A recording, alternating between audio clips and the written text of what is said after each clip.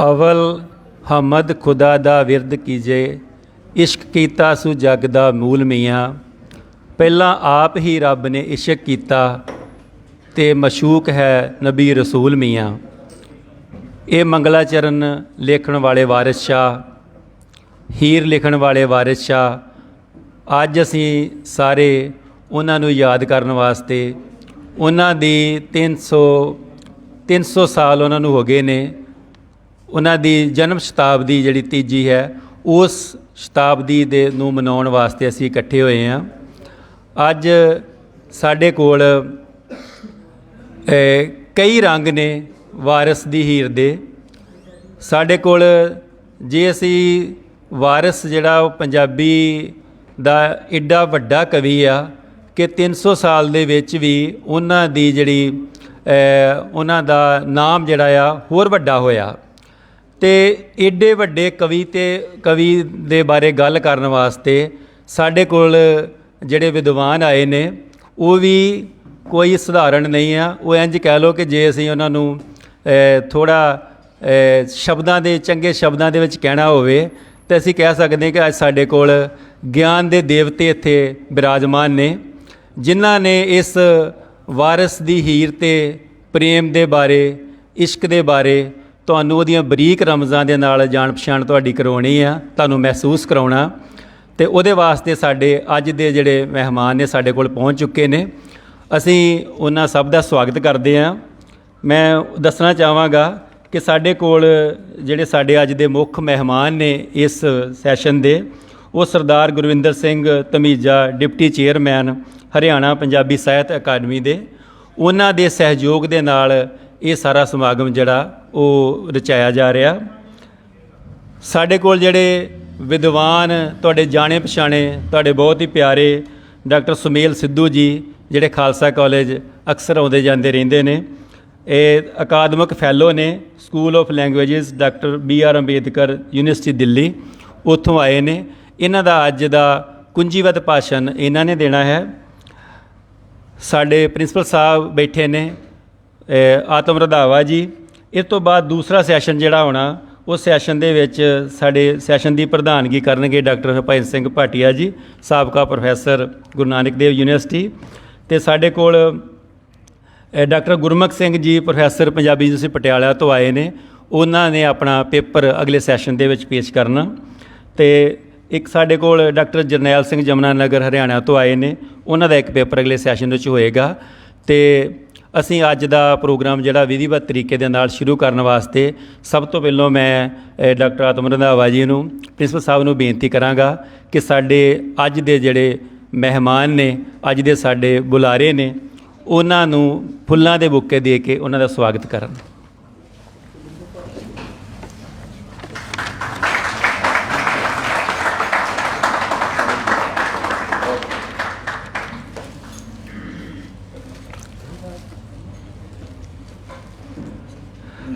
सन्मान करन दी भी बेनती की जाती है।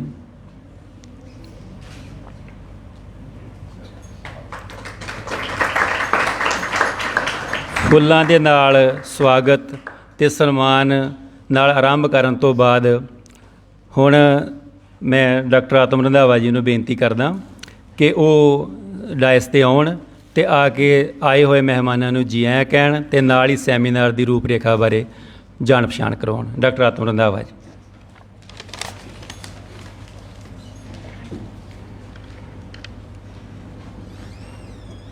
बहुत ही सत्कारयोग अज दे इस समागम के मुख मेहमान गुरविंदर सिंह धमीजा जी, जिहड़े साडे नाल ऑनलाइन जुड़े हुए ने।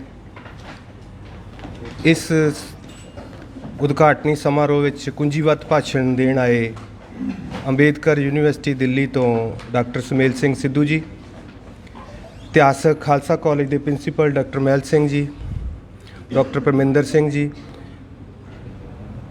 ਪੰਜਾਬੀ ਯੂਨੀਵਰਸਿਟੀ ਪਟਿਆਲਾ ਦੇ ਪੰਜਾਬੀ ਵਿਭਾਗ ਦੇ ਮੁਖੀ ਡਾਕਟਰ ਗੁਰਮੁਖ ਸਿੰਘ ਜੀ, ਗੁਰੂ ਨਾਨਕ ਦੇਵ ਯੂਨੀਵਰਸਿਟੀ ਤੋਂ ਡਾਕਟਰ ਸੋਲ ਜੀ ਅਤੇ ਵੱਖ-ਵੱਖ ਵਿਭਾਗਾਂ ਦੇ ਅਧਿਆਪਕ ਸਾਹਿਬਾਨ ਅਤੇ ਪਿਆਰੇ ਵਿਦਿਆਰਥੀਓ, ਇਹ ਸਾਨੂੰ ਸਭ ਨੂੰ ਪਤਾ ਹੈ ਕਿ ਅੱਜ ਅਸੀਂ ਵਾਰਿਸ ਸ਼ਾਹ ਦੀ ਤੀਜੀ ਜਨਮ ਸ਼ਤਾਬਦੀ ਦੇ ਸੰਬੰਧ ਦੇ ਵਿੱਚ ਉਹਨਾਂ ਨੂੰ ਸਮਰਪਿਤ ਇੱਕ ਰੋਜ਼ਾ ਨੈਸ਼ਨਲ ਸੈਮੀਨਾਰ ਅਤੇ ਉਹਨਾਂ ਦੀ ਹੀਰ ਦੇ ਗਾਇਨ ਦਾ ਸਮਾਗਮ ਰੱਖਿਆ ਹੋਇਆ ਹੈ। ਸੋ ਇਹ ਜਿਹੜੇ ਸਮਾਗਮ ਹੈ, ਡਾਕਟਰ ਮਹਿਲ ਸਿੰਘ ਜੀ ਹੁਣਾਂ ਨੇ ਪਹਿਲਾਂ ਜਦੋਂ ਇਹ ਪ੍ਰੋਗਰਾਮ ਕਨਸੀਵ ਕੀਤਾ ਤਾਂ ਉਹਨਾਂ ਨੇ ਹਰਿਆਣਾ ਅਕੈਡਮੀ ਨਾਲ ਸੰਪਰਕ ਕੀਤਾ, ਜਿਹੜੇ ਕਿ ਉੱਥੇ ਹਰਿਆਣਾ ਅਕੈਡਮੀ ਪੰਜਾਬੀ ਅਕਾਦਮੀ ਹਰਿਆਣਾ ਵਾ, ਜਿਹੜੀ ਹਰਿਆਣਾ ਦੇ ਵਿੱਚ ਪੰਜਾਬੀ ਨੂੰ ਪ੍ਰਫੁੱਲਤ ਕਰਨ ਲਈ ਸਰਕਾਰੀ ਇੱਕ ਅਕੈਡਮੀ ਆ, ਜਿਹੜੀ ਵੱਖਰੇ ਪੰਜਾਬ ਦੇ ਵਿੱਚ ਵੀ ਅਤੇ ਸਾਰੇ ਹਿੰਦੁਸਤਾਨ 'ਚ ਪ੍ਰੋਗਰਾਮ ਕਰਾਉਂਦੀ ਹੈ। ਫਿਰ ਅਸੀਂ ਉਹਨਾਂ ਨਾਲ ਜਦੋਂ ਰਾਬਤਾ ਕੀਤਾ ਤਾਂ ਇਹ ਇਸ ਤਰ੍ਹਾਂ ਦਾ ਪ੍ਰੋਗਰਾਮ ਉਲੀਕਿਆ ਗਿਆ। ਉਸ ਸਬੰਧ ਦੇ ਵਿੱਚ ਫਿਰ ਅਸੀਂ ਸਭ ਤੋਂ ਜਦੋਂ ਕੋਸ਼ਿਸ਼ ਕੀਤੀ ਕਿ ਇਹਦੇ ਵਿੱਚ ਕਿਹੜੇ ਬੁਲਾਰੇ, ਕਿਹੜੇ ਮਹਿਮਾਨ ਬੁਲਾਏ ਜਾਣ, ਤਾਂ ਸਾਨੂੰ ਡਾਕਟਰ ਸੁਮੇਲ ਸਿੰਘ ਸਿੱਧੂ ਤੋਂ ਇਲਾਵਾ ਹੀਰ ਦੇ ਉੱਤੇ ਜਾਣ, ਕਿਉਂਕਿ ਇਹ ਬੇਸਿਕਲੀ ਇਤਿਹਾਸਕਾਰ ਨੇ ਔਰ ਇਤਿਹਾਸਕਾਰ ਹੋਣ ਦੇ ਨਾਲ ਸਭ ਤੋਂ ਪਹਿਲਾਂ ਸਾਡਾ ਧਿਆਨ ਜਾਂਦਾ ਕਿ ਜਿੰਨਾ ਪੰਜਾਬ ਦਾ ਇਤਿਹਾਸ ਲਿਖਿਆ ਗਿਆ ਉਹਦਾ ਵੱਡਾ ਮੂਲ ਸਰੋਤ ਜਿਹੜਾ ਉਹ ਹੀਰ ਵਾਰਿਸ ਹੈ। ਭਾਵੇਂ ਤੁਸੀਂ JS ਗਰੇਵਾਲ, ਚਾਹੇ ਸੁਰਜੀਤ ਹਾਂਸ, ਚਾਹੇ ਤੁਸੀਂ ਈਸ਼ਵਰ ਦਿਆਲ ਗੌੜ ਜਾਂ ਭਗਵਾਨ ਜੋਸ਼, ਜਾਂ ਉਸ ਤੋਂ ਬਾਅਦ ਸੁਮੇਲ ਸਿੰਘ ਸਿੱਧੂ, ਇਹਨਾਂ ਦੀ ਇਤਿਹਾਸਕਾਰੀ ਵੇਖ ਲਓ। ਉਹਨਾਂ ਦੇ ਜਿਹੜੇ ਸਰੋਤ ਹੈ ਸਾਡੇ, ਉਹ ਸਾਹਿਤ ਦੇ ਜਿਹੜੇ ਜਾਂ ਹੱਥ ਲਿਖਤਾਂ ਨੇ ਉਸ ਵੇਲੇ ਦੀਆਂ ਸਾਹਿਤਕ, ਉਹ ਨੇ। ਸੋ ਐਡੀ ਵੱਡੀ ਜਿਹੜੀ ਇਹ ਪੋਥੀ ਹੈ ਹੀਰ ਵਾਰਿਸ ਦੀ, ਇਹ ਸਾਡਾ ਇੱਕ ਵੱਡਾ ਇਤਿਹਾਸ ਜਿਹੜਾ ਪੰਜਾਬੀ ਦਾ ਅਸੀਂ ਪੜ੍ਹਦੇ ਹਾਂ, ਜਿਹੜਾ ਉਹ ਸਾਡਾ ਕਲਚਰ ਦਾ, ਜਿਹੜਾ ਪੰਜਾਬੀ ਸੱਭਿਆਚਾਰ ਦਾ, ਪੰਜਾਬੀ ਭਾਸ਼ਾ ਦਾ ਇੱਕ ਵੱਡਾ ਖਜ਼ਾਨਾ ਆ। ਸੋ ਇਸ ਵੱਡੀ ਟੈਕਸਟ ਦੇ ਉੱਤੇ ਫਿਰ ਸਾਡੇ ਲਈ ਸੈਮੀਨਾਰ ਜਿਹੜਾ ਉਹਨਾਂ ਦੇ ਵਾਰਿਸ ਦੀ 300 ਸਾਲਾਂ ਦੇ ਵਿੱਚ ਮਨਾਉਣਾ ਬਹੁਤ ਜ਼ਰੂਰੀ ਹੋ ਜਾਂਦਾ ਸੀ। ਅਤੇ ਸਾਨੂੰ ਇਸ ਗੱਲ ਦਾ ਵੀ ਅਹਿਸਾਸ ਹੈ ਕਿ ਪੰਜਾਬ ਦੇ ਵਿੱਚ ਉਸ ਤਰ੍ਹਾਂ ਵਾਰਿਸ ਸਾਹਿਬ ਨੂੰ ਜਿੱਦਾਂ 300 ਸਾਲਾਂ 'ਤੇ ਜਿੱਦਾਂ ਯਾਦ ਕੀਤਾ ਜਾਣਾ ਚਾਹੀਦਾ ਸੀ, ਉਹ ਸੰਸਥਾਵਾਂ, ਉਹਨਾਂ ਅਦਾਰਿਆਂ ਨੇ ਯਾਦ ਨਹੀਂ ਕੀਤਾ, ਅਤੇ ਅਸੀਂ ਉਸ ਘਾਟ ਨੂੰ ਮਹਿਸੂਸ ਕਰਦਿਆਂ ਅਸੀਂ ਇੱਥੇ ਇਸ ਤਰ੍ਹਾਂ ਦਾ ਸਮਾਗਮ ਅਤੇ ਗਾਂਹ ਵੀ ਸਮਾਗਮ ਰਚਾਉਣ ਦੀਆਂ ਪ੍ਰੋਗਰਾਮ ਉਲੀਕੇ ਹੋਏ ਨੇ। ਸੋ ਇਸ ਪ੍ਰੋਗਰਾਮ ਦੇ 2 ਹਿੱਸੇ ਆ। ਮੁੱਢ ਤੌਰ 'ਤੇ ਪਹਿਲੇ 2 ਸੈਸ਼ਨ ਦੇ ਵਿੱਚ ਹੀਰ ਵਾਰਿਸ, ਜਿਹੜੀ ਕਿ ਜੇ ਅਸੀਂ ਇਤਿਹਾਸਕ ਤੌਰ 'ਤੇ ਗੱਲ ਕਰੀਏ, ਜਿਹੜੀ ਪ੍ਰਵਾਨਿਤ ਹੈ, ਉਹ 1471 ਦੇ ਵਿੱਚ ਉਹਨਾਂ ਦੀ ਦੁਖਾਂਤ ਵਾਪਰਿਆ ਸੀ। 1471 550 ਸਾਲ ਹੋ ਗਏ, ਜਿਹੜੀ ਉਹਨਾਂ ਦੀ ਕਬਰ ਆ ਉਹਦੇ ਉੱਤੇ 1471 ਹੀ ਉਕਰਿਆ ਹੋਇਆ। ਫਿਰ 250 ਸਾਲ ਬਾਅਦ ਤਕਰੀਬਨ ਜਿਹੜੀ ਦਮੋਦਰ ਦੀ ਹੀਰ ਆ, ਪਹਿਲੀ ਹੀਰ, ਉਹ ਆਉਂਦੀ ਹੈ।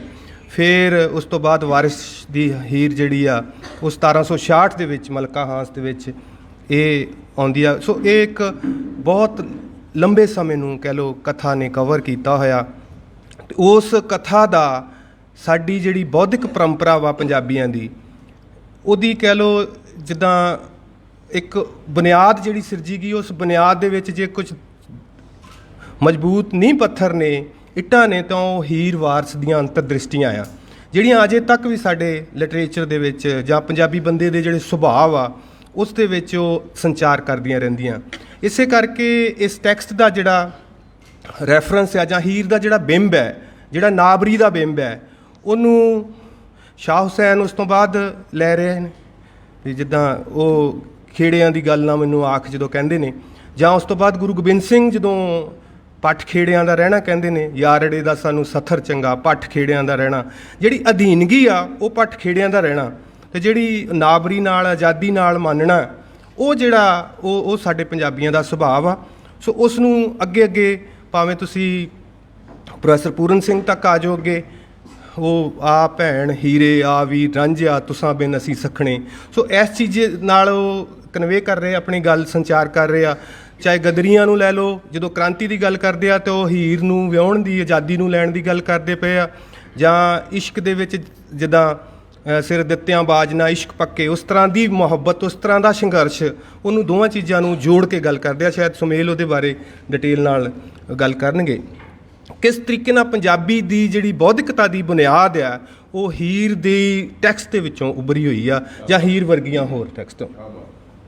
ਸੋ ਇਹ ਸਾਰੀਆਂ ਚੀਜ਼ਾਂ ਨੂੰ ਸਾਹਮਣੇ ਰੱਖ ਕੇ ਸਾਨੂੰ ਆਪਣੀ ਵਿਰਾਸਤ ਨੂੰ ਇਹਨੂੰ ਯਾਦ ਕਰਨ ਲਈ, ਉਹਦਾ ਪੁਨਰ ਮੁਲਾਂਕਣ ਕਰਨ ਲਈ, ਉਹਦਾ ਵਿਸ਼ਲੇਸ਼ਣ ਕਰਨ ਲਈ ਅਸੀਂ ਇਹ ਸੈਮੀਨਾਰ ਉਲੀਕਿਆ। ਅਤੇ ਸਾਨੂੰ ਇਹ ਵੀ ਆ ਕਿ ਇਹ ਵਾਰਸ ਨਾਲ ਪਿਛਲੇ ਸਮੇਂ ਤੋਂ ਲੈ ਕੇ ਅੱਜ ਦੀ ਜਦੋਂ ਉਹਦੀ 300 ਸਾਲਾ ਸ਼ਤਾਬਦੀ ਜਾਂ ਜਨਮ ਸ਼ਤਾਬਦੀ ਮਨਾਈ ਜਾ ਰਹੀ ਹੈ, ਅਤੇ ਉਹਦੇ ਵਿੱਚ ਵੀ ਇੱਕ ਖਾਸ ਤਰ੍ਹਾਂ ਦੀ ਸਾਨੂੰ ਸਿਆਸਤ ਵੇਖਣ ਨੂੰ ਮਿਲ ਰਹੀ ਆ ਕਿ ਵਾਰਸ ਦੇ ਨਾਲ ਇੱਕ ਸੈਯਦ ਹੋਣ ਕਰਕੇ ਜਾਂ ਕੁਛ ਤਰ੍ਹਾਂ ਦੇ ਅਦਾਰੇ ਆ, ਕਿਸ ਤਰੀਕੇ ਨਾਲ ਉਹਨੂੰ ਇਸ ਪੰਜਾਬੀ ਬੌਧਿਕਤਾ ਦੇ ਵਿੱਚੋਂ ਇਗਨੋਰ ਕੀਤਾ ਜਾ ਰਿਹਾ ਉਸ ਡਾਇਲੋਗ ਨੂੰ। ਸੋ ਉਸ ਦੇ ਸਾਹਮਣੇ ਰੱਖ ਕੇ ਅਸੀਂ ਇਹਦਾ ਪੁਨਰ ਵਿਸ਼ਲੇਸ਼ਣ, ਪੁਨਰ ਮੁਲਾਂਕਣ ਕਰਨ ਦੀ ਸਾਨੂੰ ਲੋੜ ਆ। ਸੋ ਤੁਸੀਂ ਸਾਰੇ ਸਾਡੇ ਨਾਲ ਜੁੜੇ ਆਏ, ਤੁਹਾਨੂੰ ਸਾਰਿਆਂ ਨੂੰ ਜੀ ਆਇਆਂ ਅਤੇ ਬਹੁਤ ਬਹੁਤ ਧੰਨਵਾਦ। ਬਹੁਤ ਬਹੁਤ ਸ਼ੁਕਰੀਆ ਜੀ। ਇਸ ਸਾਡੇ ਅਕਾਦਮਿਕ ਸੈਸ਼ਨ ਤੋਂ ਬਾਅਦ 2 ਵਜੇ ਲੰਚ ਤੋਂ ਬਾਅਦ ਹੀਰ ਵਾਰਸ ਦਾ ਗਾਇਨ ਹੋਏਗਾ। ਪੰਜਾਬੀ ਦੇ ਪ੍ਰਸਿੱਧ ਜਿਹੜੇ ਕਲਾਕਾਰ ਨੇ, ਆਰਟਿਸਟ ਯਕੂਬ, ਉਹਨਾਂ ਨੇ ਹੀਰ ਦਾ ਗਾਇਨ ਕਰਨਾ। ਨਾਲ ਸਾਡੇ ਕਾਲਜ ਦੇ ਵਿਦਿਆਰਥੀ ਵੀ। ਹਾਲ ਦੇ ਵਿੱਚ ਵੱਡਾ ਪ੍ਰੋਗਰਾਮ ਇਸ ਤੋਂ ਬਾਅਦ ਹੋ ਰਿਹਾ। ਹੀਰ ਵਾਰਸ ਦੀ ਜਦੋਂ ਵੀ ਗੱਲ ਆਉਂਦੀ ਆ, ਜਦੋਂ ਅਸੀਂ ਉਹਦੇ ਮੰਗਲਾਚਰਨ ਦੀ ਗੱਲ ਕੀਤੀ ਆ, ਅਤੇ ਵਾਰਸ ਜਿਹੜਾ ਆ ਇਹਨੂੰ ਪ੍ਰੇਮ ਨੂੰ ਜਿਹੜਾ ਜੱਗ ਦਾ ਮੂਲ ਮੰਨ ਕੇ ਫਿਰ ਅੱਗੇ ਚੱਲਦਾ ਹੈ। ਕਹਿੰਦੇ ਰੱਬ ਨੇ ਸਭ ਕੁਝ ਬਣਾਇਆ, ਬਣਾਉਣ ਤੋਂ ਬਾਅਦ ਉਹਨੇ ਕਾਇਨਾਤ ਸਾਰੀ ਬਣਾਈ, ਅਤੇ ਉਹ ਕਹਿੰਦੇ ਉਹ ਆਪਣੀ ਕਾਇਨਾਤ ਦੇ ਪ੍ਰੇਮ ਦੇ ਵਿੱਚ ਆ, ਅਤੇ ਇਹ ਪ੍ਰੇਮ ਹੀ ਰੱਬ ਆ। ਇਹ ਜਿਹੜਾ ਅੱਜ ਅਸੀਂ ਕਈ ਵਾਰੀ ਸੋਚਦੇ ਹਾਂ ਕਿ ਸ਼ਾਇਦ ਜਿਹੜੇ ਵਿਦਵਾਨ ਨੇ, ਸਕਾਲਰ ਨੇ, ਇਹ ਪ੍ਰੇਮ ਦੀ ਗੱਲ, ਪ੍ਰੇਮ ਦੀਆਂ ਰਮਜ਼ਾਂ ਜਿਹੜੀਆਂ ਨੇ ਸ਼ਾਇਦ ਉਸ ਤਰ੍ਹਾਂ ਮਹਿਸੂਸ ਨਾ ਕਰਨ, ਜਿਸ ਤਰ੍ਹਾਂ ਰਾਧਾ ਸੰਦੇਸ਼ ਦੇ ਵਿੱਚ ਕਹਿੰਦੇ ਕਿ ਤੇਰੀ ਗਿਆਨ ਦੀ ਪੁੜੀ ਨਾ ਕਾਟ ਕਰਦੀ। ਪਰ ਅੱਜ ਸਾਡੇ ਕੋਲ ਜਿਹੜੇ ਵਿਦਵਾਨ ਬੈਠੇ ਨੇ, ਉਹਨਾਂ ਦੇ ਗਿਆਨ ਦੀ ਪੁੜੀ ਵੀ ਕਾਟ ਕਰੇਗੀ। ਉਹਨਾਂ ਦੇ ਵਿੱਚ ਬੈਲੈਂਸ ਆ ਕਿ ਉਹਨਾਂ ਨੂੰ ਪਿਆਰ ਦਾ ਵੀ ਪਤਾ ਆ ਅਤੇ ਉਹਨਾਂ ਨੂੰ ਗਿਆਨ ਦਾ ਵੀ ਪਤਾ ਆ। ਦੋਵਾਂ ਦੀਆਂ ਬਰੀਕ ਰਮਜ਼ਾਂ ਜਿਹੜੀਆਂ ਨੇ ਉਹਨਾਂ ਦਾ ਅਹਿਸਾਸ ਉਹਨਾਂ ਅੰਦਰ ਹੈ। ਅਤੇ ਮੈਂ ਹੁਣ ਬੇਨਤੀ ਕਰਨੀ ਚਾਹਾਂਗਾ ਸਾਡੇ ਆਪਣੇ ਪ੍ਰਿੰਸੀਪਲ ਡਾਕਟਰ ਮਹਿਲ ਸਿੰਘ ਜੀ, ਉਹ ਸਿਰਫ ਪ੍ਰਿੰਸੀਪਲ ਨਹੀਂ, ਨਾਲ ਪੰਜਾਬੀ ਦੇ ਇੱਕ ਵੱਡੇ ਸਕਾਲਰ ਵੀ ਨੇ ਕਿ ਜਿਹੜੇ ਜਿਸ ਵੀ ਵਿਸ਼ੇ 'ਤੇ ਬੋਲਦੇ ਨੇ ਬੱਚਿਆਂ ਦੇ ਦਿਲ ਦੇ ਅੰਦਰ ਉਤਰਦੇ ਜਾਂਦੇ ਨੇ। ਮੈਂ ਬੇਨਤੀ ਕਰਾਂਗਾ ਕਿ ਹੀਰ ਵਾਰਸ ਬਾਰੇ ਆਪਣੇ ਮੁੱਲਵਾਨ ਵਿਚਾਰ ਸਾਡੇ ਨਾਲ ਸਾਂਝੇ ਕਰਨ।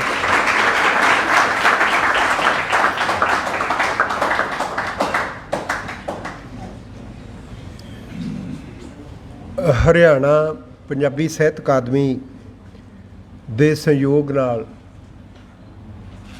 ਕੀਤੇ ਜਾ ਰਹੇ ਸੈਮੀਨਾਰ ਵਿੱਚ ਸਾਡੇ ਮੁੱਖ ਬੁਲਾਰੇ ਡਾਕਟਰ ਸੁਮੇਲ ਸਿੰਘ ਸਿੱਧੂ ਜੀ, ਸਾਡੇ ਸਾਹਮਣੇ ਬੈਠੇ ਪਟਿਆਲਾ ਤੋਂ ਡਾਕਟਰ ਗੁਰਮੁਖ ਸਿੰਘ ਜੀ, ਸਾਡੀ ਆਪਣੀ ਯੂਨੀਵਰਸਿਟੀ ਤੋਂ ਸਾਡੇ retired professor historian Sukhdev Singh Sohal ਜੀ, ਸਾਡੇ ਵੱਖ-ਵੱਖ ਵਿਭਾਗਾਂ ਦੇ ਟੀਚਰ ਸਾਹਿਬਾਨ, ਸਾਡੇ ਆਪਣੇ ਪੰਜਾਬੀ ਦੇ ਟੀਚਰ ਸਾਹਿਬਾਨ ਅਤੇ ਬਹੁਤ ਪਿਆਰੇ ਵਿਦਿਆਰਥੀਓ। ਸਭ ਤੋਂ ਪਹਿਲਾਂ ਅਸੀਂ ਹਰਿਆਣਾ ਸਾਹਿਤ ਅਕਾਦਮੀ ਦੇ ਬਹੁਤ ਧੰਨਵਾਦੀ ਹਾਂ ਜਿਨ੍ਹਾਂ ਇਸ ਸੈਮੀਨਾਰ ਦੇ ਵਿੱਚ ਸਾਨੂੰ ਵਿੱਤੀ ਸਹਿਯੋਗ ਕੀਤਾ। ਬੱਚੇ ਬੈਠੇ ਨੇ ਸਾਹਮਣੇ, ਪੁੱਤਰ ਬਹੁਤ ਵੱਡੀ ਗੱਲ ਆ। ਸਿਆਸਤਦਾਨ ਸਿਆਸਤ ਦੀਆਂ ਗੱਲਾਂ ਕਰਦੇ ਨੇ, ਵੰਡੀਆਂ ਦੀਆਂ ਗੱਲਾਂ ਕਰਦੇ ਨੇ। ਹਰਿਆਣਾ ਪੰਜਾਬੀ ਸਾਹਿਤ ਅਕਾਦਮੀ ਨੇ ਪੰਜਾਬੀ ਸਾਹਿਤ ਦੇ ਸਨਮੁਖ ਸਾਡੀ ਇੱਕ ਸ਼ਾਹਕਾਰ ਰਚਨਾ, ਇੱਕ ਸ਼ਾਹਕਾਰ ਲੇਖਕ ਦੀ ਸ਼ਤਾਬਦੀ ਮਨਾਉਣ ਲਈ ਖਾਲਸਾ ਕਾਲਜ ਦੇ ਪੰਜਾਬੀ ਡਿਪਾਰਟਮੈਂਟ ਨੂੰ ਮਦਦ ਦਿੱਤੀ ਹੈ। ਇਹ ਵੱਡੀ ਗੱਲ ਹੈ।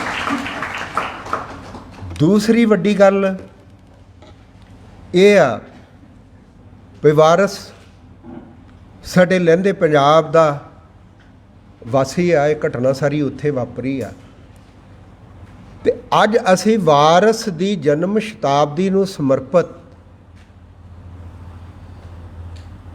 ਸ਼ਤਾਬਦੀ ਸਮਾਰੋਹ ਕਰ ਰਹੇ ਹਾਂ ਧਰਮ ਤੋਂ ਉੱਪਰ ਜਾ ਕੇ, ਜਾਤ ਤੋਂ ਉੱਪਰ ਜਾ ਕੇ, ਹੱਦ ਤੋਂ ਉੱਪਰ ਜਾ ਕੇ, ਸਰਹੱਦ ਤੋਂ ਉੱਪਰ ਜਾ ਕੇ। ਇਹ ਵੀ ਬਹੁਤ ਵੱਡੀ ਗੱਲ ਆ। ਤੁਸੀਂ ਸਾਰੇ ਅੱਜ ਕੱਲ੍ਹ ਮੀਡੀਆ ਦਾ ਯੁੱਗ ਆ, 10 ਮਿੰਟ ਬਾਅਦ ਜਦੋਂ ਸੈਮੀਨਾਰ ਮੁੱਕਣਾ ਈਵਨ ਵਿੱਚ ਹੀ ਤੁਸੀਂ ਕਈਆਂ ਨੇ ਫੋਨ ਔਨ ਕੀਤੇ ਹੋਣੇ ਆ, ਕਿਤੇ ਗੱਲ ਕੋਈ ਹੁੰਦੀ ਆ ਉਹ ਸਾਰੀ ਦੁਨੀਆ 'ਤੇ ਫੈਲ ਜਾਂਦੀ ਆ। ਅਸੀਂ ਪੰਜਾਬੀ ਦੇ ਬਸ਼ਿੰਦੇ ਹੋਣ ਦੇ ਨਾਤੇ ਕਿਸੇ ਤਰ੍ਹਾਂ ਦੀ ਸੀਮਾ ਤੋਂ, ਕਿਸੇ ਤਰ੍ਹਾਂ ਦੀ ਮਤਲਬ ਹੱਦ ਤੋਂ ਉੱਪਰ ਜਾ ਕੇ ਸਾਡੀ ਪੰਜਾਬੀ ਸਾਹਿਤ ਪਰੰਪਰਾ ਦੇ ਬਹੁਤ ਵੱਡੇ ਲੇਖਕ ਉਹਦੀ ਸ਼ਤਾਬਦੀ ਮਨਾ ਰਹੇ ਆ। ਇਹ ਸਾਡੇ ਲਈ ਮਾਣ ਵਾਲੀ ਗੱਲ, ਅਸੀਂ ਮਾਣ ਮਹਿਸੂਸ ਕਰਦੇ ਹਾਂ। ਦੂਸਰੀ ਗੱਲ ਇਹ, ਕਈ ਵਾਰੀ ਸਾਨੂੰ ਲੱਗਦਾ ਹੁੰਦਾ ਵੀ ਇਹ ਕੁਝ ਅਸੀਂ ਕਰ ਰਹੇ ਹਾਂ।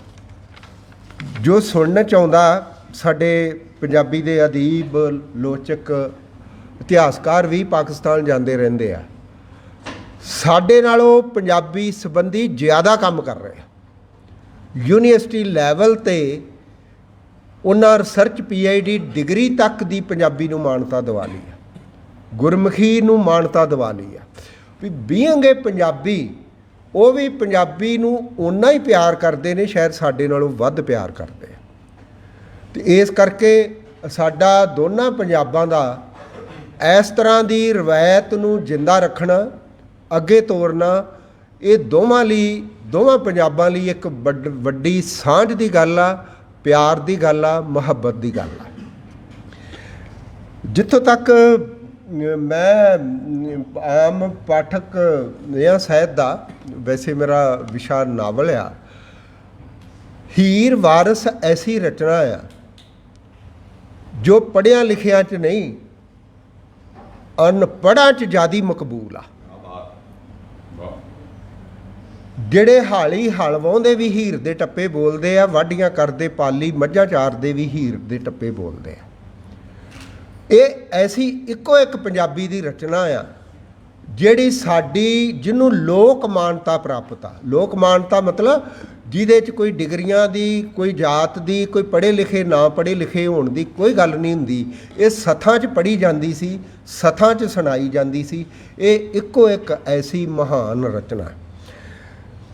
ਮੈਨੂੰ ਯਾਦ ਆ, ਬੱਚਿਓ ਤੁਸੀਂ ਸਾਹਮਣੇ ਬੈਠੇ ਹੋ, ਜਦੋਂ ਤੁਹਾਡੀ ਉਮਰ ਤੋਂ ਥੋੜ੍ਹੇ ਛੋਟੇ ਸੀ, ਅਸੀਂ ਨਾਲ ਕਿਸਾਨੀ ਪਰਿਵਾਰ 'ਚੋਂ ਸੀ, ਖੇਤੀ ਦਾ ਕੰਮ ਵੀ ਕਰਦੇ ਸੀ।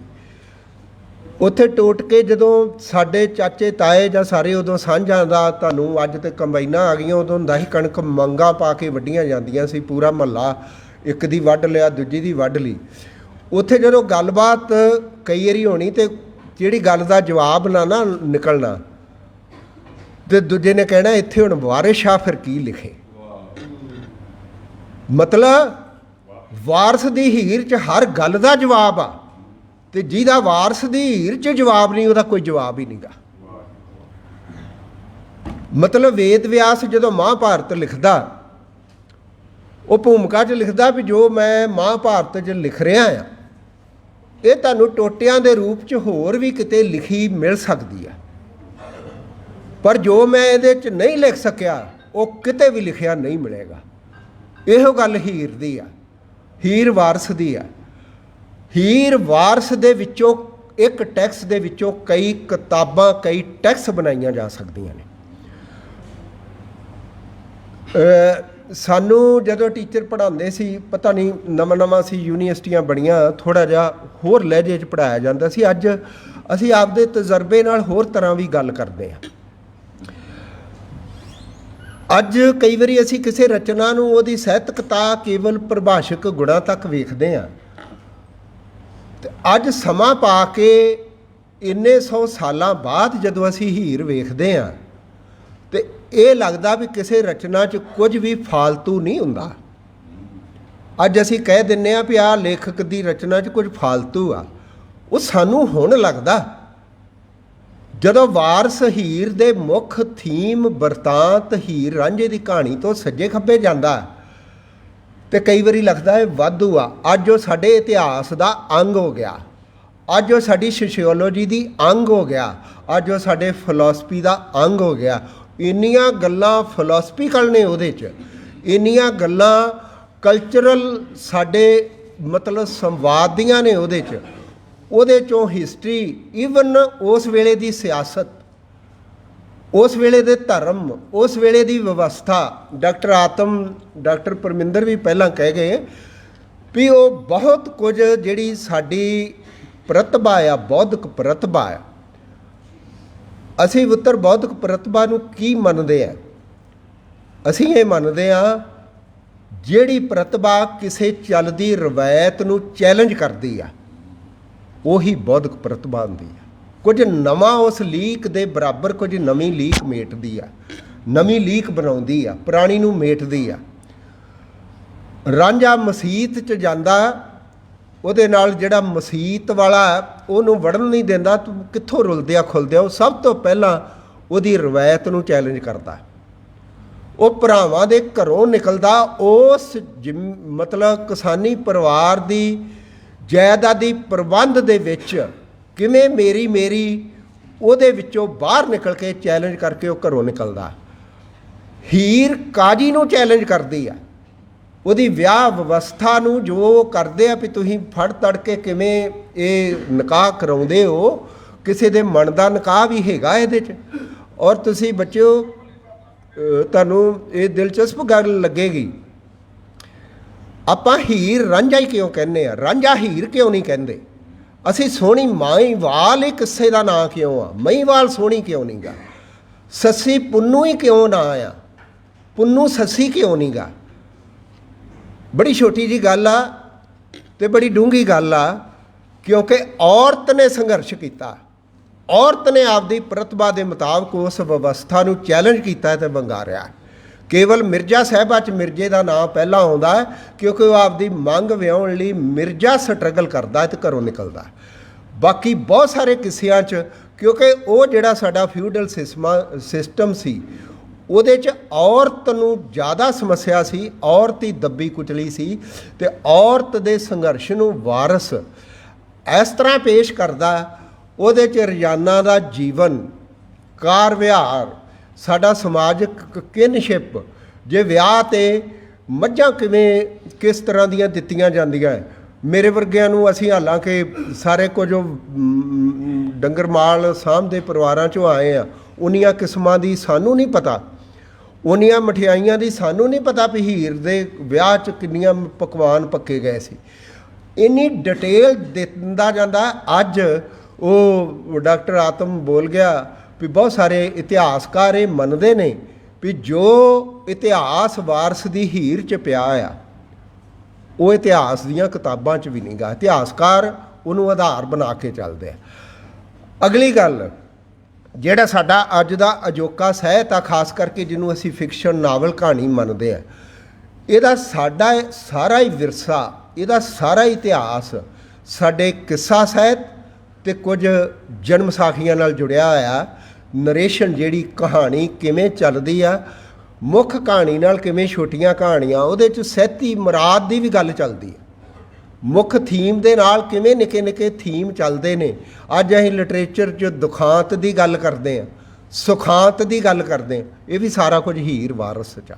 ਮਤਲਬ ਮੈਨੂੰ ਇੰਗਲੈਂਡ 'ਚ ਜਦੋਂ ਮੈਂ ਪ੍ਰਿੰਸੀਪਲ ਨਹੀਂ ਸੀ, ਲੈਕਚਰਾਰ ਸੀ, 2 ਵਾਰੀ ਇੰਗਲੈਂਡ ਮੈਨੂੰ ਲੰਮਾ ਮਤਲਬ ਬਹੁਤ ਲੰਮਾ ਤਾਂ ਨਹੀਂ, ਪਰ 3, 5, 6 ਮਹੀਨੇ ਰਹਿਣ ਦਾ ਮੌਕਾ ਮਿਲਿਆ 2 ਵਾਰੀ, 94 'ਚ 97 'ਚ।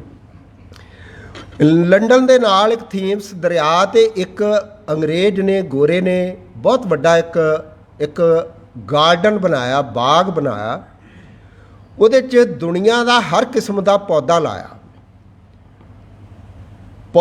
ਥੱਲੇ ਕੈਪਸ਼ਨ ਲਿਖੀ ਆ, ਔਰ ਉਹਨੇ ਅਖੀਰ 'ਤੇ ਇੱਕ ਨੋਟ ਪਾਇਆ ਵੀ ਉਹਦੇ 'ਚ ਜਿਹੜੀਆਂ ਹੀਰ ਵਾਰਸ ਵੀ ਏਸ਼ੀਅਨ ਕੰਟੀਨੈਂਟ ਦੀ ਸਭ ਤੋਂ ਵੱਧ ਮਕਬੂਲ ਰਚਨਾ, ਔਰ ਉਹਦੇ ਵਿੱਚ ਉਸ ਬਰੇ ਜ਼ਖੀਰ ਦੇ ਸਭ ਤੋਂ ਵੱਧ ਪੌਦਿਆਂ ਦਾ ਜ਼ਿਕਰ ਹੀਰ ਦਾ, ਪ੍ਰਕਿਰਤੀ ਦਾ ਹੀਰ ਵਾਰਸ 'ਚ ਆਉਂਦਾ। ਉਸੇ ਤੋਂ ਪ੍ਰਭਾਵਿਤ ਹੋ ਕੇ ਸਾਡਾ Iqbal cancer, Pakistan the writer ਆ, ਉਹਦਾ ਇੱਕ ਵਾਰੀ ਮੇਰੇ ਨਾਲ ਪਾਕਿਸਤਾਨ 'ਚ, ਲੰਡਨ 'ਚ ਮੇਲ ਵੀ ਹੋਇਆ ਸੀ। ਉਹਨੇ ਆਈਡੀਆ ਉੱਥੋਂ ਲਿਆ, ਪਰ ਆਈਡੀਏ ਨੂੰ ਐਸਾ ਨਵਾਂ ਰੂਪ ਦਿੱਤਾ। ਸਾਡੇ ਪੁਰਖਿਆਂ ਦਾ ਪਿੰਡ ਲਲਿਆਣੀ ਆ ਕਸੂਰ ਦੇ ਨਾਲ, ਉੱਥੇ ਉਹਨੇ ਖੋਜਗੜ੍ਹ ਬਣਾਇਆ। ਉਹਨੇ ਵੀ ਇੱਕ ਗਾਰਡਨ ਬਣਾਇਆ, ਇੱਕ ਖੋਜਗੜ੍ਹ ਬਣਾਇਆ। ਕਿੱਕਰ ਵੇ ਕੰਡਿਆਲਿਆ ਵੇ ਉੱਤੋਂ ਚੜਿਆ ਪੂ ਕਿੱਕਰ, ਉਹ ਥੱਲੇ ਜਿਹਦੀ ਕੈਪਸ਼ਨ ਉਹ ਲਿਖਿਆ। ਮਤਲਬ ਇਸ ਤਰ੍ਹਾਂ ਦੇ ਵੀ ਬਾਗ, ਇਹ ਬਾਗ ਇੰਨੇ ਪਾਪੂਲਰ ਨੇ। ਉਹ ਆਈਡੀਆ ਇੰਗਲੈਂਡ ਦਾ ਪਾਕਿਸਤਾਨ 'ਚ ਇਕਬਾਲ ਕੈਸਰ ਰਾਹੀਂ ਵੀ ਅੱਗੇ ਆ, ਪਰ ਉਹਨੇ ਨਵਾਂ ਰੂਪ ਦਿੱਤਾ। ਅਤੇ ਪੁੱਤਰ ਕਿਤੇ ਪਾਕਿਸਤਾਨ ਜਿਹੜੇ ਲੋਕ ਜਾਂਦੇ ਆ, ਜੇ ਉਹ ਖੋਜਗੜ੍ਹ ਨਾ ਵੇਖਣ ਤਾਂ ਮੈਂ ਸਮਝਦਾ ਉਹਨਾਂ ਦੀ ਫੇਰੀ ਅਧੂਰੀ ਆ। ਜੇ ਤੁਸੀਂ ਯੂਰਪ ਇੰਗਲੈਂਡ ਜਾਂਦੇ ਹੋ ਅਤੇ ਜੇ ਤੁਸੀਂ ਉਹ ਬਾਗ ਨਹੀਂ ਦੇਖਿਆ ਤਾਂ ਸਮਝੋ ਵੀ ਤੁਹਾਡੀ ਫੇਰੀ। ਇਹ ਇੰਨੀਆਂ ਉਹਦੇ ਵਿੱਚੋਂ ਇੱਕ ਚੀਜ਼ 'ਚੋਂ ਇੰਨਾ ਕੁਝ ਮਿਲਦਾ ਆ। ਅਸੀਂ ਮਤਲਬ ਪੰਜਾਬੀ ਕਈ ਵਾਰ ਯੂਰਪੀਅਨ ਨਾਵਲ ਜਾਂ ਦੂਜੇ ਤੀਜੇ ਜਾਂ ਸ਼ਾਹਕਾਰ ਦੇ ਫੈਸਲੇ ਇਹਨੂੰ ਬੜੇ ਮਾਣ ਨਾਲ ਪੜ੍ਹਦੇ ਹਾਂ, ਪਰ ਆਪਣੀ ਸ਼ਾਹਕਾਰਤਾ ਬਾਰੇ ਅਸੀਂ ਅਵੇਸਲੇ ਹੀ ਰਹਿੰਦੇ ਹਾਂ। ਬਹੁਤ ਕੁਝ ਆ ਜਿਹੜਾ ਸਾਡਾ ਵੀ ਸ਼ਾਹਕਾਰ ਆ, ਜਿਹਦੇ 'ਚ ਵਾਰਸ ਦੀ ਹੀਰ ਆ। ਐਸੀ ਕਲਾਸਿਕ ਰਚਨਾ ਆ। 100 ਰਾਈਟਰ ਨੇ ਹੀਰ ਲਿਖੀ ਆ, ਪਰ ਹੀਰ ਲਿਖਣ ਕਰਕੇ ਵਾਰਸ ਸਦਾ ਲਈ ਜਿੰਦਾ ਹੋ ਗਿਆ ਅਤੇ ਹੀਰ ਨੂੰ ਜਿੰਦਾ ਕਰ ਗਿਆ। ਇੰਨੀ ਜਾਨ ਆ ਇਸ ਰਚਨਾ ਦੇ ਵਿੱਚ, ਇੰਨੀ ਮਤਲਬ ਪਾਇਦਾਰ ਇਹ ਰਚਨਾ, ਜਿਹਦੇ ਸਾਡੇ ਸਾਰੇ ਯਾਦਨਕ ਸਾਹਿਤ ਦੀਆਂ ਜੜ੍ਹਾਂ ਉਹਦੇ ਨਾਲ ਜੁੜੀਆਂ ਹੋਈਆਂ। ਫਿਰ ਦੂਸਰੀ ਗੱਲ, ਸਾਡਾ ਜਿਹਨੂੰ ਅਸੀਂ ਲੋਕਯਾਨ ਜਾਂ ਲੋਕ ਧਾਰਾ ਜਾਂ ਫੋਕ ਵਿਜ਼ਡਮ ਕਹਿੰਦੇ ਆ, ਉਹ ਇਸ ਤਰ੍ਹਾਂ ਸਮਾਈ ਹੋਈ ਆ ਵੀ ਉਸ ਬੰਦੇ ਨੂੰ ਲੱਗਦਾ ਵੀ ਧੰਨ ਉਹ ਰਾਈਟਰ ਆ, ਵੀ ਇੰਨੀ ਕੁਝ ਫੋਕ ਵਿਜ਼ਡਮ ਆ ਉਹਦੇ 'ਚ। ਵਾਰਸ ਸ਼ਾਹ ਲਕਾਈਏ ਜੱਗ ਕੋਲੋਂ ਭਾਵੇਂ ਆਪਣਾ ਹੀ ਗੁੜ ਖਾਈਏ ਜੀ। ਵਾਰਸ ਉਹ ਲਾਉਣ ਬਾਜਾਂ ਦੇ ਨਾਲ ਉਡਾਰੀਆਂ ਜੋ ਬੁਲਬੁਲਾਂ ਥੱਕ ਮਰਿੰਦੀਆਂ ਨੇ। ਮਤਲਬ ਵਾਰਸ ਕਈ ਬੋਲ ਗਏ ਉਮਰ ਦੀ ਸ਼ਾਖ ਉੱਤੇ, ਇੱਥੇ ਆਲਣਾ ਕਿਸੇ ਨਾ ਪਾਇਆ ਏ। ਕਿਆ ਫਲਸਫਾਨਾ ਟੱਚ ਆ। ਪੂਰੇ ਫਲਸਫਾਨਾ ਪੰਕਤੀਆਂ ਦੀ ਇੱਕ ਟੈਕਸ ਬਣਾਈ ਜਾ ਸਕਦੀ ਹੈ, ਜਿਹਨੂੰ ਅਸੀਂ ਆਪਦੇ ਅਖਾਣਾਂ ਵਜੋਂ ਵਰਤਦੇ ਹਾਂ, ਆਪਦੇ ਮੁਹਾਵਰਿਆਂ ਵਜੋਂ ਵਰਤਦੇ ਹਾਂ। ਅਤੇ ਇੰਨੀ ਮਤਲਬ ਵੱਡੀ ਰਚਨਾ, ਇੰਨੀ ਪਾਇਦਾਰ ਰਚਨਾ, ਇੰਨੀ ਵੱਡਾ ਆਕਾਰ ਕਰਕੇ ਨਹੀਂ ਕੋਈ ਚੀਜ਼ ਹੁੰਦੀ। ਵੱਡੀ ਉਹ ਆਪਣੇ ਗੁਣਾ ਕਰਕੇ ਹੁੰਦੀ ਆ। ਵੱਡੀ ਉਹ ਆਪਣੀ ਮਤਲਬ ਕਈ ਵਾਰੀ ਜਦੋਂ ਅਸੀਂ ਬੰਦਿਆਂ ਦੀਆਂ ਉਮਰਾਂ ਜਾਂ ਰਚਨਾਵਾਂ ਦੀਆਂ ਨਾ, ਅਸੀਂ ਕਈ ਵਾਰੀ ਲਿਟਰੇਚਰ 'ਚ ਗੱਲ ਕਰਦੇ ਹਾਂ ਵੀ ਜਿਹੜੀ ਰਚਨਾ ਡਾਕਟਰ ਗੁਰਮੁਖ ਵੀ ਬੈਠੇ ਆ, ਸਮੇਲ ਹਿਸਟੋਰੀਅਨ ਜਿਹੜੀ ਰਚਨਾ 5 ਸਾਲ ਵੀ ਪਾਠਕਾਂ ਦੇ ਚੇਤਿਆਂ 'ਚ ਨਾ ਰਵੇ, ਉਹ ਰਚਨਾ ਮਰ ਮੁੱਕ ਜਾਂਦੀ। ਮੇਰਾ ਇਹ ਆਪਣਾ ਉਹ ਰਚਨਾ ਜਿਉਂਦੀ ਨਹੀਂ ਰਹਿੰਦੀ ਇਤਿਹਾਸ 'ਚ। ਅਤੇ ਤੁਸੀਂ ਇਹ ਦੇਖੋ ਵੀ ਇਹ ਰਚਨਾ ਕਦੋਂ ਦੀ ਲਿਖੀ ਹੋਈ ਆ, ਅਤੇ ਇਹਦੇ ਜਿੰਨੀ ਪਾਪੂਲੈਰਿਟੀ ਅੱਜ ਵੀ ਨਹੀਂ ਹੈਗੀ। ਸਦੀਆਂ ਹੋ ਗਏ ਇਹਨੂੰ ਲਿਖੀਆਂ ਨੂੰ, ਅਤੇ ਕਿੱਡੀ ਵੱਡੀ ਇਹਦੀ ਮਹਾਨਤਾ ਆ ਵੀ ਇਹੋ ਜਿਹੀ ਰਚਨਾ ਦੀ। ਅਤੇ ਅਸੀਂ ਅੱਜ ਮਤਲਬ ਇਹਦੇ 'ਤੇ ਇੱਕ ਸੈਮੀਨਾਰ ਰਚਾ ਰਹੇ ਹਾਂ।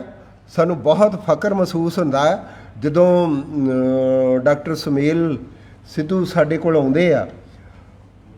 ਔਰ ਦੇਖਿਆ ਵੀ ਅਸੀਂ ਨਾ ਬਹੁਤੇ ਸੈਮੀਨਾਰਾਂ 'ਚ ਯੂਨੀਵਰਸਿਟੀਆਂ 'ਚ ਸੁਮੇਲ ਵੀ ਅਕਸਰ ਗੱਲ ਕਰਦਾ ਹੁੰਦਾ ਇਹੋ ਜਿਹੀ।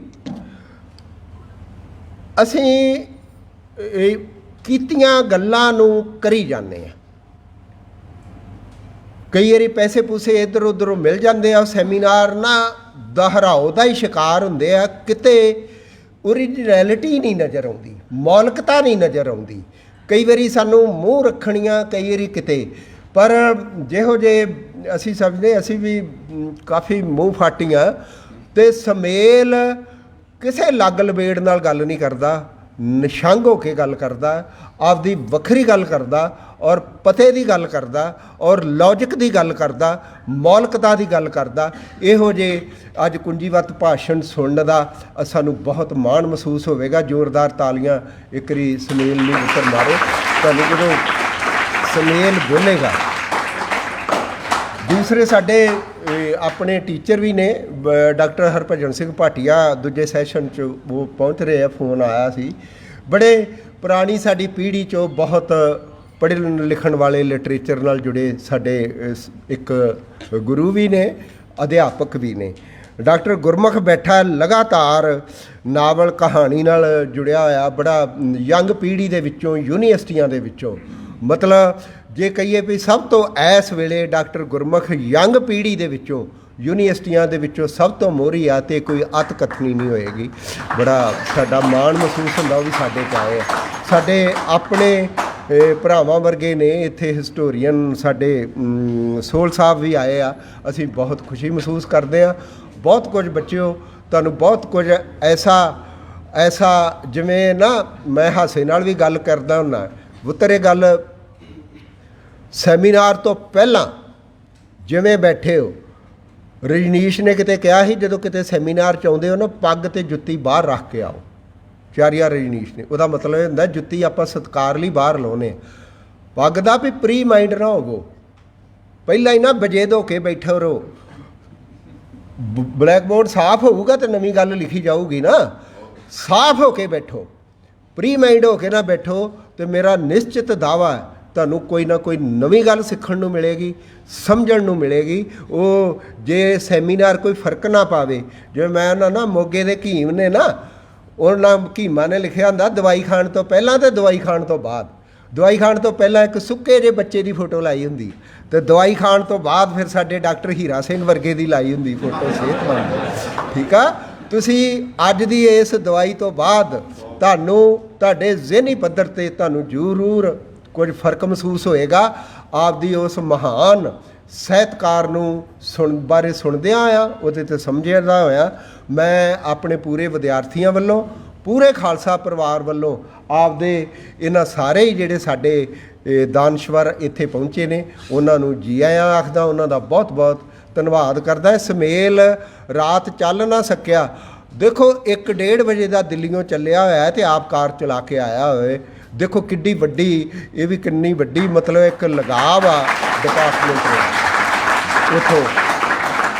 ਨਹੀਂ ਤੇ ਕਈ ਵਾਰ ਇੰਨਾ ਸਫ਼ਰ ਕਰਕੇ ਫਿਰ ਬੋਲਣਾ ਕਹਿਣਾ ਬਹੁਤ ਔਖਾ ਹੋ ਜਾਂਦਾ। ਆਮ ਕਰਕੇ ਸਕਾਲਰ ਪਹਿਲਾਂ ਆ ਜਾਂਦੇ ਆ, ਪਰ ਬਹੁਤ ਹਿੰਮਤ ਇਸ ਨੌਜਵਾਨ 'ਚ ਆ ਔਰ ਸਾਡੇ ਨਾਲ ਇਹਦਾ ਖਾਸਾ ਸਾਡੀ ਸੰਸਥਾ ਨਾਲ ਮੋਹ ਆ। ਅਸੀਂ ਸਾਰਿਆਂ ਦਾ ਬਹੁਤ ਧੰਨਵਾਦ ਕਰਦੇ ਹਾਂ ਜੀ। ਧੰਨਵਾਦ।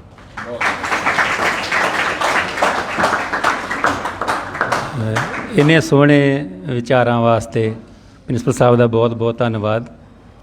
ਕਹਿੰਦੇ ਨੇ ਕਿ ਜਦੋਂ ਦਰਿਆ ਜਦੋਂ ਸਮੁੰਦਰ 'ਚ ਜਾ ਕੇ ਮਿਲਦਾ ਤੇ ਉਹ ਫਿਰ ਦਰਿਆ ਨਹੀਂ ਰਹਿ ਜਾਂਦਾ, ਸਮੁੰਦਰ ਹੀ ਬਣ ਜਾਂਦਾ ਹੈ। ਇਹ ਜਿਹੜਾ ਰਾਂਝਾ ਤੇ ਹੀਰ, ਸੱਸੀ ਤੇ ਪੁੰਨੂ ਵੱਖਰੇ ਵੱਖਰੇ ਨਾਂ ਨੇ। ਰਾਂਝਾ ਅਸਲ 'ਚ ਹੀਰ ਨਾਲ ਘੁਲ ਮਿਲ ਕੇ ਤੇ ਹੀਰ ਹੀ ਬਣ ਗਿਆ, ਉਹਨਾਂ ਦੇ ਵਿੱਚ ਕੋਈ ਭੇਦ ਹੀ ਨਹੀਂ ਰਹਿ ਗਿਆ। ਹੀਰ ਸਮਝ ਲਓ ਕਿ ਸਮੁੰਦਰ ਵਾਂ ਗਿਆ। ਤੇ ਇਹ ਜਿਹੜਾ ਹੀਰ ਦਾ ਹੁਣ ਨਾਂ ਸਿਰਫ ਹੀਰ ਨਹੀਂ ਰਹਿ ਗਿਆ, ਹੁਣ ਹੀਰ ਦਾ ਕੱਦ ਇੰਨਾ ਵੱਡਾ ਹੋ ਗਿਆ ਕਿ ਉਹਨੂੰ ਡਾਕਟਰ ਸੁਮੇਲ ਸਿੰਘ ਵਰਗੇ ਜਿਹੜੇ ਵੱਡੇ ਵਿਦਵਾਨ ਨੇ, ਉਹ ਜਦੋਂ ਪੰਜਾਬ ਦੀ ਗੱਲ ਕਰਦੇ ਨੇ ਤੇ ਉਹ ਹੀਰ ਵੰਨੇ ਪੰਜਾਬ ਦੀ, ਸਮਾਜ ਦੀ ਇਹਦੀ ਗੱਲ ਕਰਦੇ ਨੇ। ਹੀਰ ਬਹੁਤ ਵੱਡਾ ਜਿਹੜਾ ਸਮਝ ਲਓ ਮੈਟਾਫਰ ਬਣ ਗਿਆ ਸਾਡੇ ਜੀਵਨ ਵਾਸਤੇ। ਅਤੇ ਮੈਂ ਜਿਹੜੀ ਗੱਲ ਕਰ ਰਿਹਾ ਸੀ ਕਿ ਸਾਡੇ ਅਗਲੇ ਬੁਲਾਰੇ ਨੇ, ਸਾਡੇ ਕੁੰਜੀ ਉੱਤੇ ਭਾਸ਼ਣ ਦੇਣ ਵਾਲੇ ਡਾਕਟਰ ਸੁਮੇਲ ਸਿੰਘ ਜੀ, ਇਹ ਵੀ ਦਰਿਆ ਵਾਂਗ ਵਹਿੰਦੇ ਨੇ ਅਤੇ ਇਹਨਾਂ ਨੂੰ ਰੋਕਣਾ, ਇਹਨਾਂ ਨੂੰ ਟੋਕਣਾ ਉਹ ਬੜਾ ਮੁਸ਼ਕਲ ਹੁੰਦਾ। ਅਤੇ ਅਸੀਂ ਥੋੜ੍ਹਾ ਡਰਦੇ ਕਿਤੇ ਸਾਨੂੰ ਵੀ ਨਾਲ ਵਹਾ ਕੇ ਨਾ ਲੈ ਜਾਣ। ਇਸ ਕਰਕੇ ਮੈਂ ਬਹੁਤੀ ਦੇਰ ਵਿੱਚ ਨਹੀਂ ਰਹਿਣਾ ਚਾਹੁੰਦਾ। ਮੈਂ ਚਾਹੁੰਦਾ ਡਾਕਟਰ ਸੁਮੇਲ ਜੀ ਆਉਣ ਅਤੇ ਆ ਕੇ ਦਰਿਆ ਵਾਂਗ ਵਹਿ ਜਾਣ ਅਤੇ ਨਾਲ ਹੀ ਵਿਦਿਆਰਥੀਆਂ ਨੂੰ ਵਹਾ ਕੇ ਲੈ ਜਾਣ।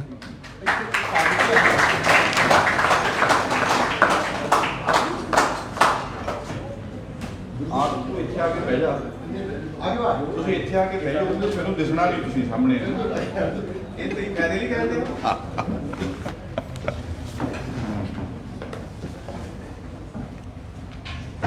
ਉਹ ਪਿੱਛੇ 2-4 ਬੱਚੇ ਖੜੇ,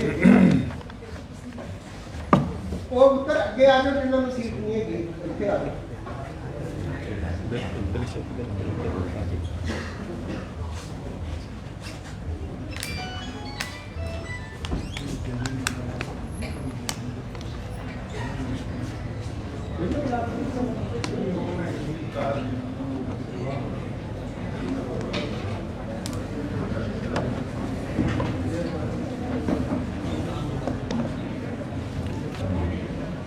ਉਰੇ ਆਈ ਛਤਰ ਕਰਾਇਆ।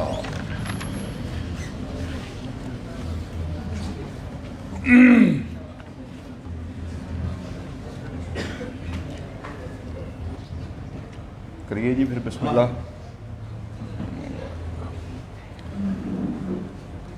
खालसा कॉलेज ਅੰਮ੍ਰਿਤਸਰ ਦੇ ਪੰਜਾਬੀ ਅਧਿਐਨ ਵਿਭਾਗ ਦੇ ਵਿਦਿਆਰਥੀ, ਕਾਲਜ ਦੇ ਹੋਰ ਸ਼ੋਬਿਆਂ ਦੇ ਵੀ ਵਿਦਿਆਰਥੀ ਅਧਿਆਪਕ ਦੋਸਤੋ,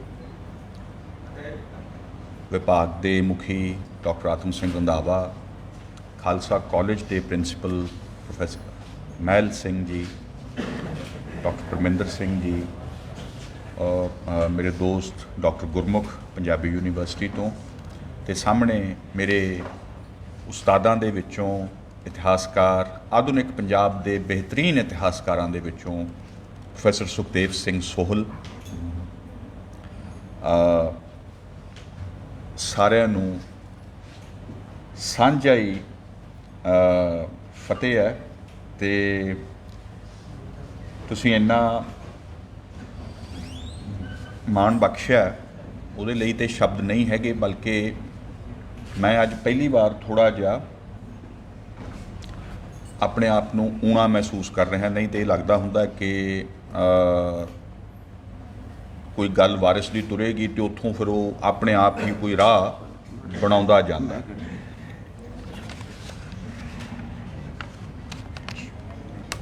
ਆਵਾਜ਼ ਆ ਜਾਏਗੀ।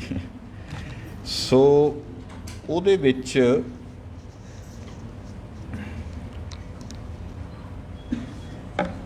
ਮੈਂ ਇੱਕ ਸਵਾਲ ਤੁਹਾਡੇ ਤੋਂ ਪੁੱਛ ਲੈਣਾ, ਜੇ ਤੁਸੀਂ ਉਹਦਾ ਸਹੀ ਜਵਾਬ ਦੇ ਦਿਓਗੇ ਤਾਂ ਮੈਨੂੰ ਸੌਖ ਹੋਏਗੀ ਗੱਲ ਕਰਨ ਦੇ ਵਿੱਚ, ਤੇ ਫਿਰ ਇਸ ਖਿਤਾਬ ਦੀਆਂ ਕੀ ਸਮੱਸਿਆਵਾਂ ਨੇ ਉਹਦੇ ਬਾਬਤ ਵੀ ਗੱਲ ਹੋ ਸਕਦੀ।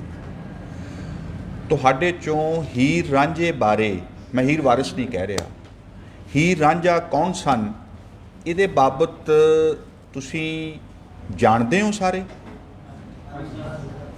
ਮਤਲਬ ਪਤਾ ਤੁਹਾਨੂੰ? ਹੱਥ ਖੜੇ ਕਰ ਲਏ ਜਾਣ ਅੱਜ। ਹਾਂ ਕਰ ਲਈਏ, ਕਰ ਲਓ, ਇਹਦੇ 'ਚ ਵੀ ਸੰਗਣਾ ਯਾਰ।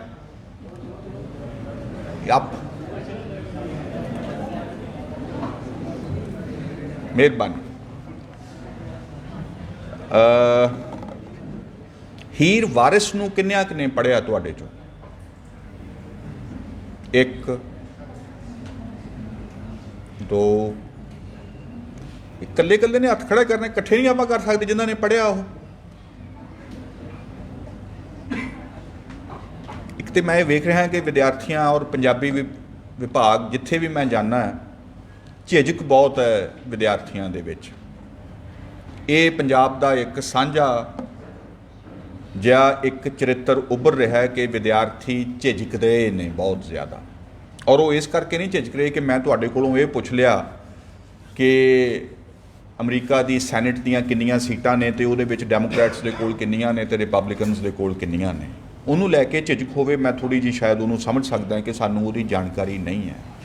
ਸਾਨੂੰ ਝਿਜਕ ਉਹਨਾਂ ਵਿਸ਼ਿਆਂ ਤੋਂ, ਉਹਨਾਂ ਤੱਥਾਂ ਤੋਂ ਹੋ ਰਹੀ ਹੈ ਜਿਨ੍ਹਾਂ ਦੇ ਅਸੀਂ ਵਿਦਿਆਰਥੀ ਹਾਂ। ਮੈਂ ਸਮਝਦਾ ਕਿ ਇਹ ਉਦਾਸੀਨਤਾ ਦਾ ਇੱਕ ਲੱਛਣ ਹੈ। ਸਾਨੂੰ ਕੋਈ ਬਹੁਤਾ ਹੁਣ ਫਰਕ ਨਹੀਂ ਪੈਂਦਾ ਕਿ ਇਹਦਾ ਪਤਾ ਹੈ ਜਾਂ ਇਹ ਕੋਈ ਬਹੁਤਾ ਜ਼ਰੂਰੀ ਕੰਮ ਨਹੀਂ ਹੈ। ਇਹ ਕੋਈ ਸੈਮਸੰਗ ਦਾ ਨਵਾਂ ਮਾਡਲ ਤੇ ਆਇਆ ਨਹੀਂ ਹੈ ਮੋਬਾਈਲ ਲੈ ਕੇ ਅਸੀਂ ਉਹਦਾ ਪਤਾ ਰੱਖੀਏ, ਨਾ ਹੀ ਇਹ ਕੋਈ ਸਨੈਪਡੀਲ ਜਾਂ ਕਿਸੇ ਹੋਰ ਥਾਂ ਦੇ ਉੱਪਰ ਕੋਈ ਸੇਲ ਲੱਗੀ ਹੈ ਜਿਹਦੇ ਵਿੱਚੋਂ ਟੀ-ਸ਼ਰਟਸ ਤੇ ਮੈਚਿੰਗ ਉਹਦੇ ਨਾਲ ਦੇ ਕੱਪੜਿਆਂ ਦਾ ਪਤਾ ਲੱਗੇ ਤੇ ਸਸਤੇ ਮਿਲਦੇ ਹੋਣ, ਤੇ ਨਾ ਹੀ ਇਹ ਕੋਈ ਆਲੀਆ ਭੱਟ ਦੀ ਬੇਟੀ ਦਾ ਕੀ ਨਾਮ ਹੈ ਤੇ ਜਾਂ ਤੈਮੂਰ ਦਾ ਕੀ ਹਾਲ ਹੈ। ਕਿਉਂਕਿ ਇਹ ਸਾਡੀ ਦਿਲਚਸਪੀ, ਜੇ ਮੈਂ ਆਪਣੇ 'ਚ ਕਿਤੇ ਉਹ ਗੱਲ ਹੋਵੇ ਤਾਂ ਮੈਨੂੰ ਪੂਰਾ ਯਕੀਨ ਹੈ ਕਿ ਤੁਹਾਡੀ ਉਹਦੇ ਵਿੱਚ ਜਾਣਕਾਰੀ ਜਾਂ ਬੱਬੂ ਮਾਨ ਨੂੰ ਲੈ ਕੇ ਜਾਂ ਹੋਰਾਂ ਨੂੰ ਲੈ ਕੇ ਉਹ ਬਿਲਕੁਲ ਫਰੰਟੀਅਰਸ ਦੀ ਹੋਏਗੀ। ਤੇ ਸੱਚੀ ਗੱਲ ਇਹ ਹੈ, ਮੈਂ ਤੁਹਾਡੇ ਨਾਲ ਇੱਕ ਸਿੱਧੀ ਗੱਲ ਕਰਨੀ ਚਾਹੁੰਦਾ ਕਿ ਮੇਰਾ ਤੁਹਾਡੇ ਨਾਲ ਹੀਰ ਵਾਰਿਸ ਬਾਰੇ ਗੱਲ ਕਰਨ ਨੂੰ ਕੋਈ ਜੀ ਨਹੀਂ ਕਰ ਰਿਹਾ।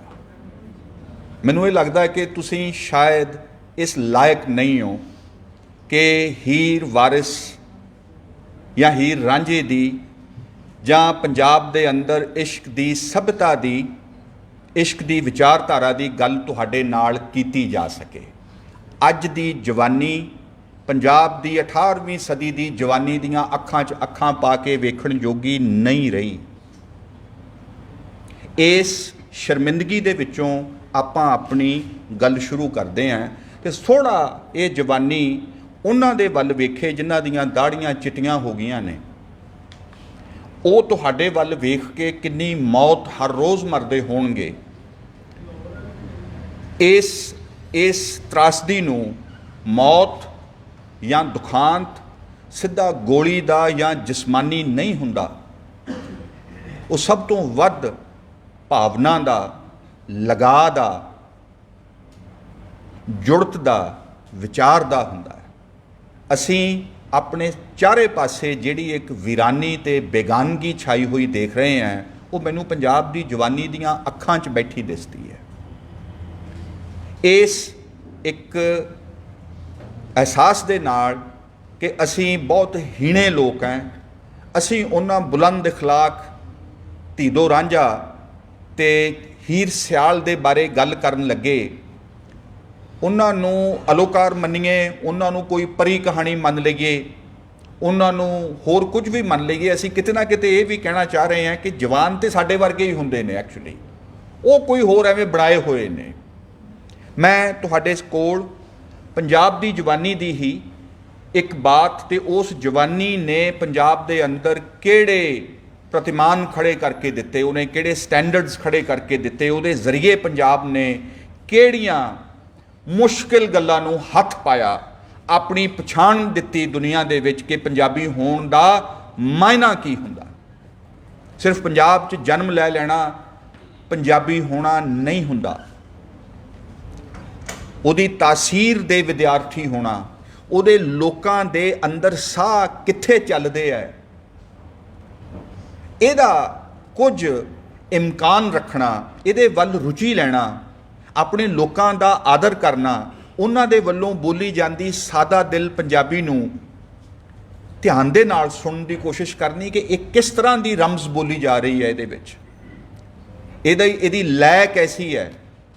ਤਾਂ ਇਸ ਖਿੱਤੇ ਦੇ ਲੋਕਾਂ ਦੀ ਬਾਤ ਬਣਨੀ ਸ਼ੁਰੂ ਹੁੰਦੀ ਹੈ। ਹੌਲੀ ਹੌਲੀ ਤੁਹਾਡੇ ਕੋਲ ਉਹਦੇ ਕਈ ਐਲੀਮੈਂਟਸ ਵੱਡੀ ਇੱਕ ਫਰੇਮ ਦੇ ਵਿੱਚ ਫਿੱਟ ਹੋਣਾ ਸ਼ੁਰੂ ਹੁੰਦੇ ਨੇ ਤੇ ਐਸੇ ਕਈ ਐਲੀਮੈਂਟਸ ਜੋੜਨ ਤੋਂ ਬਾਅਦ ਇੱਕ ਕਿਸਮ ਦੀ ਮੌਲਿਕ ਨਜ਼ਰੀਏ ਦੀ ਅੱਗੇ ਕੋਈ ਗੱਲ ਤੁਰਦੀ ਹੈ।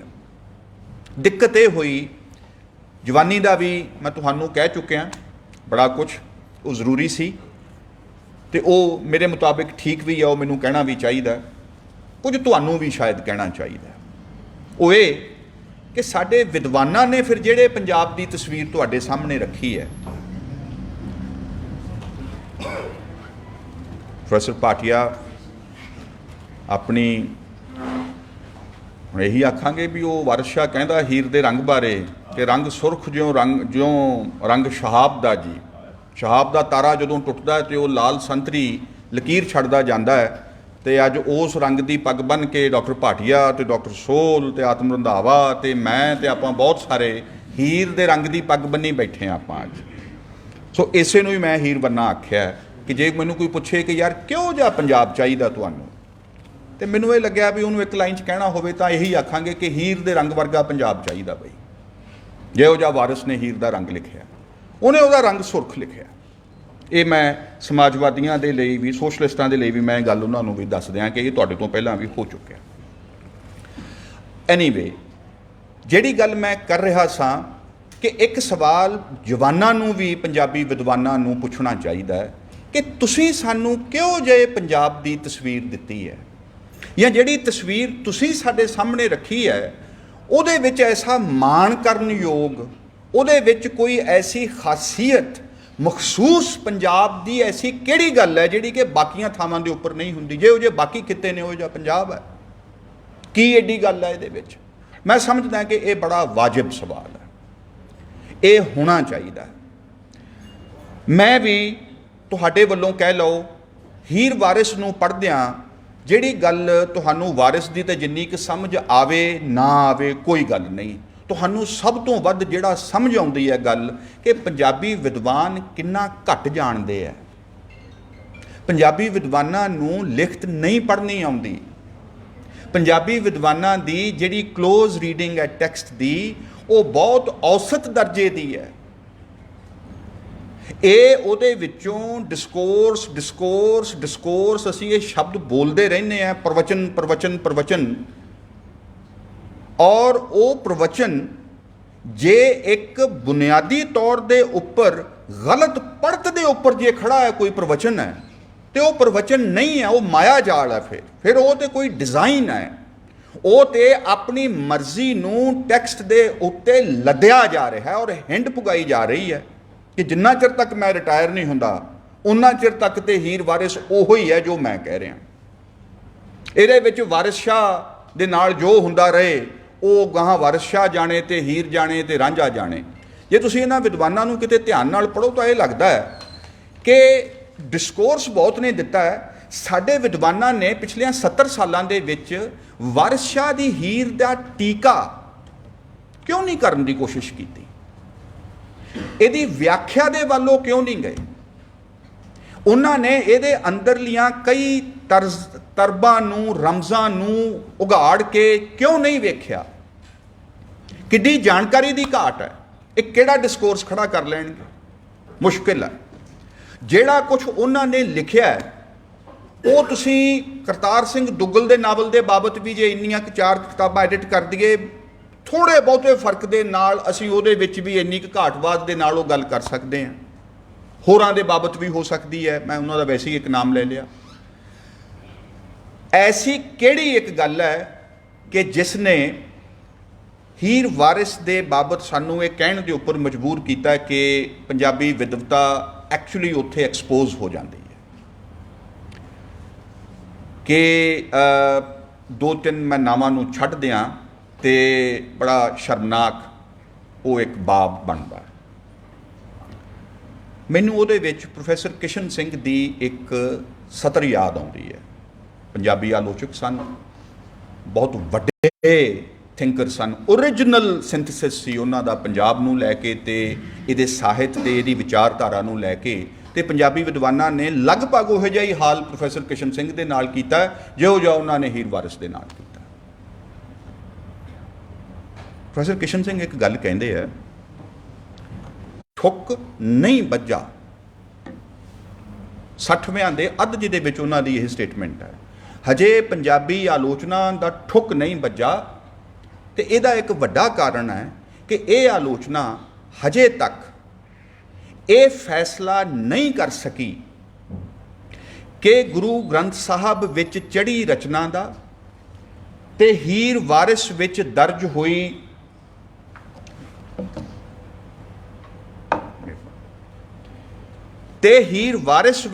ਹੋਈ ਕਵਿਤਾ ਦਾ ਨਿਰਣਾ ਨਹੀਂ ਕਰ ਸਕੀ ਕਿ ਅੱਜ ਦੇ ਆਧੁਨਿਕ ਦੌਰ ਦੇ ਵਿੱਚ ਤੇ ਨਵੇਂ ਸਾਇੰਟਿਫਿਕ ਵਾਦਾਂ ਤੋਂ ਪ੍ਰਭਾਵਿਤ ਜਾਂ ਉਹਨਾਂ ਅਨੁਸਾਰ ਲਿਖੇ ਗਏ ਸਾਹਿਤ ਦੇ ਮੁਕਾਬਲੇ ਇਹਨਾਂ ਦੋ ਹੀਰ ਵਾਰਿਸ ਸ਼ਾਹ ਤੇ ਗੁਰੂ ਗ੍ਰੰਥ ਸਾਹਿਬ ਦੀ ਕੀ ਕੀਮਤ ਜਾਂ ਕੀ ਕਦਰ ਹੈ। ਕਿ ਪੰਜਾਬੀ ਆਲੋਚਨਾ ਦੇ ਸਾਹਮਣੇ ਫੰਡਾਮੈਂਟਲ ਸਵਾਲ ਇਹ ਹੈ ਕਿ ਉਹਦੇ ਕੋਲ ਇਹ ਤੌਫੀਕ ਹਜੇ ਤੱਕ ਨਹੀਂ ਹੈ ਕਿ ਉਹ 20ਵੀਂ ਸਦੀ ਦੇ ਸਾਹਿਤ ਦੇ ਬਰਕਸ ਇਹਨਾਂ ਨੂੰ ਕਿੱਥੇ ਰੱਖਦੀ ਹੈ, ਕੀ ਕਰਦੀ ਹੈ। ਇਹਨਾਂ ਨੂੰ ਮੱਧਕਾਲ ਕਹਿ ਕੇ, ਇੱਕ ਤੇ ਸ਼ਬਦ ਮੱਧਕਾਲ ਅਸੀਂ ਤੇ ਹਿਸਟਰੀ ਵਾਲੇ ਆਲਮੋਸਟ ਛੱਡੀ ਤੁਰੇ ਜਾਂਦੇ ਆ ਇਸ ਸ਼ਬਦ ਨੂੰ ਕਿ ਇਹ ਸ਼ਬਦ ਬਹੁਤ ਗਲਤੀਆਂ ਦੇ ਨਾਲ ਭਰਿਆ ਹੋਇਆ ਹੈ। ਇਹ ਜੇ ਮੱਧਕਾਲ ਜਿਉਂਦਾ ਹੈ ਤਾਂ ਉਹ ਪੰਜਾਬੀ ਸਾਹਿਤ ਦੇ ਇਤਿਹਾਸਾਂ ਦੇ ਵਿੱਚ ਬਹੁਤਾ ਜਿਉਂਦਾ ਹੈ, ਪੰਜਾਬੀ ਆਲੋਚਨਾ ਦੇ ਪਰਚਿਆਂ ਦੇ ਵਿੱਚ ਬਹੁਤਾ ਜਿਉਂਦਾ। ਆਰਾਮ ਨਾਲ ਮੱਧਕਾਲ ਅਸੀਂ ਕਹਿ ਲੈਂਦੇ ਹਾਂ। ਹੁਣ ਜੇ ਮੈਂ ਇਹ ਵੇਖਣਾ ਹੋਵੇ, ਇੱਕ ਤਰੀਕਾ ਜੇ ਹੋਵੇ ਕਿ ਤਖਤ ਹਜ਼ਾਰੇ ਨੂੰ ਲਈਏ, ਆਪਾਂ ਉਹਦੀ ਇੱਕ ਰਮਜ਼ ਨੂੰ ਖੋਲੀਏ, ਉਹ ਕੀ ਹੈ? 3 ਆਸਪੈਕਟ ਸਾਹਮਣੇ ਆਉਂਦੇ ਕਿ ਤਖਤ ਹਜ਼ਾਰਾ ਧੀਦੋ ਦੇ ਬਚਪਨ ਦੇ ਚਾਅ, ਮਲ੍ਹਾਰ, ਖੇਡ, ਲਾਡ ਦੀ ਧਰਤੀ ਹੈ, ਜਿੱਥੇ ਉਹਦੇ ਬਾਪ ਦਾ ਬਾਕੀ ਭਰਾਵਾਂ ਦੇ ਨਾਲੋਂ ਉਹਦੇ ਨਾਲ ਵੱਖਰਾ ਹੀ ਪਿਆਰ ਹੈ। ਇਹੋ ਜਿਹਾ ਪਿਆਰ ਹੈ, ਇਹੋ ਜਿਹਾ ਲਾਡ ਹੈ ਕਿ ਉਹ ਆਪਣੇ 8ਵੇਂ ਪੁੱਤਰ ਦਾ ਨਾਂ ਰੱਖਦਾ ਧੀਦੋ, ਜਿਹਦਾ ਮਤਲਬ ਹੈ ਕਿ ਧੀਆਂ ਵਰਗਾ। ਵਾਰਿਸ ਨੇ ਇੱਕ ਮਰਦ ਦੇ ਅੰਦਰ ਔਰਤ ਦਾ ਨਾਮ ਉਹਦੇ ਉੱਤੇ ਪਹਿਲਾਂ ਚਸਪਾਂ ਕਰ ਦਿੱਤਾ ਹੈ। ਇਹ ਇੱਕ ਵੱਖਰੀ ਕਿਸਮ ਦਾ ਮਰਦ ਸਾਜ ਰਿਹਾ ਹੈ ਵਾਰਿਸ ਸ਼ਾਹ। ਪਹਿਲੀ ਗੱਲ ਤੇ ਉਹਦੇ ਨਾਂ ਤੋਂ ਹੀ ਆ ਜਾਂਦੀ ਹੈ। ਵਾਰ-ਵਾਰ ਇੱਕ ਗੱਲ ਆਉਂਦਾ ਹੈ ਵੀ ਇਹ ਤੇ ਮਲੂਕ ਹੀ ਬਹੁਤ ਹੈ, ਚੰਚਲ ਹੈ, ਇਹ ਤੇ ਬਹੁਤ ਕੋਮਲ ਹੈ, ਕਮਸਿਨ ਹੈ, ਮਲੂਕੜਾ, ਇਹਦੇ ਤਾਂ ਪਿੰਡੇ ਤੇ ਹੱਥ ਲਾਇਆ ਡਾਗ ਪੈਂਦੇ ਐ, ਇਹਦਾ ਵਾਲਾਂ ਨੂੰ ਹੀ ਬਹੁਤ ਚੋਪੜ ਕੇ ਰੱਖਦਾ ਮੱਖਣ ਦੇ ਨਾਲ, ਉਹਨਾਂ ਨੇ ਆਪਣੇ ਪਟੇ ਲਿਟਾਂ ਸ਼ਿੰਗਾਰੀਆਂ ਹੋਈਆਂ ਨੇ, ਵੰਝਲੀ ਵਾਹੁੰਦਾ ਫਿਰਦਾ ਹੈ, ਇਹ ਕੰਮ ਕੁੰਮ ਨਹੀਂ ਕਰ ਸਕਦਾ, ਹੱਥਾਂ ਤੇ ਵਿਚਾਰੇ ਦੇ ਛਾਲੇ ਪੈ ਜਾਂਦੇ ਆ, ਉਹਨੂੰ ਪਤਾ ਕੋਈ ਨਹੀਂ। ਹੁਣ ਇਹ ਬੜੀ ਵੱਡੀ ਲਾਹਨਤ ਹੈ ਸਾਡੇ ਪਿੰਡਾਂ ਦੇ ਵਿੱਚ, ਤੇ ਜੱਟਾਂ ਦਾ ਕੋਈ ਮੁੰਡਾ ਹੋਵੇ ਤੇ ਜੇ ਉਹ ਆਖੇ ਵੀ ਮੈਂ ਤਾਂ ਖੇਤੀ ਨਹੀਂ ਕਰ ਸਕਦਾ, ਮੈਂ ਨਹੀਂ ਹਲ ਦੇ ਮੁੰਡੇ ਨੂੰ ਵਾਹ ਸਕਦਾ, ਤੇ ਉਹਦੀ ਤੇ ਢੋਈ ਕੋਈ ਨਹੀਂ ਮਿਲਦੀ, ਉਹਨੂੰ ਤਾਂ ਰਿਸ਼ਤਾ ਨਹੀਂ ਜੁੜਦਾ ਛੇਤੀ ਛੇਤੀ। ਉਹਦੇ ਬਾਬਤ ਵਾਰਿਸ ਨੇ ਇਹ ਵੀ ਕਹਿ ਦਿੱਤਾ ਕਿ ਇਹ ਕੋਈ ਬਹੁਤ ਡਾਢਾ ਪੁਰਖ ਵੀ ਨਹੀਂ ਹੈ, ਇਹ ਤੇ ਬਹੁਤ ਹੀ ਨਰਮ ਜਿਹਾ ਅਹਿਲ ਤਬਾਹ ਹੈ। ਇਹ ਰਾਂਝੇ ਹੀਰ ਦਾ ਬਾਪ ਉਹਨੂੰ ਇਹ ਕਹਿੰਦਾ, ਹੱਥ ਲਾਇਆ ਪਿੰਡੇ ਤੇ ਡਾਗ ਪੈਂਦੇ, ਇਹਨੇ ਤਾਂ ਕਦੇ ਕੰਮ ਨਹੀਂ ਕੀਤਾ, ਲੱਗਦਾ ਕਿਵੇਂ ਇਹ ਮੱਝੀਆਂ ਦਾ ਛੇੜੂ ਬਣ ਜਾਊਗਾ। ਚਲੋ ਹੀਰ ਰਖਵਾ ਲੈਂਦੀ ਹੈ। ਜਦੋਂ ਉਹ ਜੋਗ ਲੈਣ ਲਈ ਬਾਲਨਾਥ ਕੋਲ ਜਾਂਦਾ ਹੈ ਤੇ ਬਾਲਨਾਥ ਵੀ ਸੋਚੀ ਪੈ ਜਾਂਦਾ, ਉਹ ਤੈਥੋਂ ਜੋਗ ਨਹੀਂ ਕਮਾਇਆ ਜਾਣਾ, ਤੂੰ ਤੇ ਬਹੁਤ ਹੀ ਨਰਮ ਮਲੂਕ ਮੁੰਡਾ ਹੈ। ਫਿਰ ਉੱਥੇ ਵਾਰਿਸ ਨੇ 2 ਲਾਈਨਾਂ ਲਿਖੀਆਂ ਕਿ ਜਦੋਂ ਉਹਦੇ ਮੱਖਣ ਦੇ ਵਿੱਚ ਭਿੰਨੇ ਜਿਹੜੇ ਉਹਦੇ ਵਾਲ ਨੇ, ਉਹ ਜਦੋਂ ਮਤਲਬ ਉਹ ਉਸ ਤਰ੍ਹਾਂ ਫੇਰਦੇ ਆ, ਉਹਨੂੰ ਗੰਜ ਕੱਢਦੇ ਆ ਉਹਦੀ, ਤੇ ਉਹਦੇ ਵਾਲ ਉਹਦੇ ਪੈਰਾਂ 'ਚ ਜਾ ਕੇ ਡਿੱਗਦੇ ਆ, ਇੰਨੇ ਉਹਦੇ ਸਾਂਭ ਕੇ ਰੱਖੇ ਹੋਏ ਵਾਲ ਰਾਂਝੇ ਦੇ। ਤੁਹਾਡੇ ਦਿਲ ਦੇ ਅੰਦਰ ਸੱਟ ਵੱਜਦੀ ਆ ਉਦੋਂ, ਇਹ ਨਹੀਂ ਕਰਨਾ ਸੀ ਇੰਝ। ਵਾਰਿਸ ਸਾਰੀ ਗੱਲ ਕਰਦਾ ਕਰਦਾ ਉਹ ਤੁਹਾਡੇ ਦਿਲ ਦਾ ਤੁਣਕਾ ਉਹਦੇ ਕੋਲ ਹੈਗਾ, ਇਹ ਉਹਦੀ ਬਹੁਤ ਵੱਡੀ ਉਹਦੇ ਕੋਲ ਇਹ ਗੁਣ ਆ ਉਹਦੇ ਕੋਲ, ਕਿ ਉਹ ਬੜੀ ਗੰਭੀਰ ਗੱਲ ਕਰਦਾ ਹੋਇਆ ਵੀ ਤੁਹਾਨੂੰ ਭਾਵਨਾ ਦੇ ਇੱਕ ਗੇੜ ਦੇ ਵਿੱਚ ਉਹ ਰੱਖਦਾ ਬੰਨ ਕੇ। ਤੇ ਸਾਡੇ ਜਿਹੜੇ ਬਹੁਤੇ ਡਿਸਕੋਰਸੀ ਕਿਸਮ ਦੇ ਬੰਦੇ ਨੇ, ਇਹਨੂੰ ਉਪਭਾਵੁਕ ਕਹਿ ਕੇ ਸਾਰੀ ਪੰਜਾਬੀ ਵਿਦਵਤਾ ਨੇ ਇੱਕ ਸ਼ਬਦ ਲੱਭ ਲਿਆ, ਉਪਭਾਵੁਕ ਹੈ, ਰੋਮਾਂਟਿਕ ਹੈ। ਇਹਨਾਂ 2 ਸ਼ਬਦਾਂ ਨੇ ਪੰਜਾਬ ਦੀ ਸਾਰੀ ਕਮਾਈ ਗਾਲ ਕੇ ਰੱਖ ਦਿੱਤੀ। ਤੇ ਜੇ ਉਹ ਜਿਹਾ ਇਹ ਕੋਈ ਸ਼ੁੱਧ ਡਿਸਕੋਰਸ ਚਾਹੁੰਦੇ ਆ, ਉਹਦੇ ਲਈ ਅੱਜ ਤੱਕ ਕੋਈ ਇਹਨਾਂ ਨੂੰ ਕੋਈ ਫਿੱਟ ਨਹੀਂ ਬੈਠਿਆ। ਉਹ ਜਿਹੜਾ ਹੈਗਾ ਉਹਦਾ ਕੋਈ ਲੋਕਾਂ 'ਚ ਥਾਂ ਕੋਈ ਨਹੀਂ ਬਣੀ ਉਸ ਸਾਹਿਤ ਦੀ, ਜਿਹਨੂੰ ਆਲੋਚਕਾਂ ਨੇ ਚੰਗਾ ਆਖਿਆ। ਹੁਣ ਮੈਂ ਜਿਹੜੀ ਤੁਹਾਨੂੰ ਗੱਲ ਕਹਿ ਰਿਹਾ ਕਿ ਰਾਂਝਾ ਮਰਦ ਕੈਸਾ ਹੈ, ਉਹਦੇ ਮੈਂ ਤੁਹਾਨੂੰ ਕੁਝ ਇਮਕਾਨ ਦਿੱਤੇ ਨੇ, ਅੱਗੇ ਜਾ ਕੇ ਹੋਰ ਦੇਖਾਂਗੇ ਇਸ ਗੱਲ। ਕੋਈ ਹਥਿਆਰ ਨਹੀਂ ਹੈ ਰਾਂਝੇ ਕੋਲ, ਕੋਈ ਘੋੜਾ ਨਹੀਂ ਹੈ ਮਿਰਜ਼ੇ ਵਾਂਗੂ। ਮਿਰਜ਼ਾ ਜਦੋਂ ਕਹਿੰਦਾ ਨਾ ਕਿ ਮੈਂ ਜਦ ਤੋਂ ਬੱਕੀ ਫੜ ਲਈ ਤੇ ਮੇਰਾ ਕੰਬਿਆ ਹੀ ਨਹੀਂ ਰਹਿੰਦਾ ਸਰੀਰ, ਤੇ ਮੈਂ ਤਾਲਬ ਨੌਸ਼ੌ ਪੀਰ ਦਾ ਤੇ ਮੇਰੀ ਕੰਢੀ ਹੈ ਦਸਤਗੀਰ। ਔਰ ਉਹ ਜਦੋਂ ਕਹਿੰਦਾ ਕਿ ਫਿਰ ਤੀਰ ਛੱਡਾਂ, ਤੇ ਕਦੇ ਕਈ ਥਾਵਾਂ ਤੇ ਇਹ ਲਿਖਿਆ ਕਿ ਪਹਿਲੀ ਮਾਰਾਂ ਵੱਲ ਅਸਮਾਨ ਦੇ, ਉਹ ਪਹਿਲਾਂ ਰੱਬ ਦੇ ਉੱਤੇ ਤੀਰ ਵੀ ਤੂੰ ਵੀ ਲਾਇਆ ਇੱਕ ਅੱਧਾ।